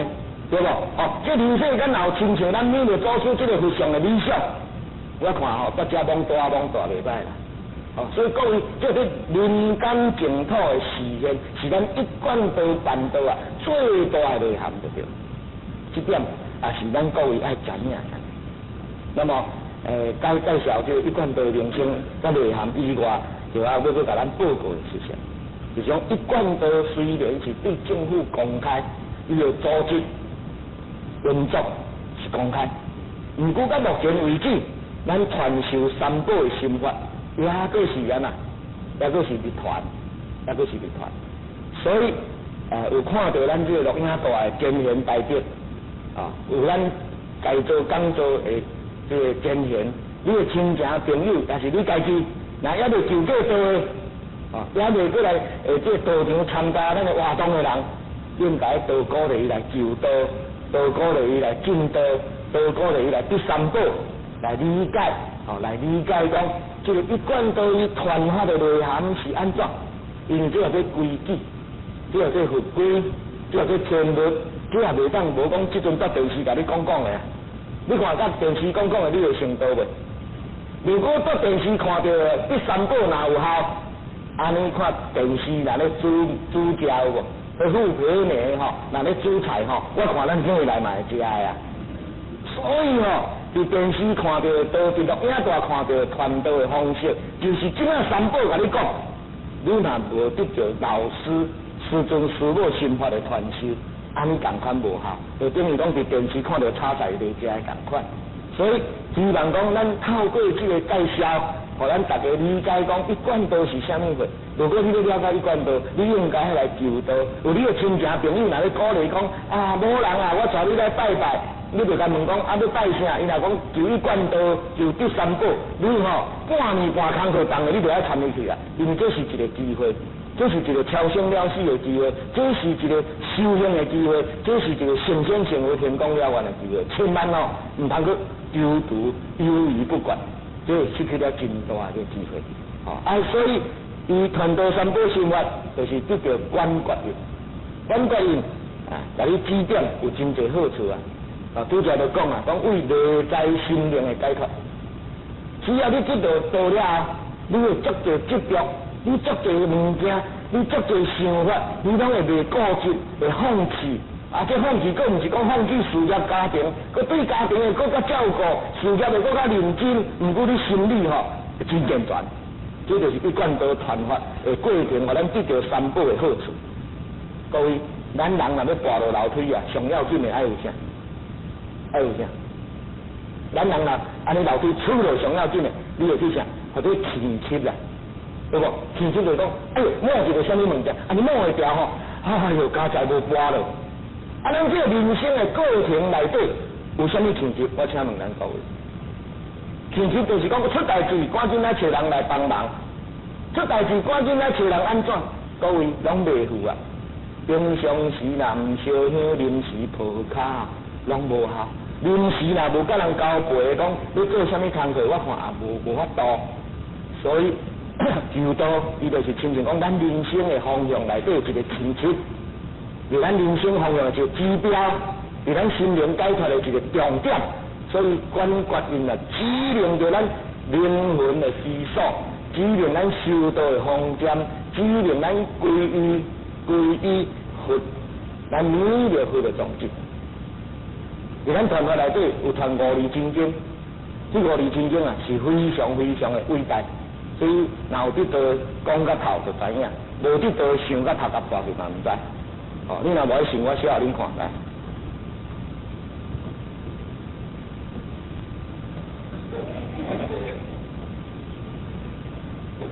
这字你知无？较大声的。这字你知无？这字的。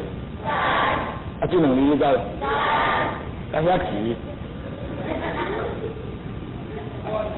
这个无字真经啊，所以一贯道传就是传无字真经啦。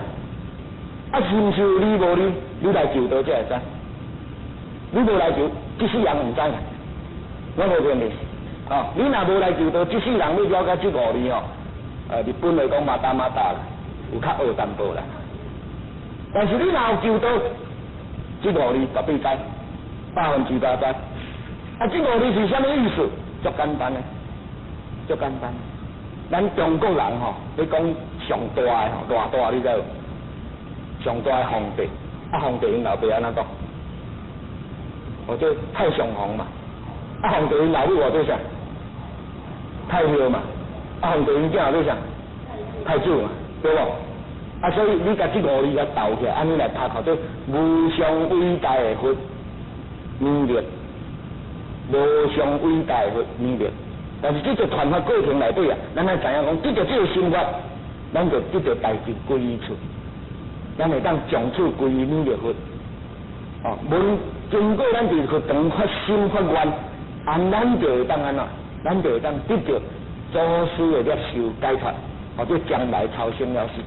啊，在世呢，会当度人来救道，咁你就去结缘，或者功德无量。像讲你今仔日来救道了，啊，你转去赶紧带你的朋友亲情，你甲这个好处讲互伊听，啊，带来甲咱们就祖师结缘，安尼嘛是功德无量。第三，透过咱的总会组织，透过咱对政府和咱的认同，帮忙社会福利，即古早人讲叫布施，布施嘛功德无量。啊，就这拢甲加起来，就这拢甲加起来，你的灵魂、你的灵性、你的元神会当超生了死。假装咱甲伊加起来，这功德无量，你会当安那成仙成佛都有够。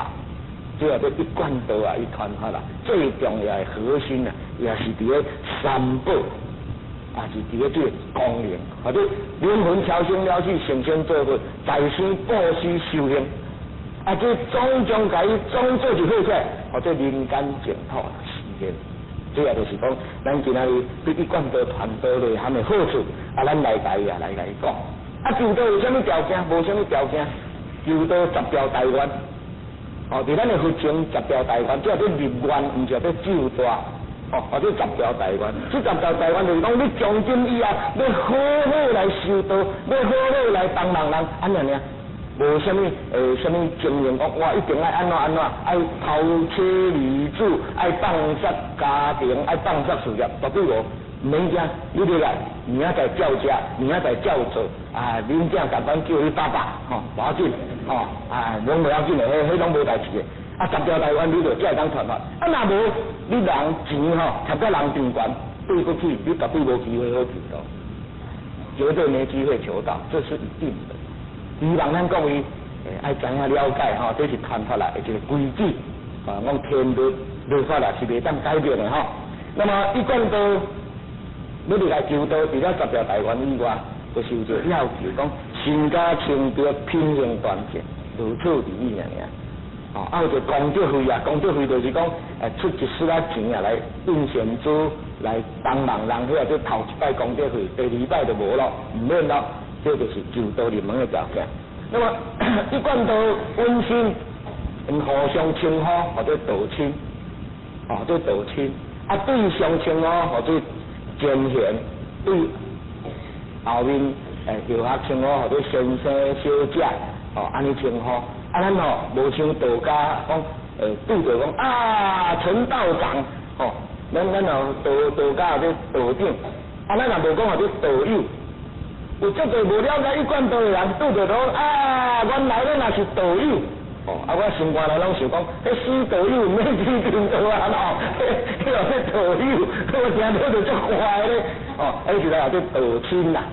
所以咱若有听到讲啊，这嘛是阮的道亲，阮的贤贤，这大上啊，拢是一贯道的贤贤，拢是一贯道的道亲。哦，啊，这点嘛讲互咱了解。啊，伊的信仰传法就是三宝心法，拄则像啊报过观觉用三宝。啊，这5字你若要了解，请你来求道，你就知啊。哦，甲你卖关子一个啦。哦，啊，这咱的修行就是主张讲无禅定，唔免坐禅，唔免透过什么磨练，啊，唔免断掉人世间的烦恼。只要你找15有闲来修，你得了道，啊，得了道了，你找15转来佛堂烧香拜拜，若有法会有讲座，啊，转来听道理，修心养性，安就是咱的进步的目标。啊，一贯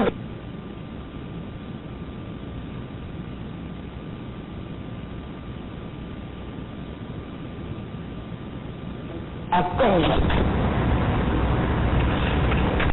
参考什么叫做参考？参考就是讲话要足清气性的，所以袂使讲俚语，袂使讲歹话，袂使骂人，袂使讲落空啊话迄款的，这叫做参考。啊，无若参考吼，若讲话还佫会使乌白讲的吼，按透早开水喙就是参考啊。但是恁早起有参考无？有无？无参考喙就臭臭啊咧，哦，对无？是毋是安尼？所以参考就讲出来，爱清，食就是爱清。啊，因为咱每个祖师伫佛经也好，伫任何一本经册讲，弥勒诸尊啊，从来不食众生肉，就是因为伊毋捌食过众生肉。所以一贯道的弟子大部分大部分啊，拢是轻口素食。但是这是有一段时间研究了，才互家己自由。其实在咱的道亲吼，嘛无大家食菜啦，嘛无大家食素食啦，所以嘛免惊因为素食这个问题啊，唔敢来就道，唔敢来进步，安尼嘛无理想。那么一贯道伊往生的净土是弥勒净土，伊唔是弥陀净土，有咱阿弥陀佛的，阿弥陀佛的净土无相像。阿弥陀佛的净土伊的修持较严谨。较严谨啦，吼，严谨就是讲爱足精神的，爱修得足好的。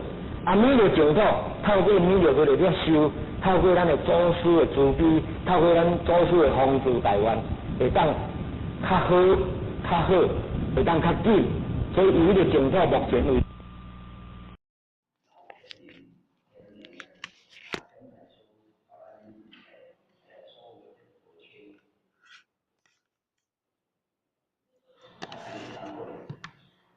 你睇你靠几单，马路学校，马路东那个台上嘛哈，听着马路学校，啊，我嘛是看来到这旁边，嘛是咧40单，啊，那个马路学校，我们这个我叫那个，这个山坡，那么这山坡啊，咱对有山坡地上一切经典，记住，那就是按照记录。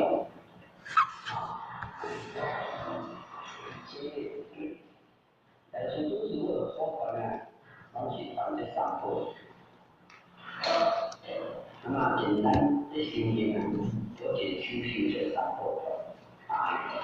首先呢，咱用两年时间来讲三步，讲这三步对过来，讲起来，那真正巧，真正巧对了。那么我就把那个重点，安是一个了解。首先呢，咱三步当然第一是玄关，第二就是考察，第三就是学校，这个是咱所应该去做的所谓的三步就是玄关。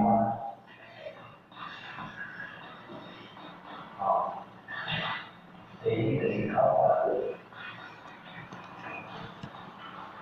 第三呢是学校。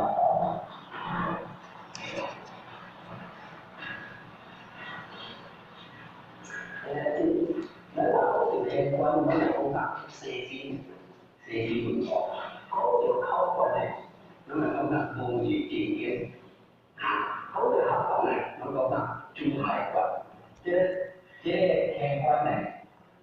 一个大通天桥，这个后来这个通天桥，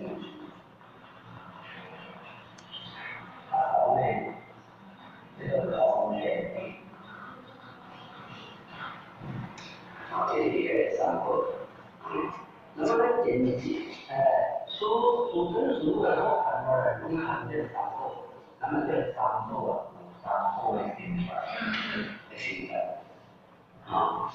咁男士经过认书全靠团认书亲自亲传的这个，亲自亲传亲教，认书亲自亲传亲教，到这三步，然后我们对下来分分情况，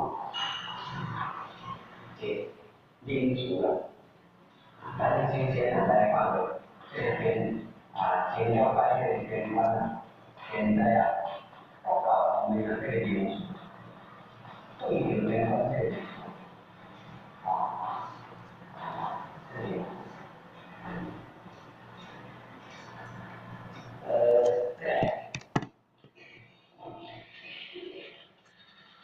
这边属于多难在儒家，就是传统嘛传统的儒家的对这个叫啥？具选谁？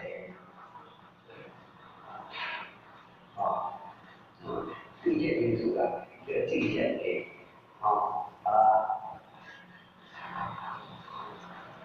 出现地方。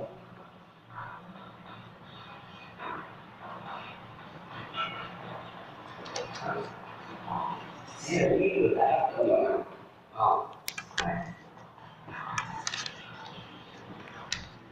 你的天天出现地方这是用牛家这个说法，如果来豆家。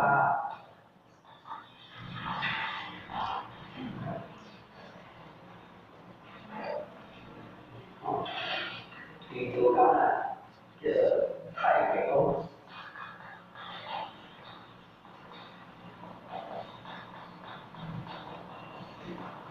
xong rồi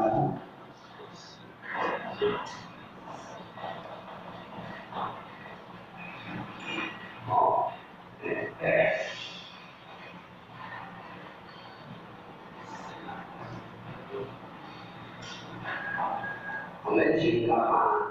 这是还有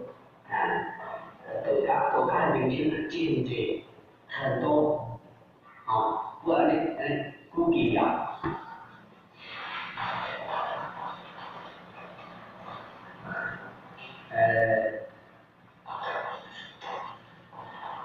另外呢，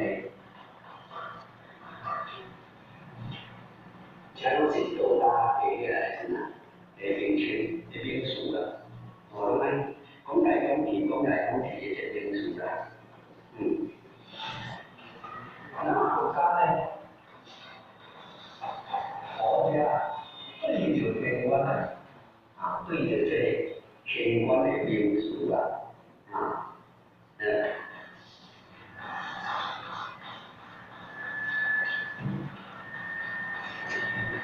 零三四的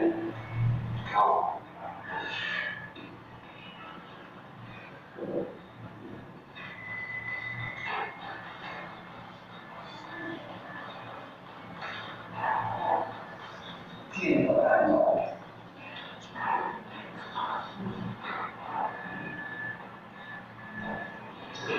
所以讲零三四咱无咧死来讲，不在零三保安就有零三四进口安保的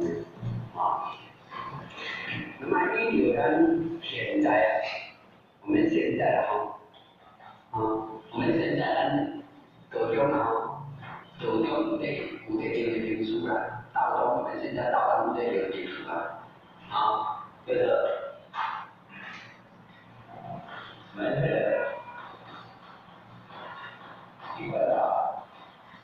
一般都来用现在的这个民俗啦，摩崖山。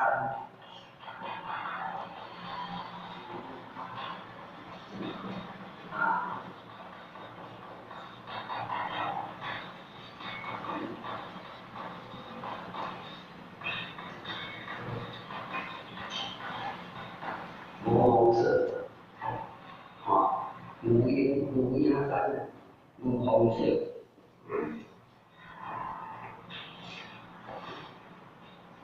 然后咱第二个以这宠物主席来对母红色母红色是开它安尼咱讲母鸭山岩非常高母鸭山就对。这种时间现在咱一般都较来讲所看到，都看这民俗的这个民俗。直接来讲比如讲咱师尊咱当时师尊即讲话伫宋朝迄阵，这大家的地主大家五常师兄啦、五言师兄啦，迄个时阵年轻把这个管叫啥？天灵盖。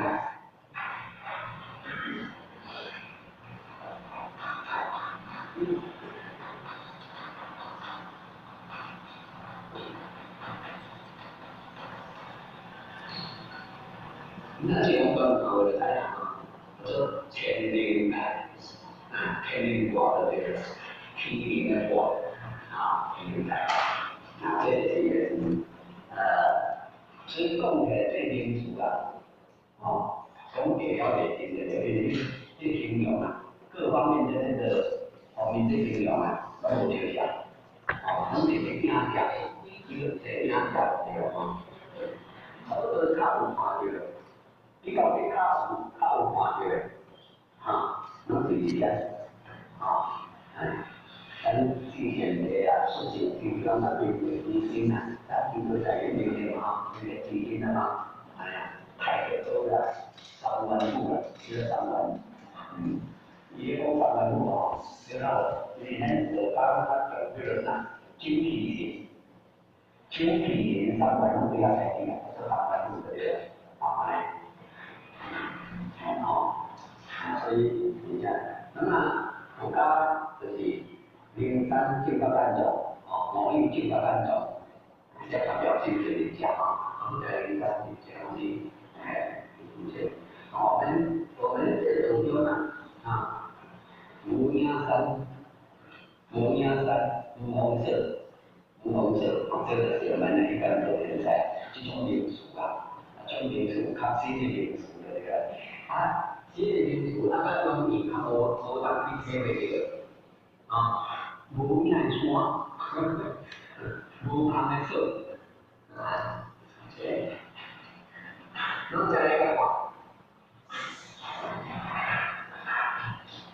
个对流天官呢，对流天官这个是完美在他这个斗鱼机的，这个斗鱼机在他的这个重要机会，那我上呢了解，那考前了解一点。如果要改观，所以这个先，因为那个公家的跟哪里可能都解决的，那这样去管理嘛，准备到达，未到达。那么这个完形定型呢，这是很难的完形定型，那么这个完形定型是上帝纲领追加。中级部位叫这个呢天府，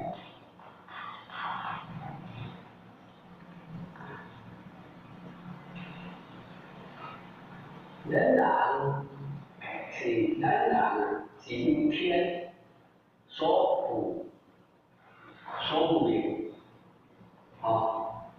那个叫完形的完形常色情都下来，你不要把色情当做完形讲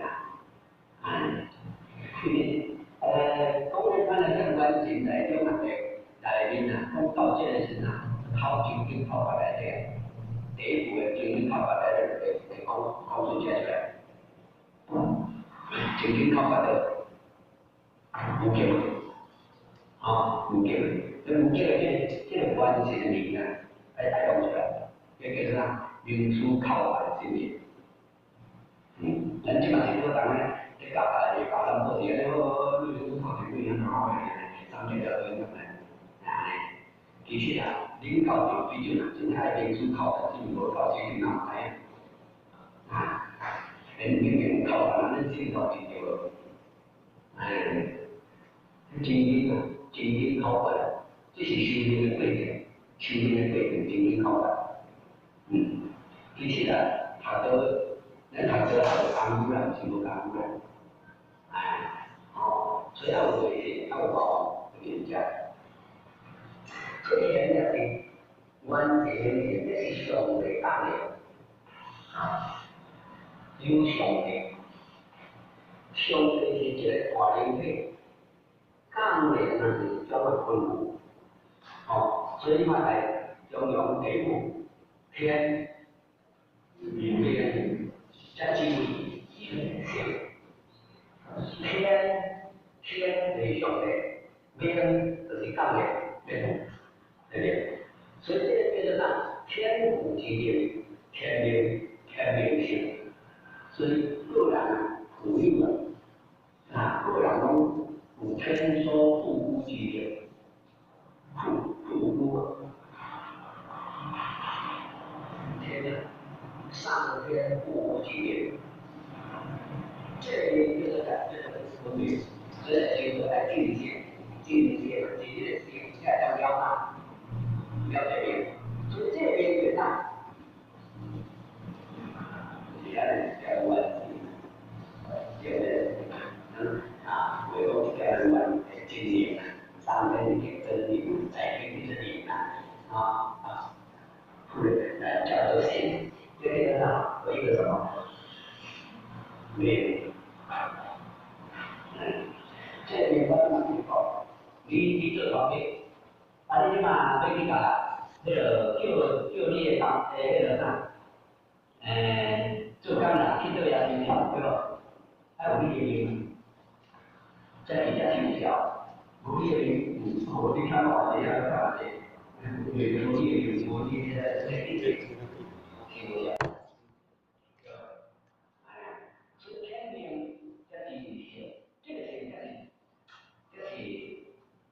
经验的，原来是不是天命活回来？这个是什么嘢？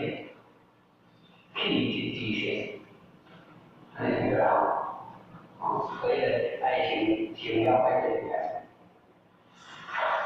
他们想要也叫也会，这个叫你来做政策，所以这些黑暗嘛，就是我这边是这是上的干练天赋之流，天的力量，还是天的。那么再讲这个官，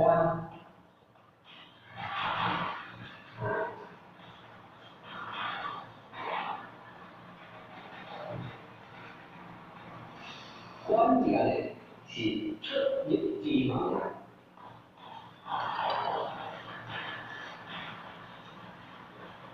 连接这个对话，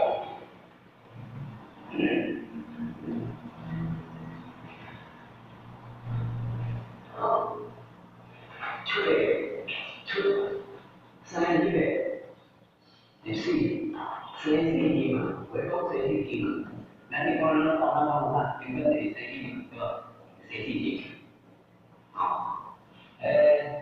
这个14啊，不是。你注意一下，注意表达。所以讲，你哪怕在咱们的拿医学来讲，医学来看呢，你看，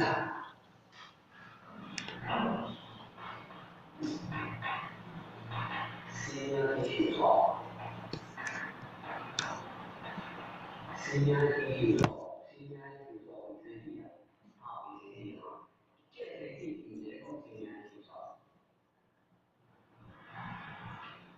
就是讲新年是高，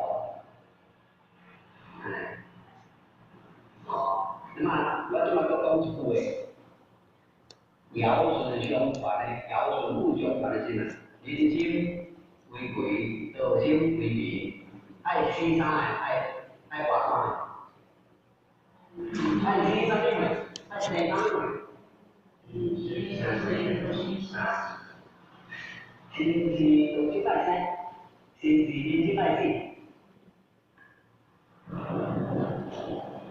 尧舜禹相传时代，生体那用所代表的新命因素不是它，所以我们修道如果一条就修了，以新命因素为生体养，那这个一点，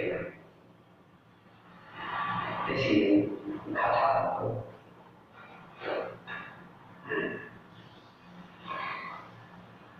人心不一样的，爱干啥？爱心。道心啊，人家你就会爱啥？爱心。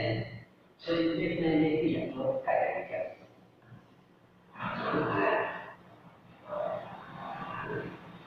改变啊，观，改变观，所以观呢就是出干净的，所以讲那个元旦他们好。你一个主人家己爱出来迄个，厝里爱做啥个，伊家爱做啥个。啊，人家自己出爱好，出爱地啦，你爱好，你好出地啦，好地啊，家己会面对不如啦，这就出去问我啦。你是存什么心，伫内底爱好，出是存什么心，出伫爱呐，使爱机会改变地啊。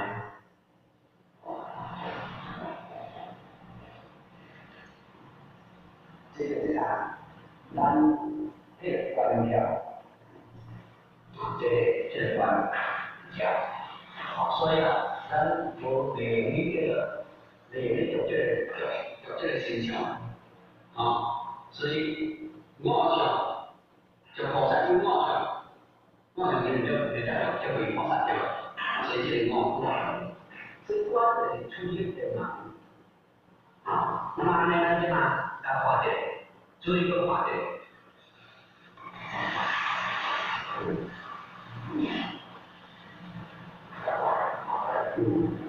钱啊，关键是关键，就是就是说，直接出去谈，注意啊，这个钱的关呢，钱关呢，你听到没？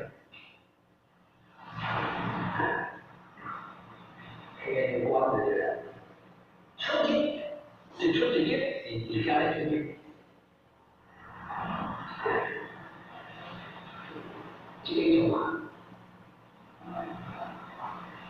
听他是搞，这有不是，看好这个对啦，当然我讲的不可能第一啊。就小运动的给记者对了，啊，干嘛呢？像健康啊，怎么样？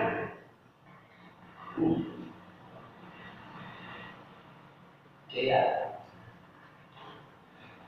安尼就这个有这个心无，心法是对你心所在，心可以慢慢放弃，心可以通天，无见太极通天的三条。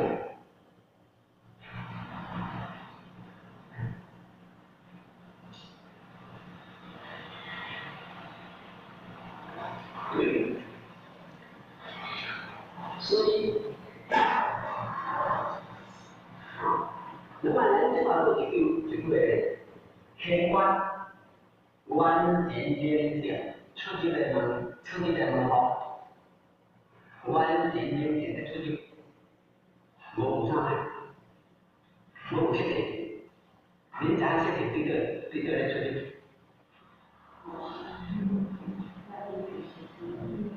后来，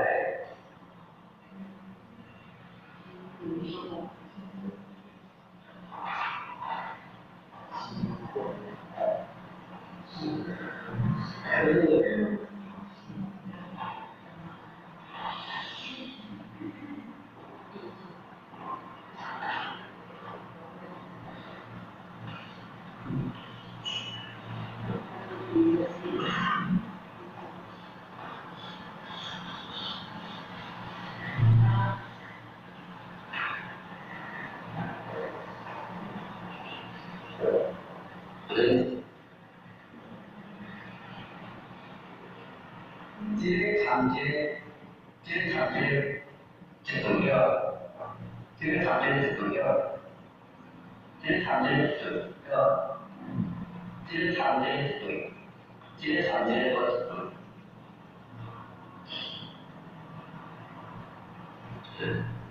回来是回来，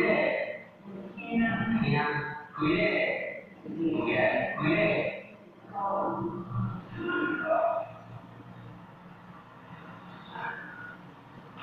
这个场景是对，这个场景是对，这个场景是对，这个场景是对。所以，现在咱要看无，这拢是啥？十字架啊，明天啊，做十字架啊，十字架就是咱十字架就做一件啊，啊，有所不能讲会着，嘛好买着家己的十字架啦。无配合做完领导，无够分别做完领导，要做是领导，一定要买着家己的十字架，对吧？买着家己的十字架。啊，十字架咱就知影啊，这个关在这个关啊。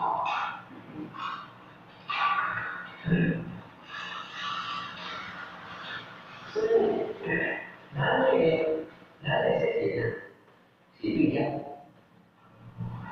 对家，再同样有比较，所以你看到2个8个月头壳变10块口。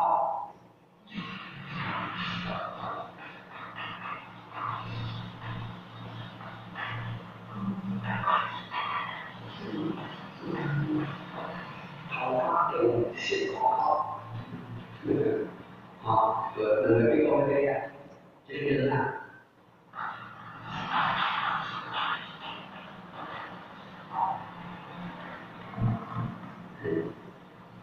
咱地方叫做肾门啊，肾门，这是肾，这人就都到变成肾，就是即嘛病人嘛，看你看怎样，啊，这头壳先这个别肾啊，你看你哪就这个弄好的，啊，因为咱哪个活呢？这阴性啊。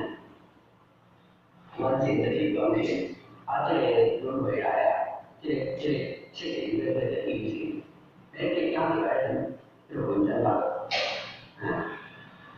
这是抓到这里至少要抓起来，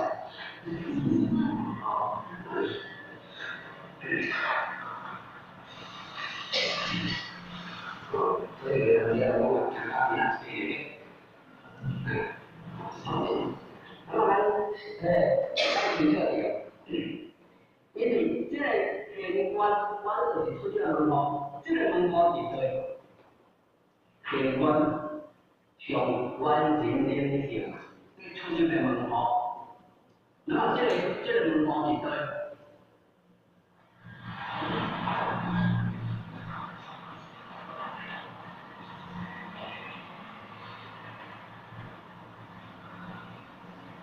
玄关是一种生，这个出去的门口，上帝来一点精灵的出去的门口，那么这个门口是对。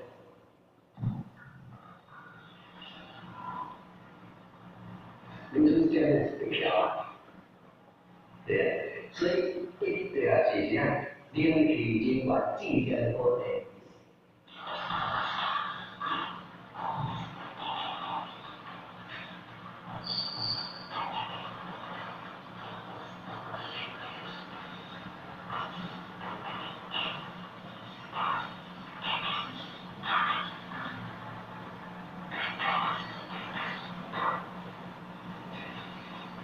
灵体，这灵体的灵体尽管是灵来的灵啊，尽显多的一个所在。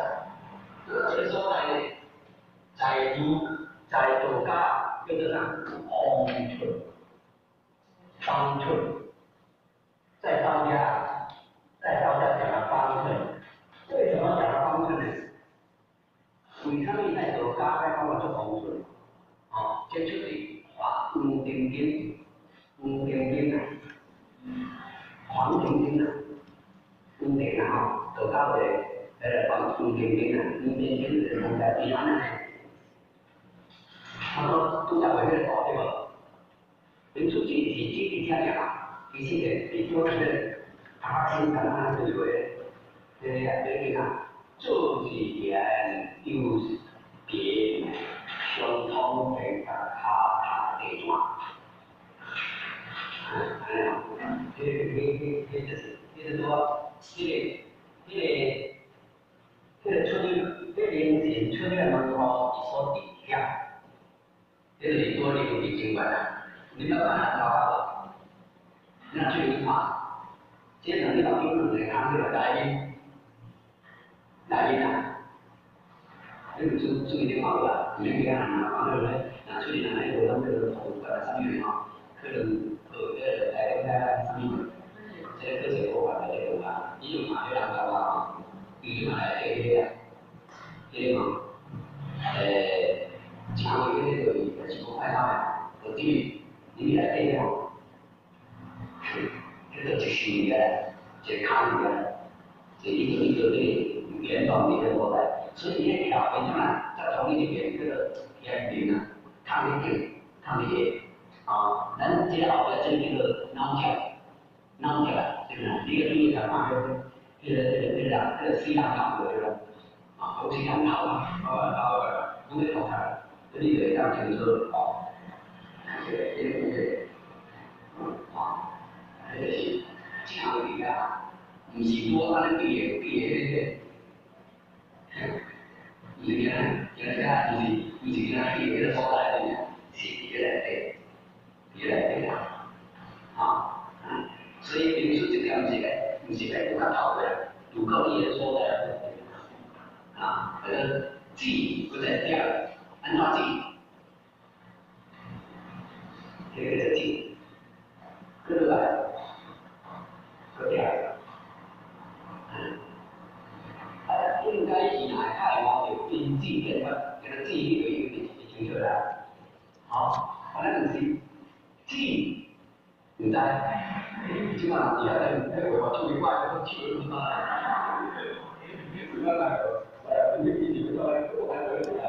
所以字呢個唔得，所以睇佢哋嚟嘅啫，個條字變咗。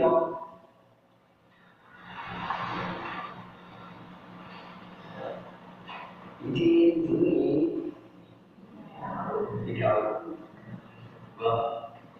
改进，生来死去，只要有点，是不是有点？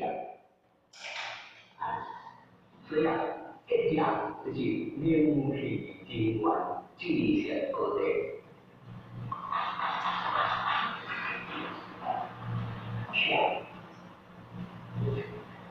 对，那么咱这里完成形成出现的问号就是多几家，这个进行而成，这个好处。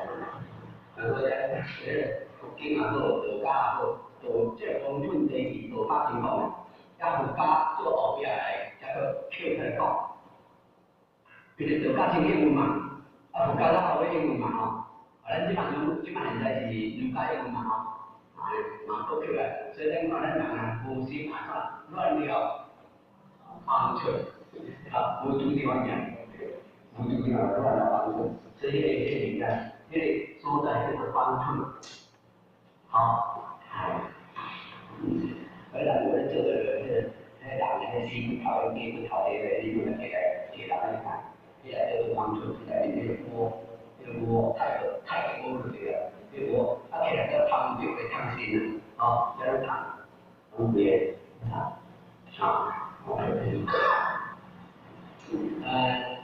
第二把这个叫无名刀来对动的这个无名刀，我们放在地上面挂来很切来，他会觉得说无名刀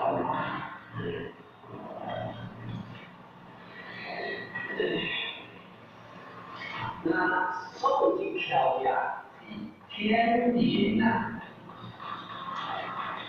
相对极好，天地相对极好，连贯温同极的。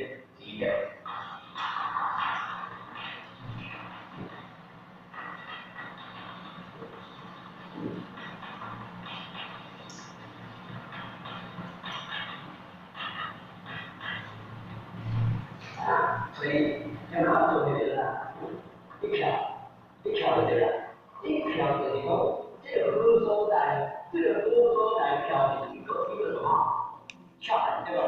跳就是天人相会之所在，天人跟人来到，咱两个变相会的所在，连贯不同的咱的连贯，咱的这观念啊，这种观念啊，不同啊，连贯啊，这个连贯，工作都工作一样，这个跳，这个跳，我们看过一条，你看这个行为，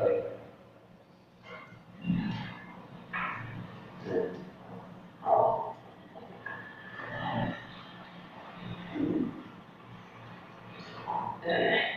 所以，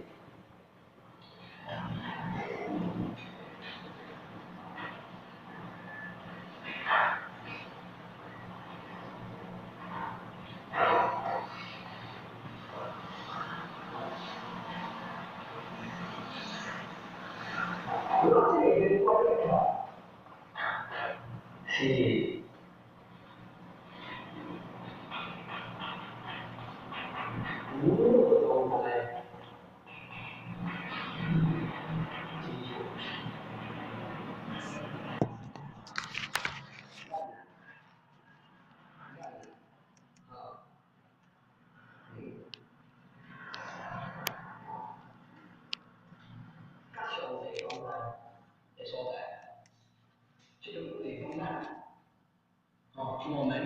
我们在老后地方都在记住，因为这种观念是相对抗联所以这里面发一条，这里面底下都在记住，那是要是咱明天啊。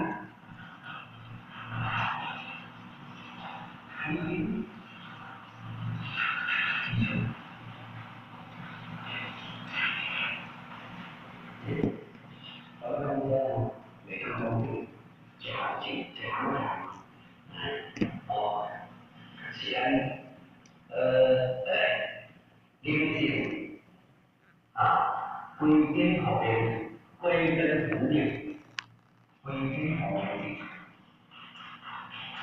那个好边，咱就这今年观点，来看待这个能量，这个出现文化，这个出现文化就是一条，我一般会跟写上一个哪个是工业家，工业家，对吧？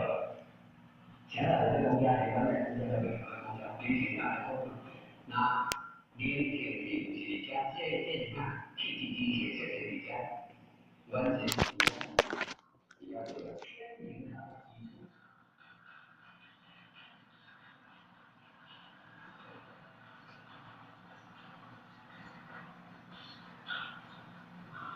天道不朽的行业。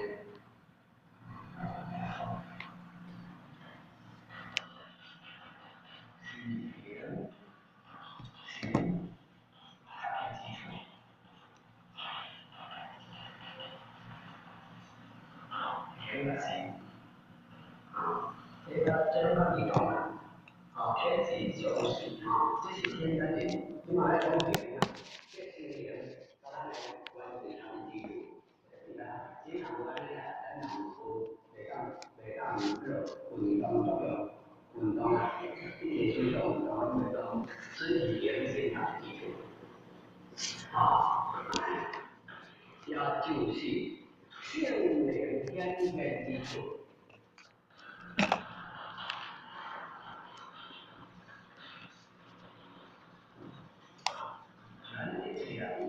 这性灵的天元，能力还是一个人。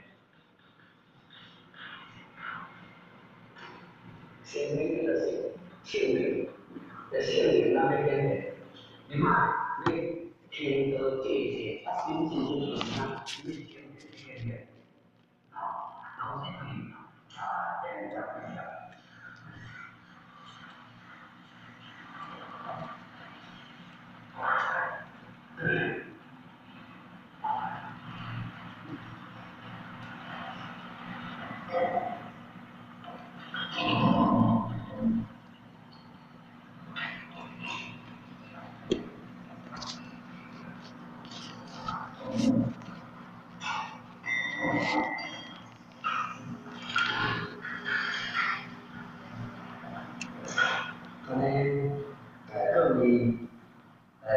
相关一条的定义啊，这个定义啊，那你说，还得去做定义啊，钱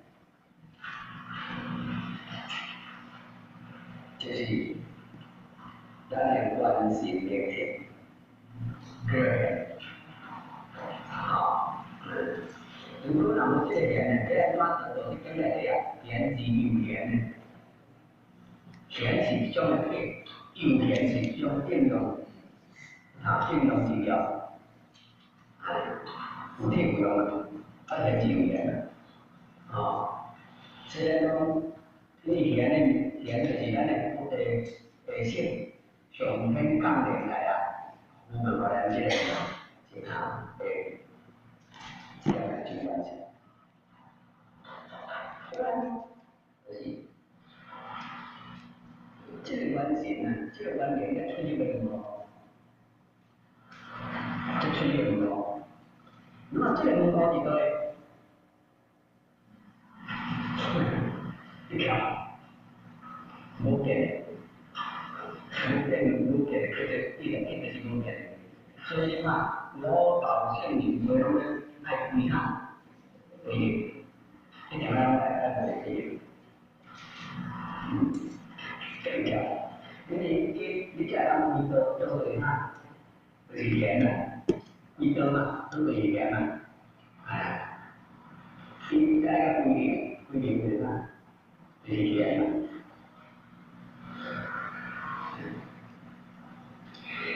而且相关啊，我讲对相关啊，或者对相关啊，以前叫做做啦，相关就是咱甲老母同在的所在，为什么咱若伫这个时阵求上天之悲啊，会感应？为什么？因为咱有甲母同在的所在。所以是不是咱有出叫完成啊，做这个本性的生活，出去为这个难呢，这才会当场母母同在，会当母母同在。因若是出着那个色情的心，色情啊，所谓的色情的心啊，要来念老老娘做你啊，咱会感觉到，你的完成也会参，你的完成也会参上天的也会，你这样不是啊，你是用那个后天的意义色情啊，要来对吧？你最用后天来色情要来对吧？多少多少，一种情不是技巧，而是真切，一种情拢是瞎想，到无限。老母娘做比较好，我们做啊定定我这来去原来老母娘做还有个叫定那个啥，已经事情的抗议底下来，是不是啊？这个定我怎么来安装？咱哪个在讲出价的高了？这个啊，这个从这很多已经无下啦，这个出去了已经无下啦，是不是？这东西主人的行是相关的，行的东西主人。哪里调的？这个定义的调的，感觉还不太强。他的同仁岁月的进行，不历史历史学的嘛，进行以前的必要的规定学的所在，其他一条的人，其他一条是天然的基础，其他一条是先天的基础，其他是社会天然基础。你看来我们这个一种天然的都是规范出来。并不是讲伊是安怎样规则，这个你全部规则出来，搞出来的这个管理，这种管理是这是啊，你真正伊个现在是很重要，设计出来。如果这里边的管理，那是体现出来，你都变不出来，搞得大家没有意义。各位发展旅游，安尼啊，第一个，给他你给他收，迄三步收条，给他收第一步迄个，就讲收起收起来，咁你来做马这个地方，咁就讲一个呢比较的，讲清楚一点，这个一个，还有很温馨的，这个我们是提供在平观的。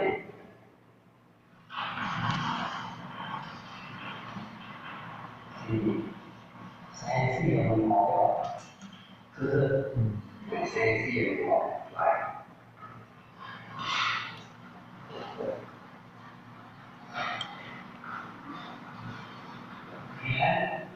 当年我们搞的是公安警察，警察搞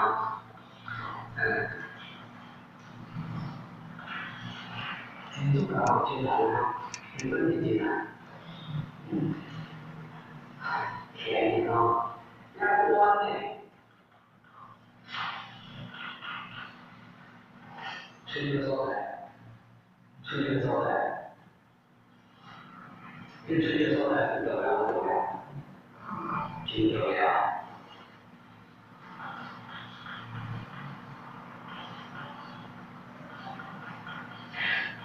这是世界要的然后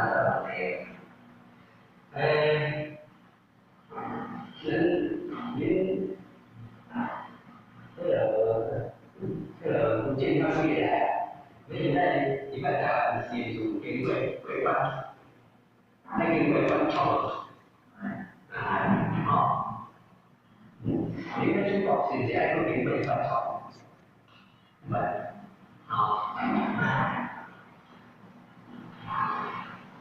我是重要的，我是重要的，这要的呀，我们叫做方寸，国家，我们现在用说方寸，这要的叫做方寸，而这个方寸呢，目前主要厉害了。目前主要厉害，主要厉害还是这个，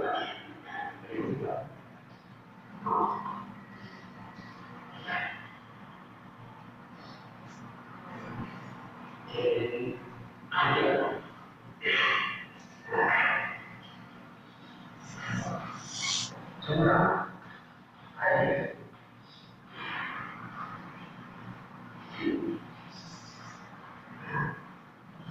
这要的，这个原来是这个安装。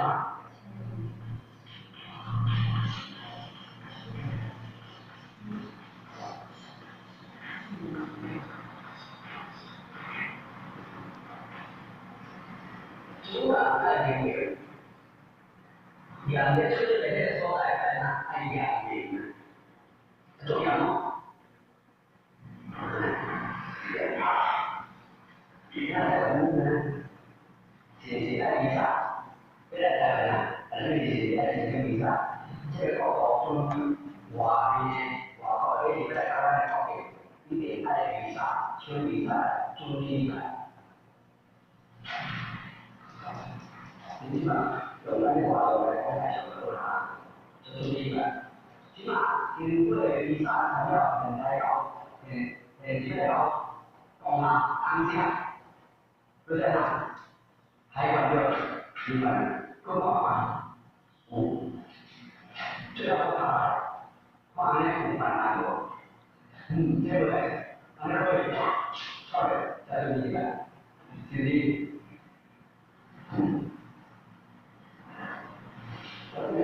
每个情况的，每个情况来说，从这个方面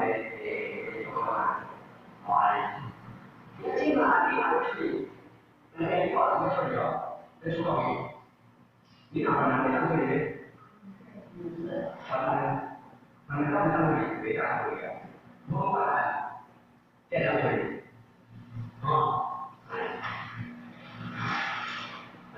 这是。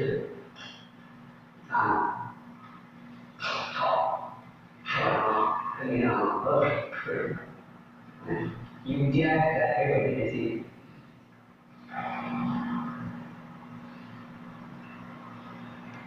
咱一切的心跟量，意跟两种。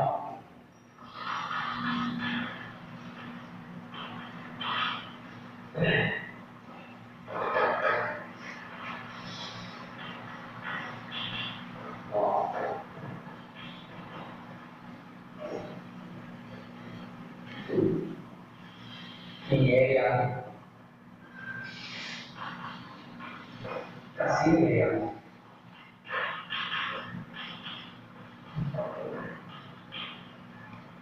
当我现在有转达，是有讲开心的力量，以后这个决心，力量，这个决心，心的力量，人的力量也是法。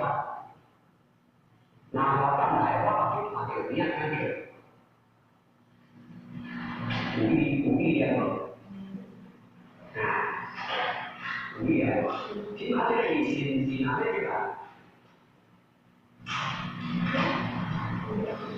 自然有做咯。到现在自然比较低啊，比较低啊，真的，那人家说这个。cái nào một người thì không nó chưa không phải là có nhà quy định luật gì để sao năm cái này quy định ở nhà chưa quy định được rồi vô cần năm điểm vì sao phải lấy cái này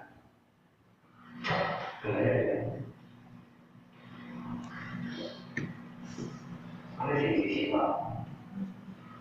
gì mà chế mà gì đó các bạn gì đó bên cạnh cái này đi này hòa tâm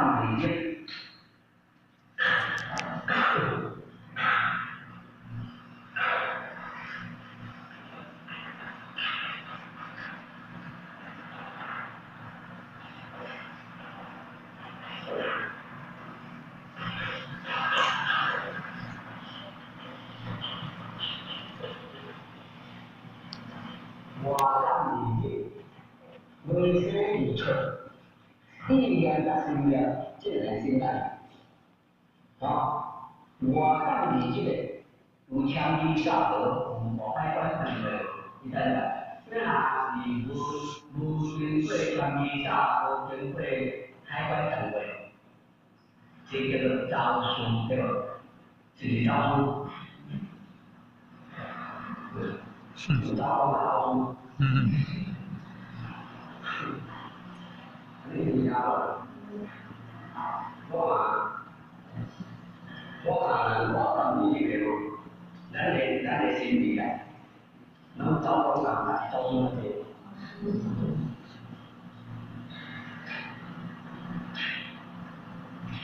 这个所以心理都是有关，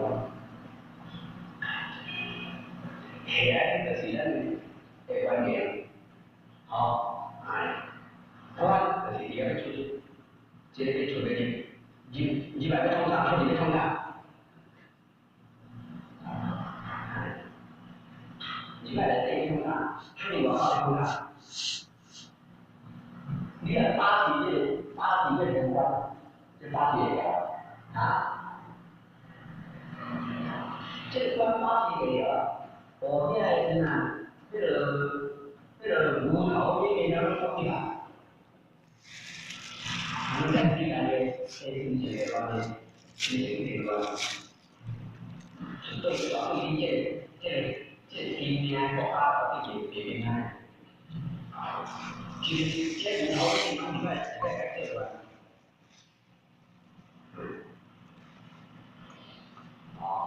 cái chuyện mà đại cảm gì chứ đó mà đại cảm gì mà nó được qua cảm gì mà đại cái gì thôi无聊，心思就出了，老是安装，未必的在厉害。好，接着呢，言啊，对两言来讲，在意识上，意识啊，发现性啊，心理啊，这个也生出来。那这嘛生出来，来生理出来，哦，出来，就说我这个人啊，没出去啊，不经过。我这个这个，我这个这个，马上就对吧？这那天气讲心理不办法所以应用在你的心甲心，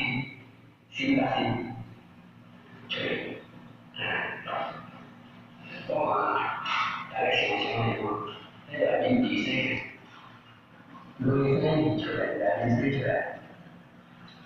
感悟人的文明社会，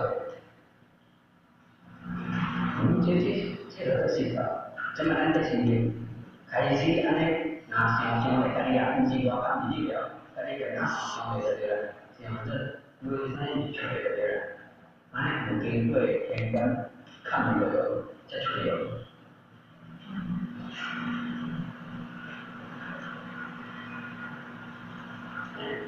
我经常出去有老人家，出来面临，出来这一天，一来面临的这个，就要出来这个。所以这天光，你这个生性哦，咱这嘛讲来讲去，咱这嘛过来看这个生啦性，心里拢应着。所以不管是一把出来好，一把好，心里啊一出去，拢总经过天官的考验，安尼安怎？是不是先？出到去，拢都经过天官的考验，安是不是？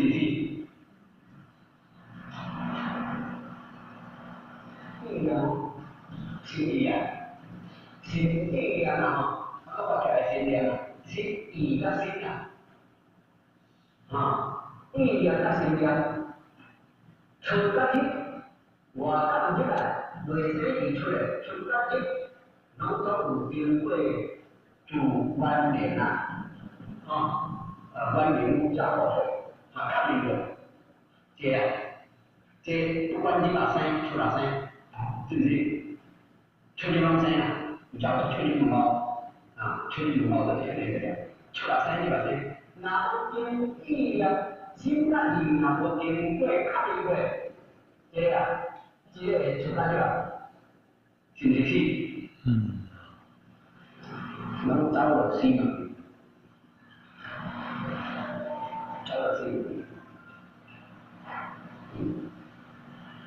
这个是心我们去谋杀楼梯，但是心看起来，这些你要去这个把外谋杀楼梯，把那种这个把头啊，种毛头这把头杀楼梯，这家里有种毛头，这杀楼梯你才在生气，所以生气出去不一样，叫做出去门口，出去门口，因此呢，为着安尼。是中央来的啊，就把咱大家讲咧，经过这个心态来考虑过，还有这个，所以这个改善和调整哦，改善和调整哦，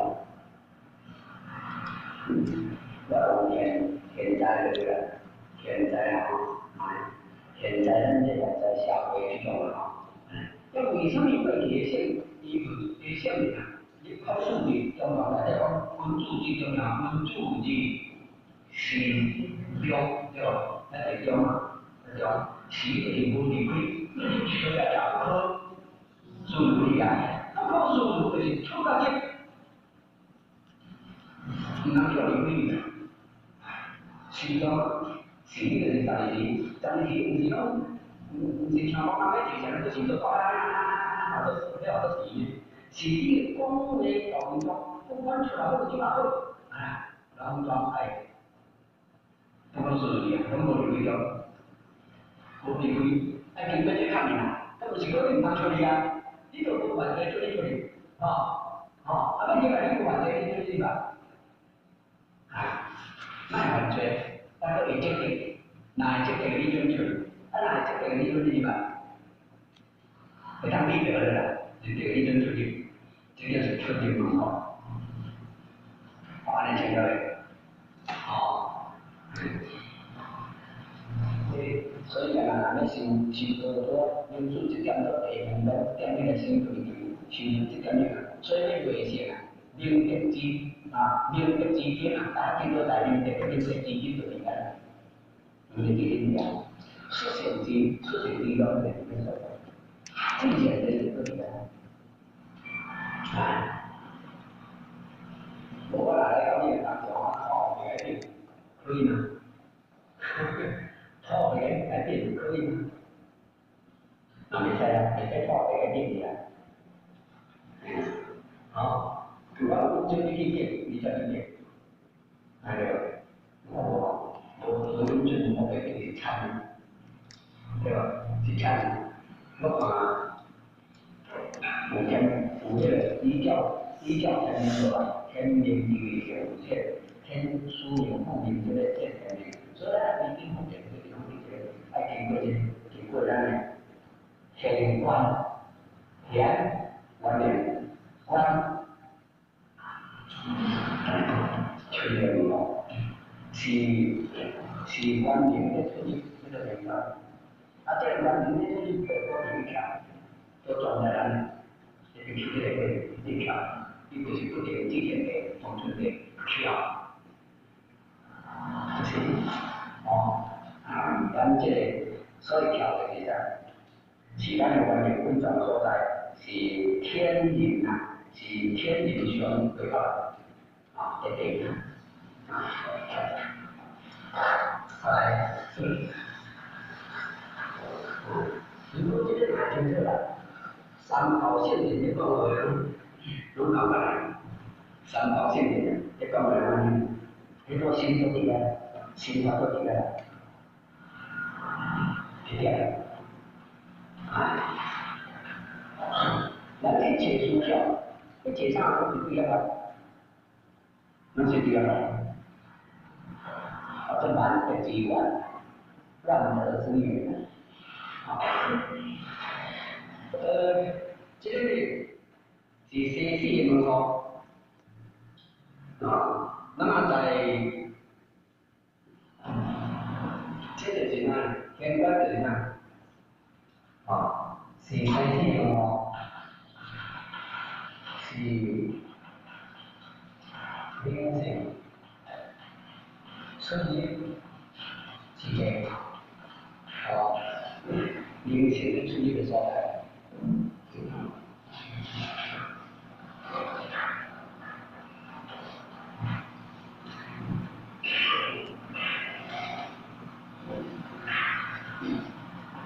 是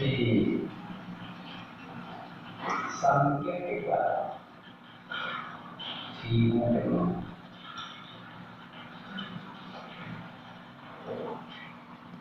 是三间馆，对呀，馆就是馆到小，对呀，馆到心，馆到心，心心馆，心是馆，那个心的三间嘛，心馆。也就是这个那个主线的这个部分我们这个建立对了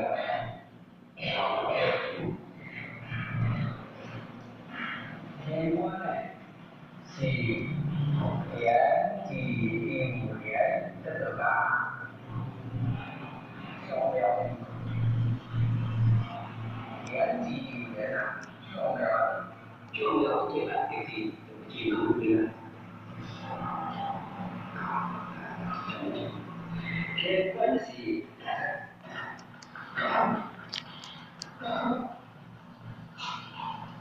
行不速，天命之本。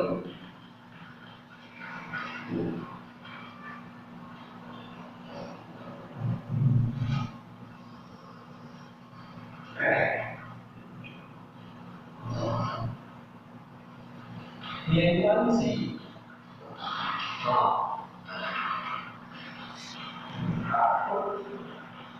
天乐不地方。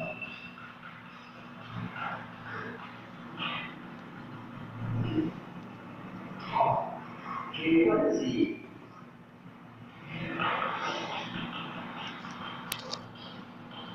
这里兄弟天龙是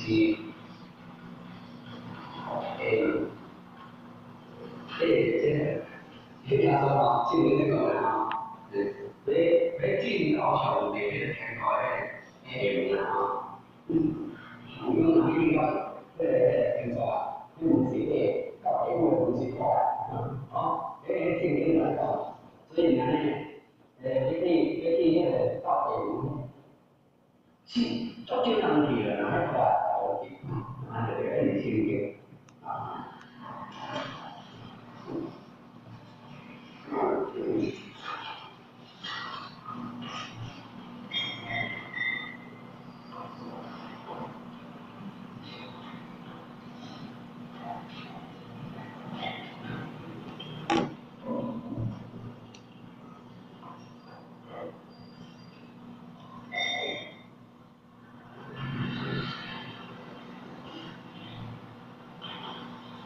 天官喜，天堂。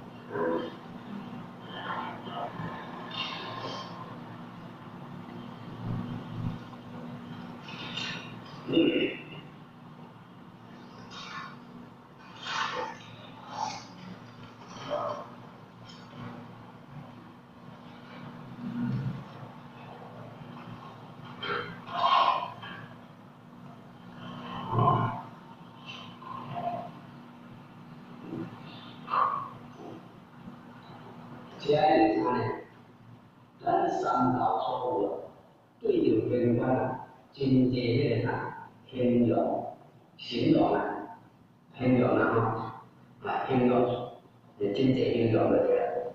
要形容这个天官，啊形容这个天官的重要，啊，所以呢，这是讲啊，面前出入的所在是三格一块的五格，啊。三格、五格、太格、六格，全身心一块，对，五格。好，天官是田字应田，重要字，这是田字应田。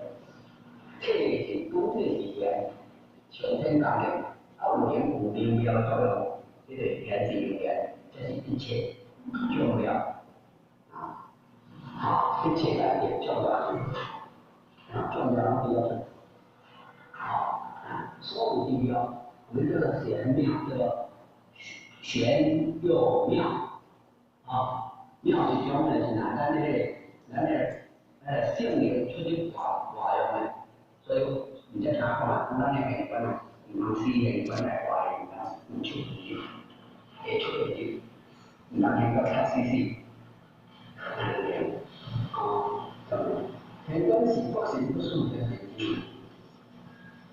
空无啊？伊个来点是本身呢，一个是必须这个名跟意思这个天地之个出现之边，出现之边，显现之个遮显有边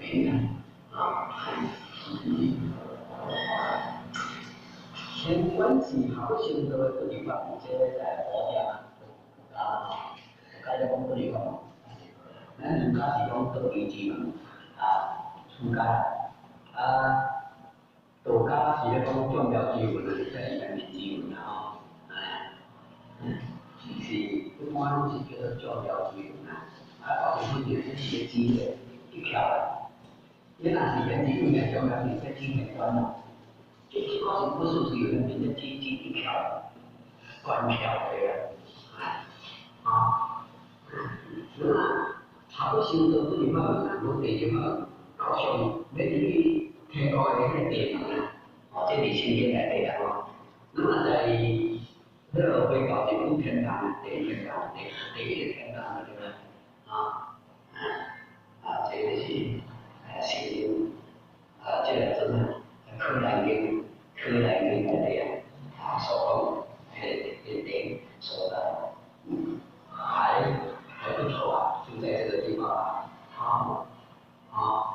在这个地方，这就是有关对着对着三高的应用这种应用，那么灵活的这种容量。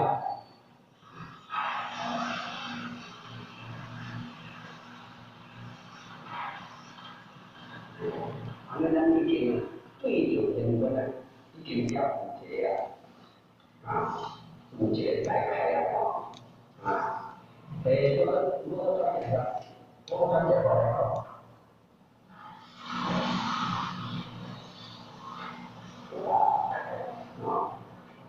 跟转这个来说。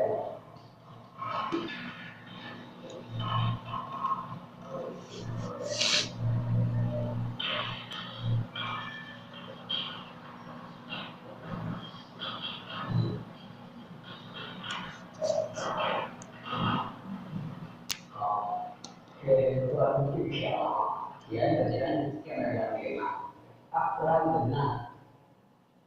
关的出去门口嘛出去门口那个消费天地消费所在，最近关键最重要所在这个条人家按你做一个呢，关条按你做一个呢，原地，我们转这个，转一个法所以这个现在就是理性，天才后来有这这个理性，理性的老多的观念，不应注意，这个问题相对，这个的。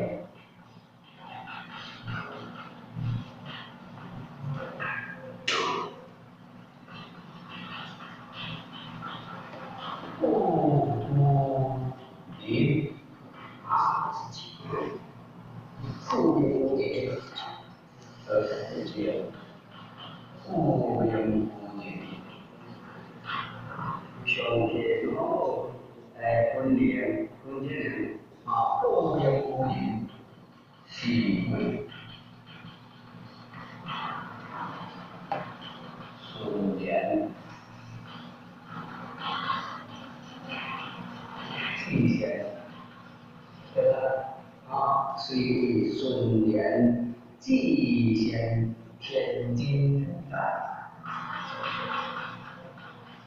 天津分析。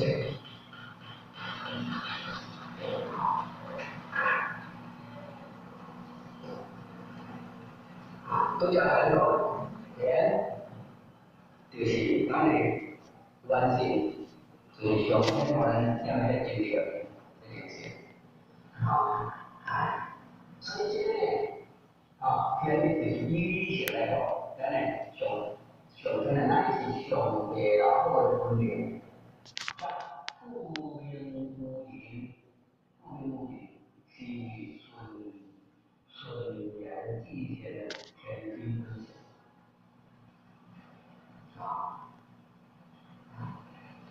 这个个人方法，北方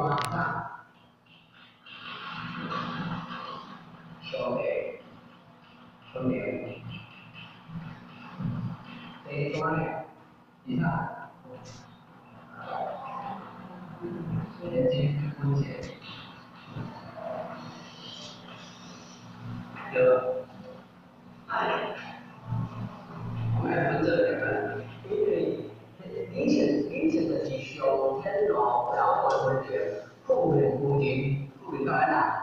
是为是纯然进行本地的东西，这个原理。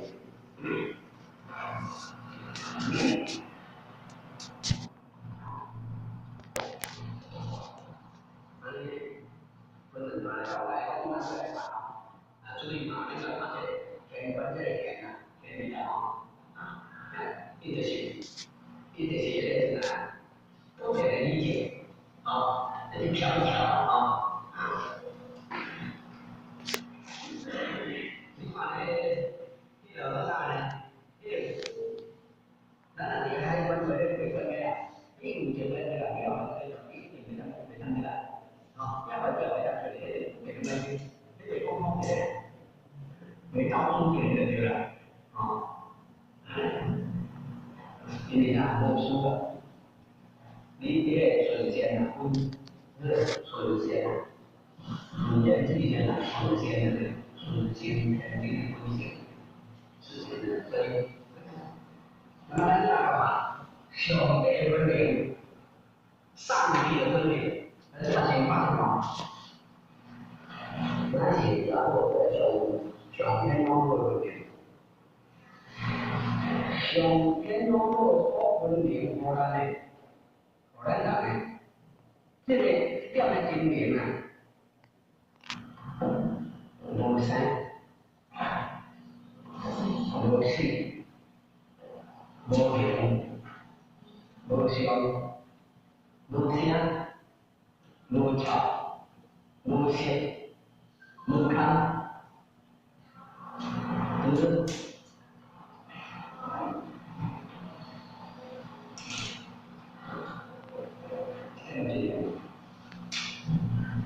无声，无息。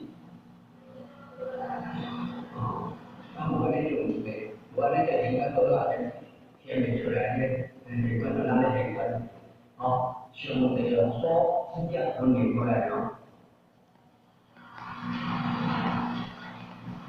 这是俺们那个啊，分明完这全体的问题，对吧？天命。这些啊，那么相对分别所分别这个这里面，这个地方，俺们这个点呢，俺们这个点呢，它分别出来这个地方，啊，那你比较就比较些，这那个理性的这个，啊，这个地，这个性，啊。因为这就是啊，这天呐，天就是咱方面的语言啊，这个是这点这个是，这个名啊，这个天名啊，这个天性啊，这个叫古啊，所以我来讲嘛，就是古别的天名这些天无名这些无名啊，那相对所分明这类呢，这一些呢，无声无息啊，无名无相，无色有空，那就怎么讲呢？色和空啊，色不空，你这个无色有空，也没有空也没有有了啊，无声无巧无声无息啊，无形无相无相啊，这是一道流明星空，只有一道流明的关系。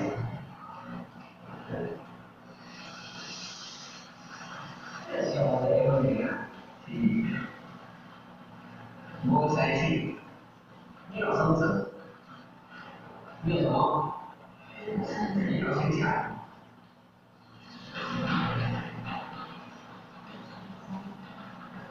无性欲，这里也都用上高一来讲啊，上这里啊，无性无欲体，对吧？不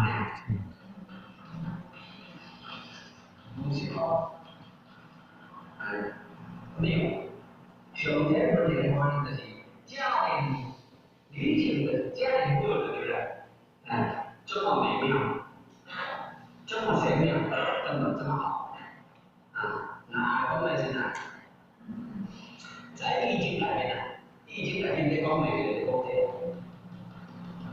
皇中皇女，敬为仪的来讲，命在创物顺利，万物协调，命在其中，命在对皇中皇女敬为仪的，命在其中，创物顺利，万物协调，命在这个命地之啊，这个讲这个都无嘛。我生气了，我跟你讲，这么看呢？为什么还有生课？能出去，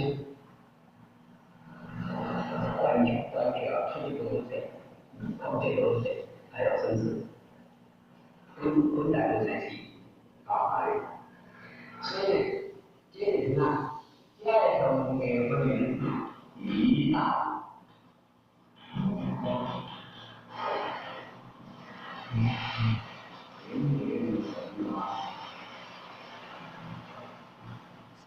所以呢，简单来讲就是啥？一个地方有个类型，这样的其他这个情况，这个呢，这个要经历，这是钱，你也想的有这些的，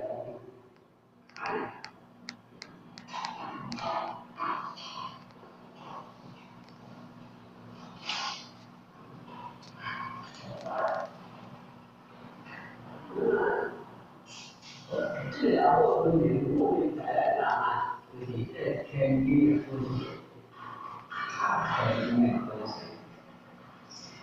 好，我们再来看看，天地的分析。现在在哪里才认识？天真的本性。这个天地的分析。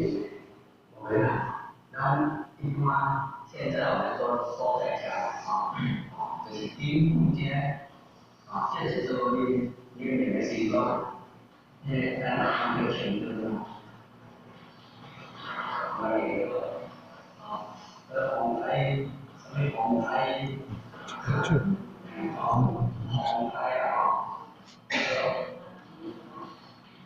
红台不错。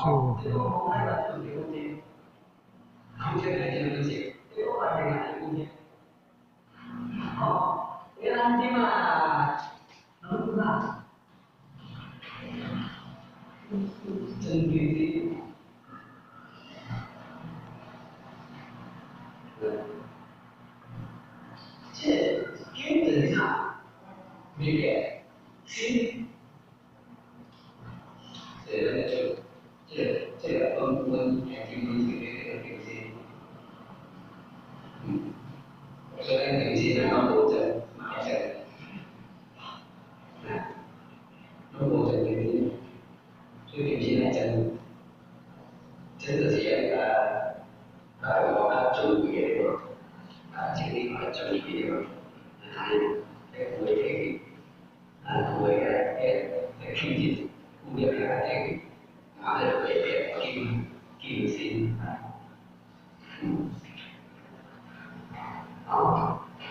nếu mà trẻ em trên vấn đề là trẻ em trên chủ điểm này tại yoga kêu nào chỉ đủ cho con học với cái này thì một sinh nhưng có thể thì một sinh金属和谐，金属和谐，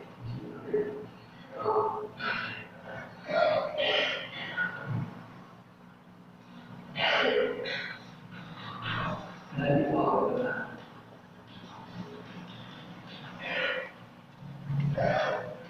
养生的嘛，北部这一点地方，明白？这是北部这一点。好，这北部这一点，这北部这一点，你们南部这一点。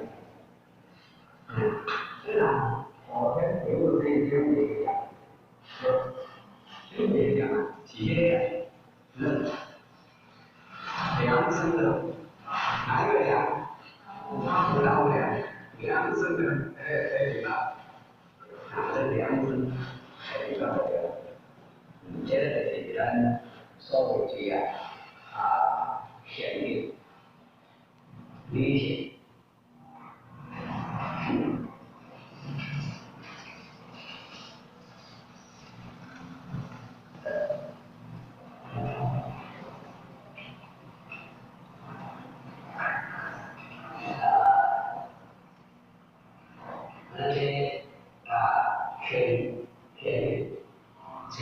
这个是相对大部分人不允不允许是人际性权利的分析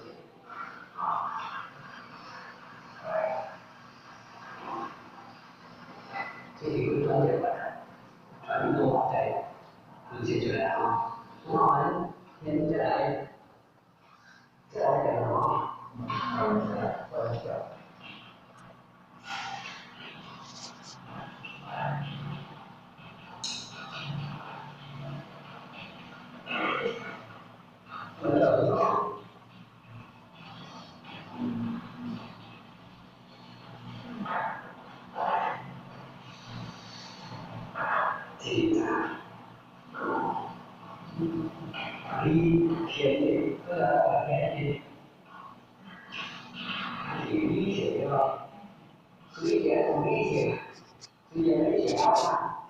现在这个脚底下，你同意就会同意，没关系，就是这个现在满年现在的地方，那我就是把你现在咱是先把你嘛，虽然还是呢来过有心爱这个比较心，所以在咱中间呢，比爱嘛。现在，就是一定够安利啊！出去搞爱情，过着心，出去搞爱情。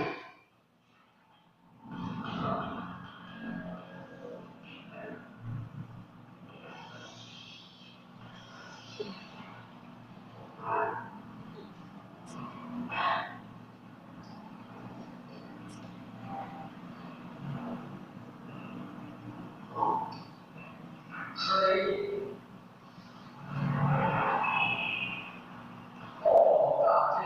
这个点，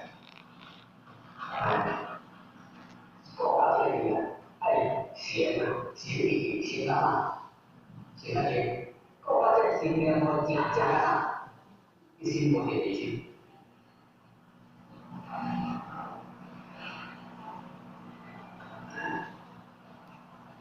人心会有一个心理的低，心理不一定，在经理就叫经理之中，你写啊，我精啊，我精对啊，我精退啊，是别行啊，心啊的精啊，我一心不离是别精啊，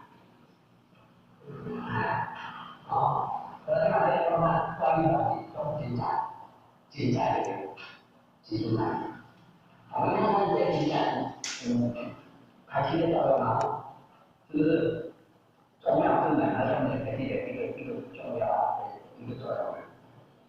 所以关条呢是我性六人性关键关条的是啥？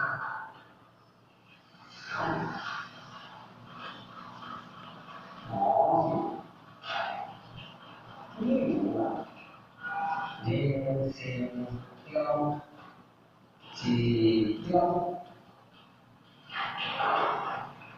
这是你在咱人生啊，人生中的中，中就是快乐。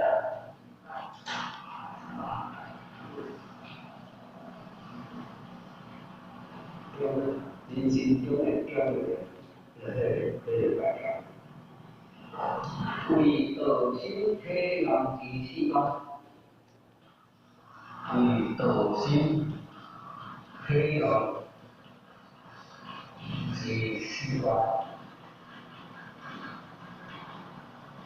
咱对着人性完成所诶这个道心体谅的希望，比较重要，比较重要啊。那对，机缘法呀，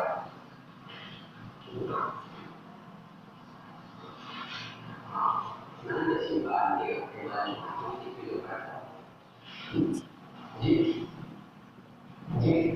法，更好的对的对全面这个人的认出来，你看实践。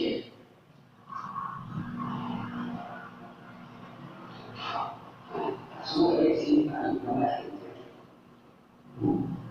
所以观察的现在是咱的电视机在人心中的调，是吧？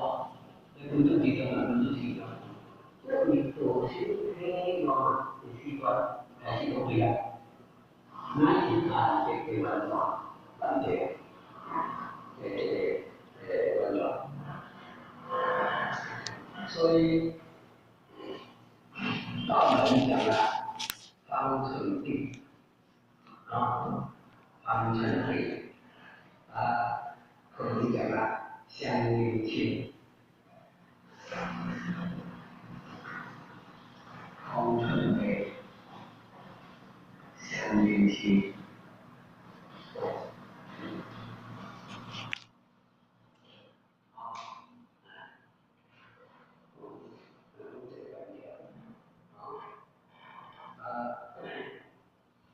咱道教呢，我哋讲五阴三条，要会讲哪？是嘅，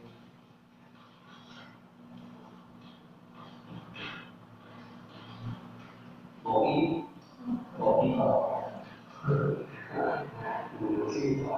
靠，基本上是无依靠，讲得到，经营好叫无依靠，同平了，同中同力。这个同中同力那个同平了不同色这个这个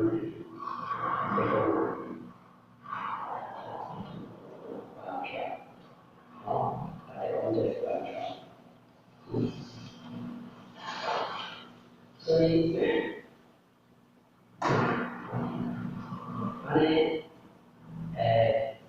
这段天官的票天官的票，天官给大官，给俺们是理想，官呢是金赞，所以咱不希望25年晚年变经公民，变经人民，变经五个，真的，没几个出，你爱你出来上，爱你就。所以我现在相当能造出来，能造出来，造出来的，让那个反对，是吧？反正话，心理反坏，心理反坏，心不按教的，不按教的这个，心理呢？心理所造就的心理反叛，无办法的来追究，心上按教的，你看，对，是这样，所以解追解定，解追解定，所以呢，所以呢，咱修炼北部几千年，这些观念要洗脑这个人上天。这就是修学的。人家不是觉得呢，修给观，人家新年关对新年关啊，然后有谁啊？有信任啊。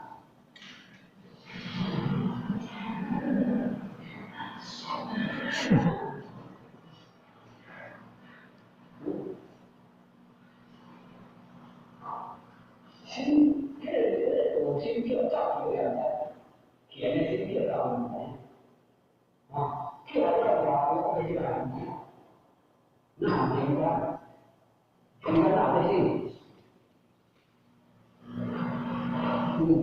新年关的对现在都不丢，哪样我的打比方那个，东方的新年就是打比方的，这简单点，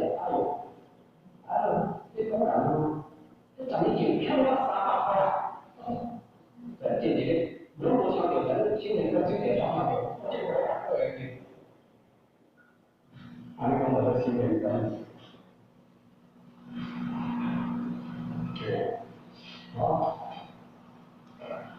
这种经济呢，咱所讲的是都是这个人啊，像有关领域的这个资金，所以生活叫做健康生活，中间的生活，所以这个，那么既然咱这个是中学的。对本来讲啊，是这个呢，这主站，这主站是我们顺延分线，你地缘政治是从这个分线到上面到分线，而且，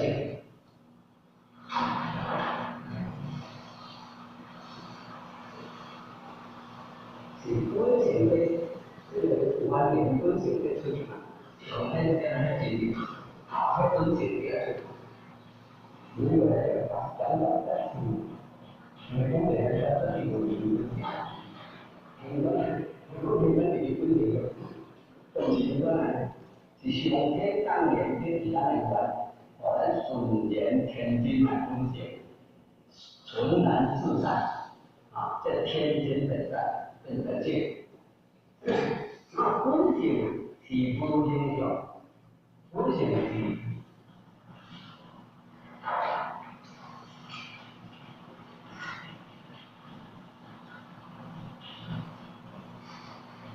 红线不改不是红线的，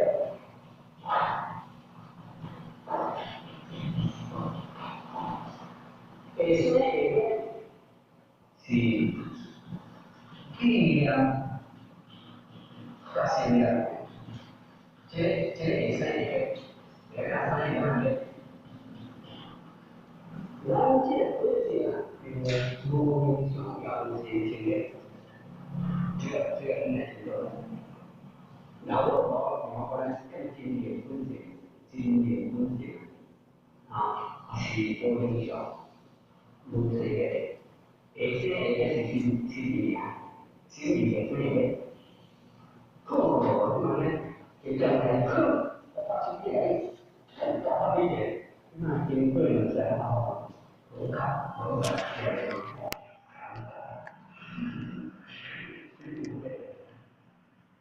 本来是这个经过晚年晚年看的时候，我听到这个，经过安尼第10大变者，看这个，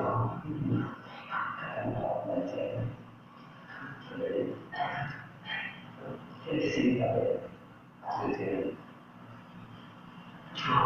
虽然呢，我们这新的一些关键是不能叫都是这个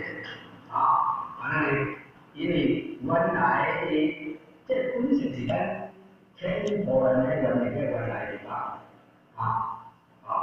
也无影响，也无那个推崇所以如果这个东西，因为全国上分，是咱们分析全国上分，现在是新年，这个分析我现在目前在这个这个呢，分析是无奈。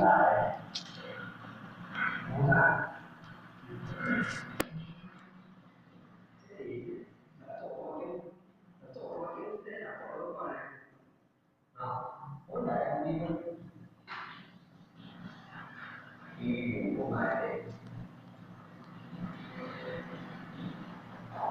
本来嗰種無嘅只有語言，咁就所講嘅，會說對方無相對，即係語言啊，自然地講，大家都在乎嘅話，所以影響嘅啦，語言不來。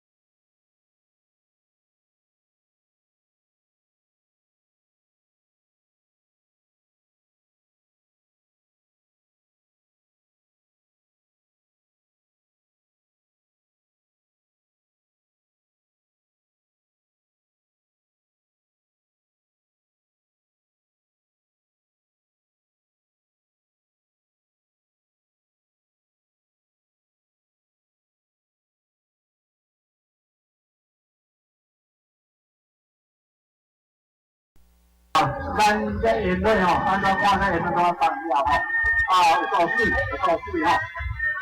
咱暂时时来准备来为各位进行报告。今仔日咱下山天上圣母甲富元岁，是咱59分最重要第二新闻哦，因南大进就是咱两南庙真英雄哦。这回还受到咱刘军元议员哦，无少支持，有这回这机会，是这场遮尔大的场面哦，来为大家来表演。现在咱来办着大政发生，即嘛现在咱要来为做演奏一段咱传统福罗戏剧，这段叫汉信文福。汉信文福，咱随时来为各位准备了，咱北管传统福罗戏剧，汉信文福。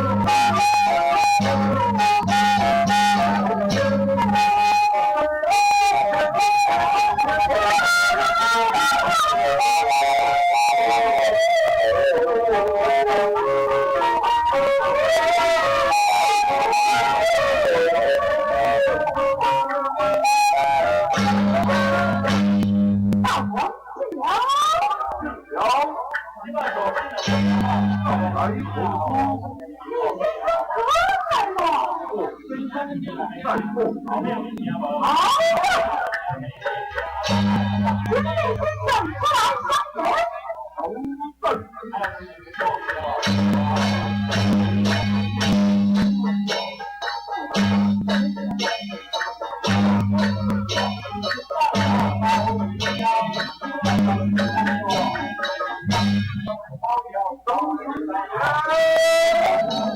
道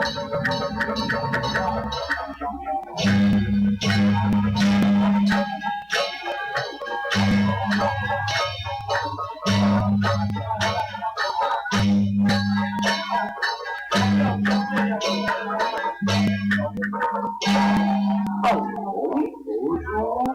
万圣一位将军到来，迎敌降阵。哦，前来的圣将兵到来。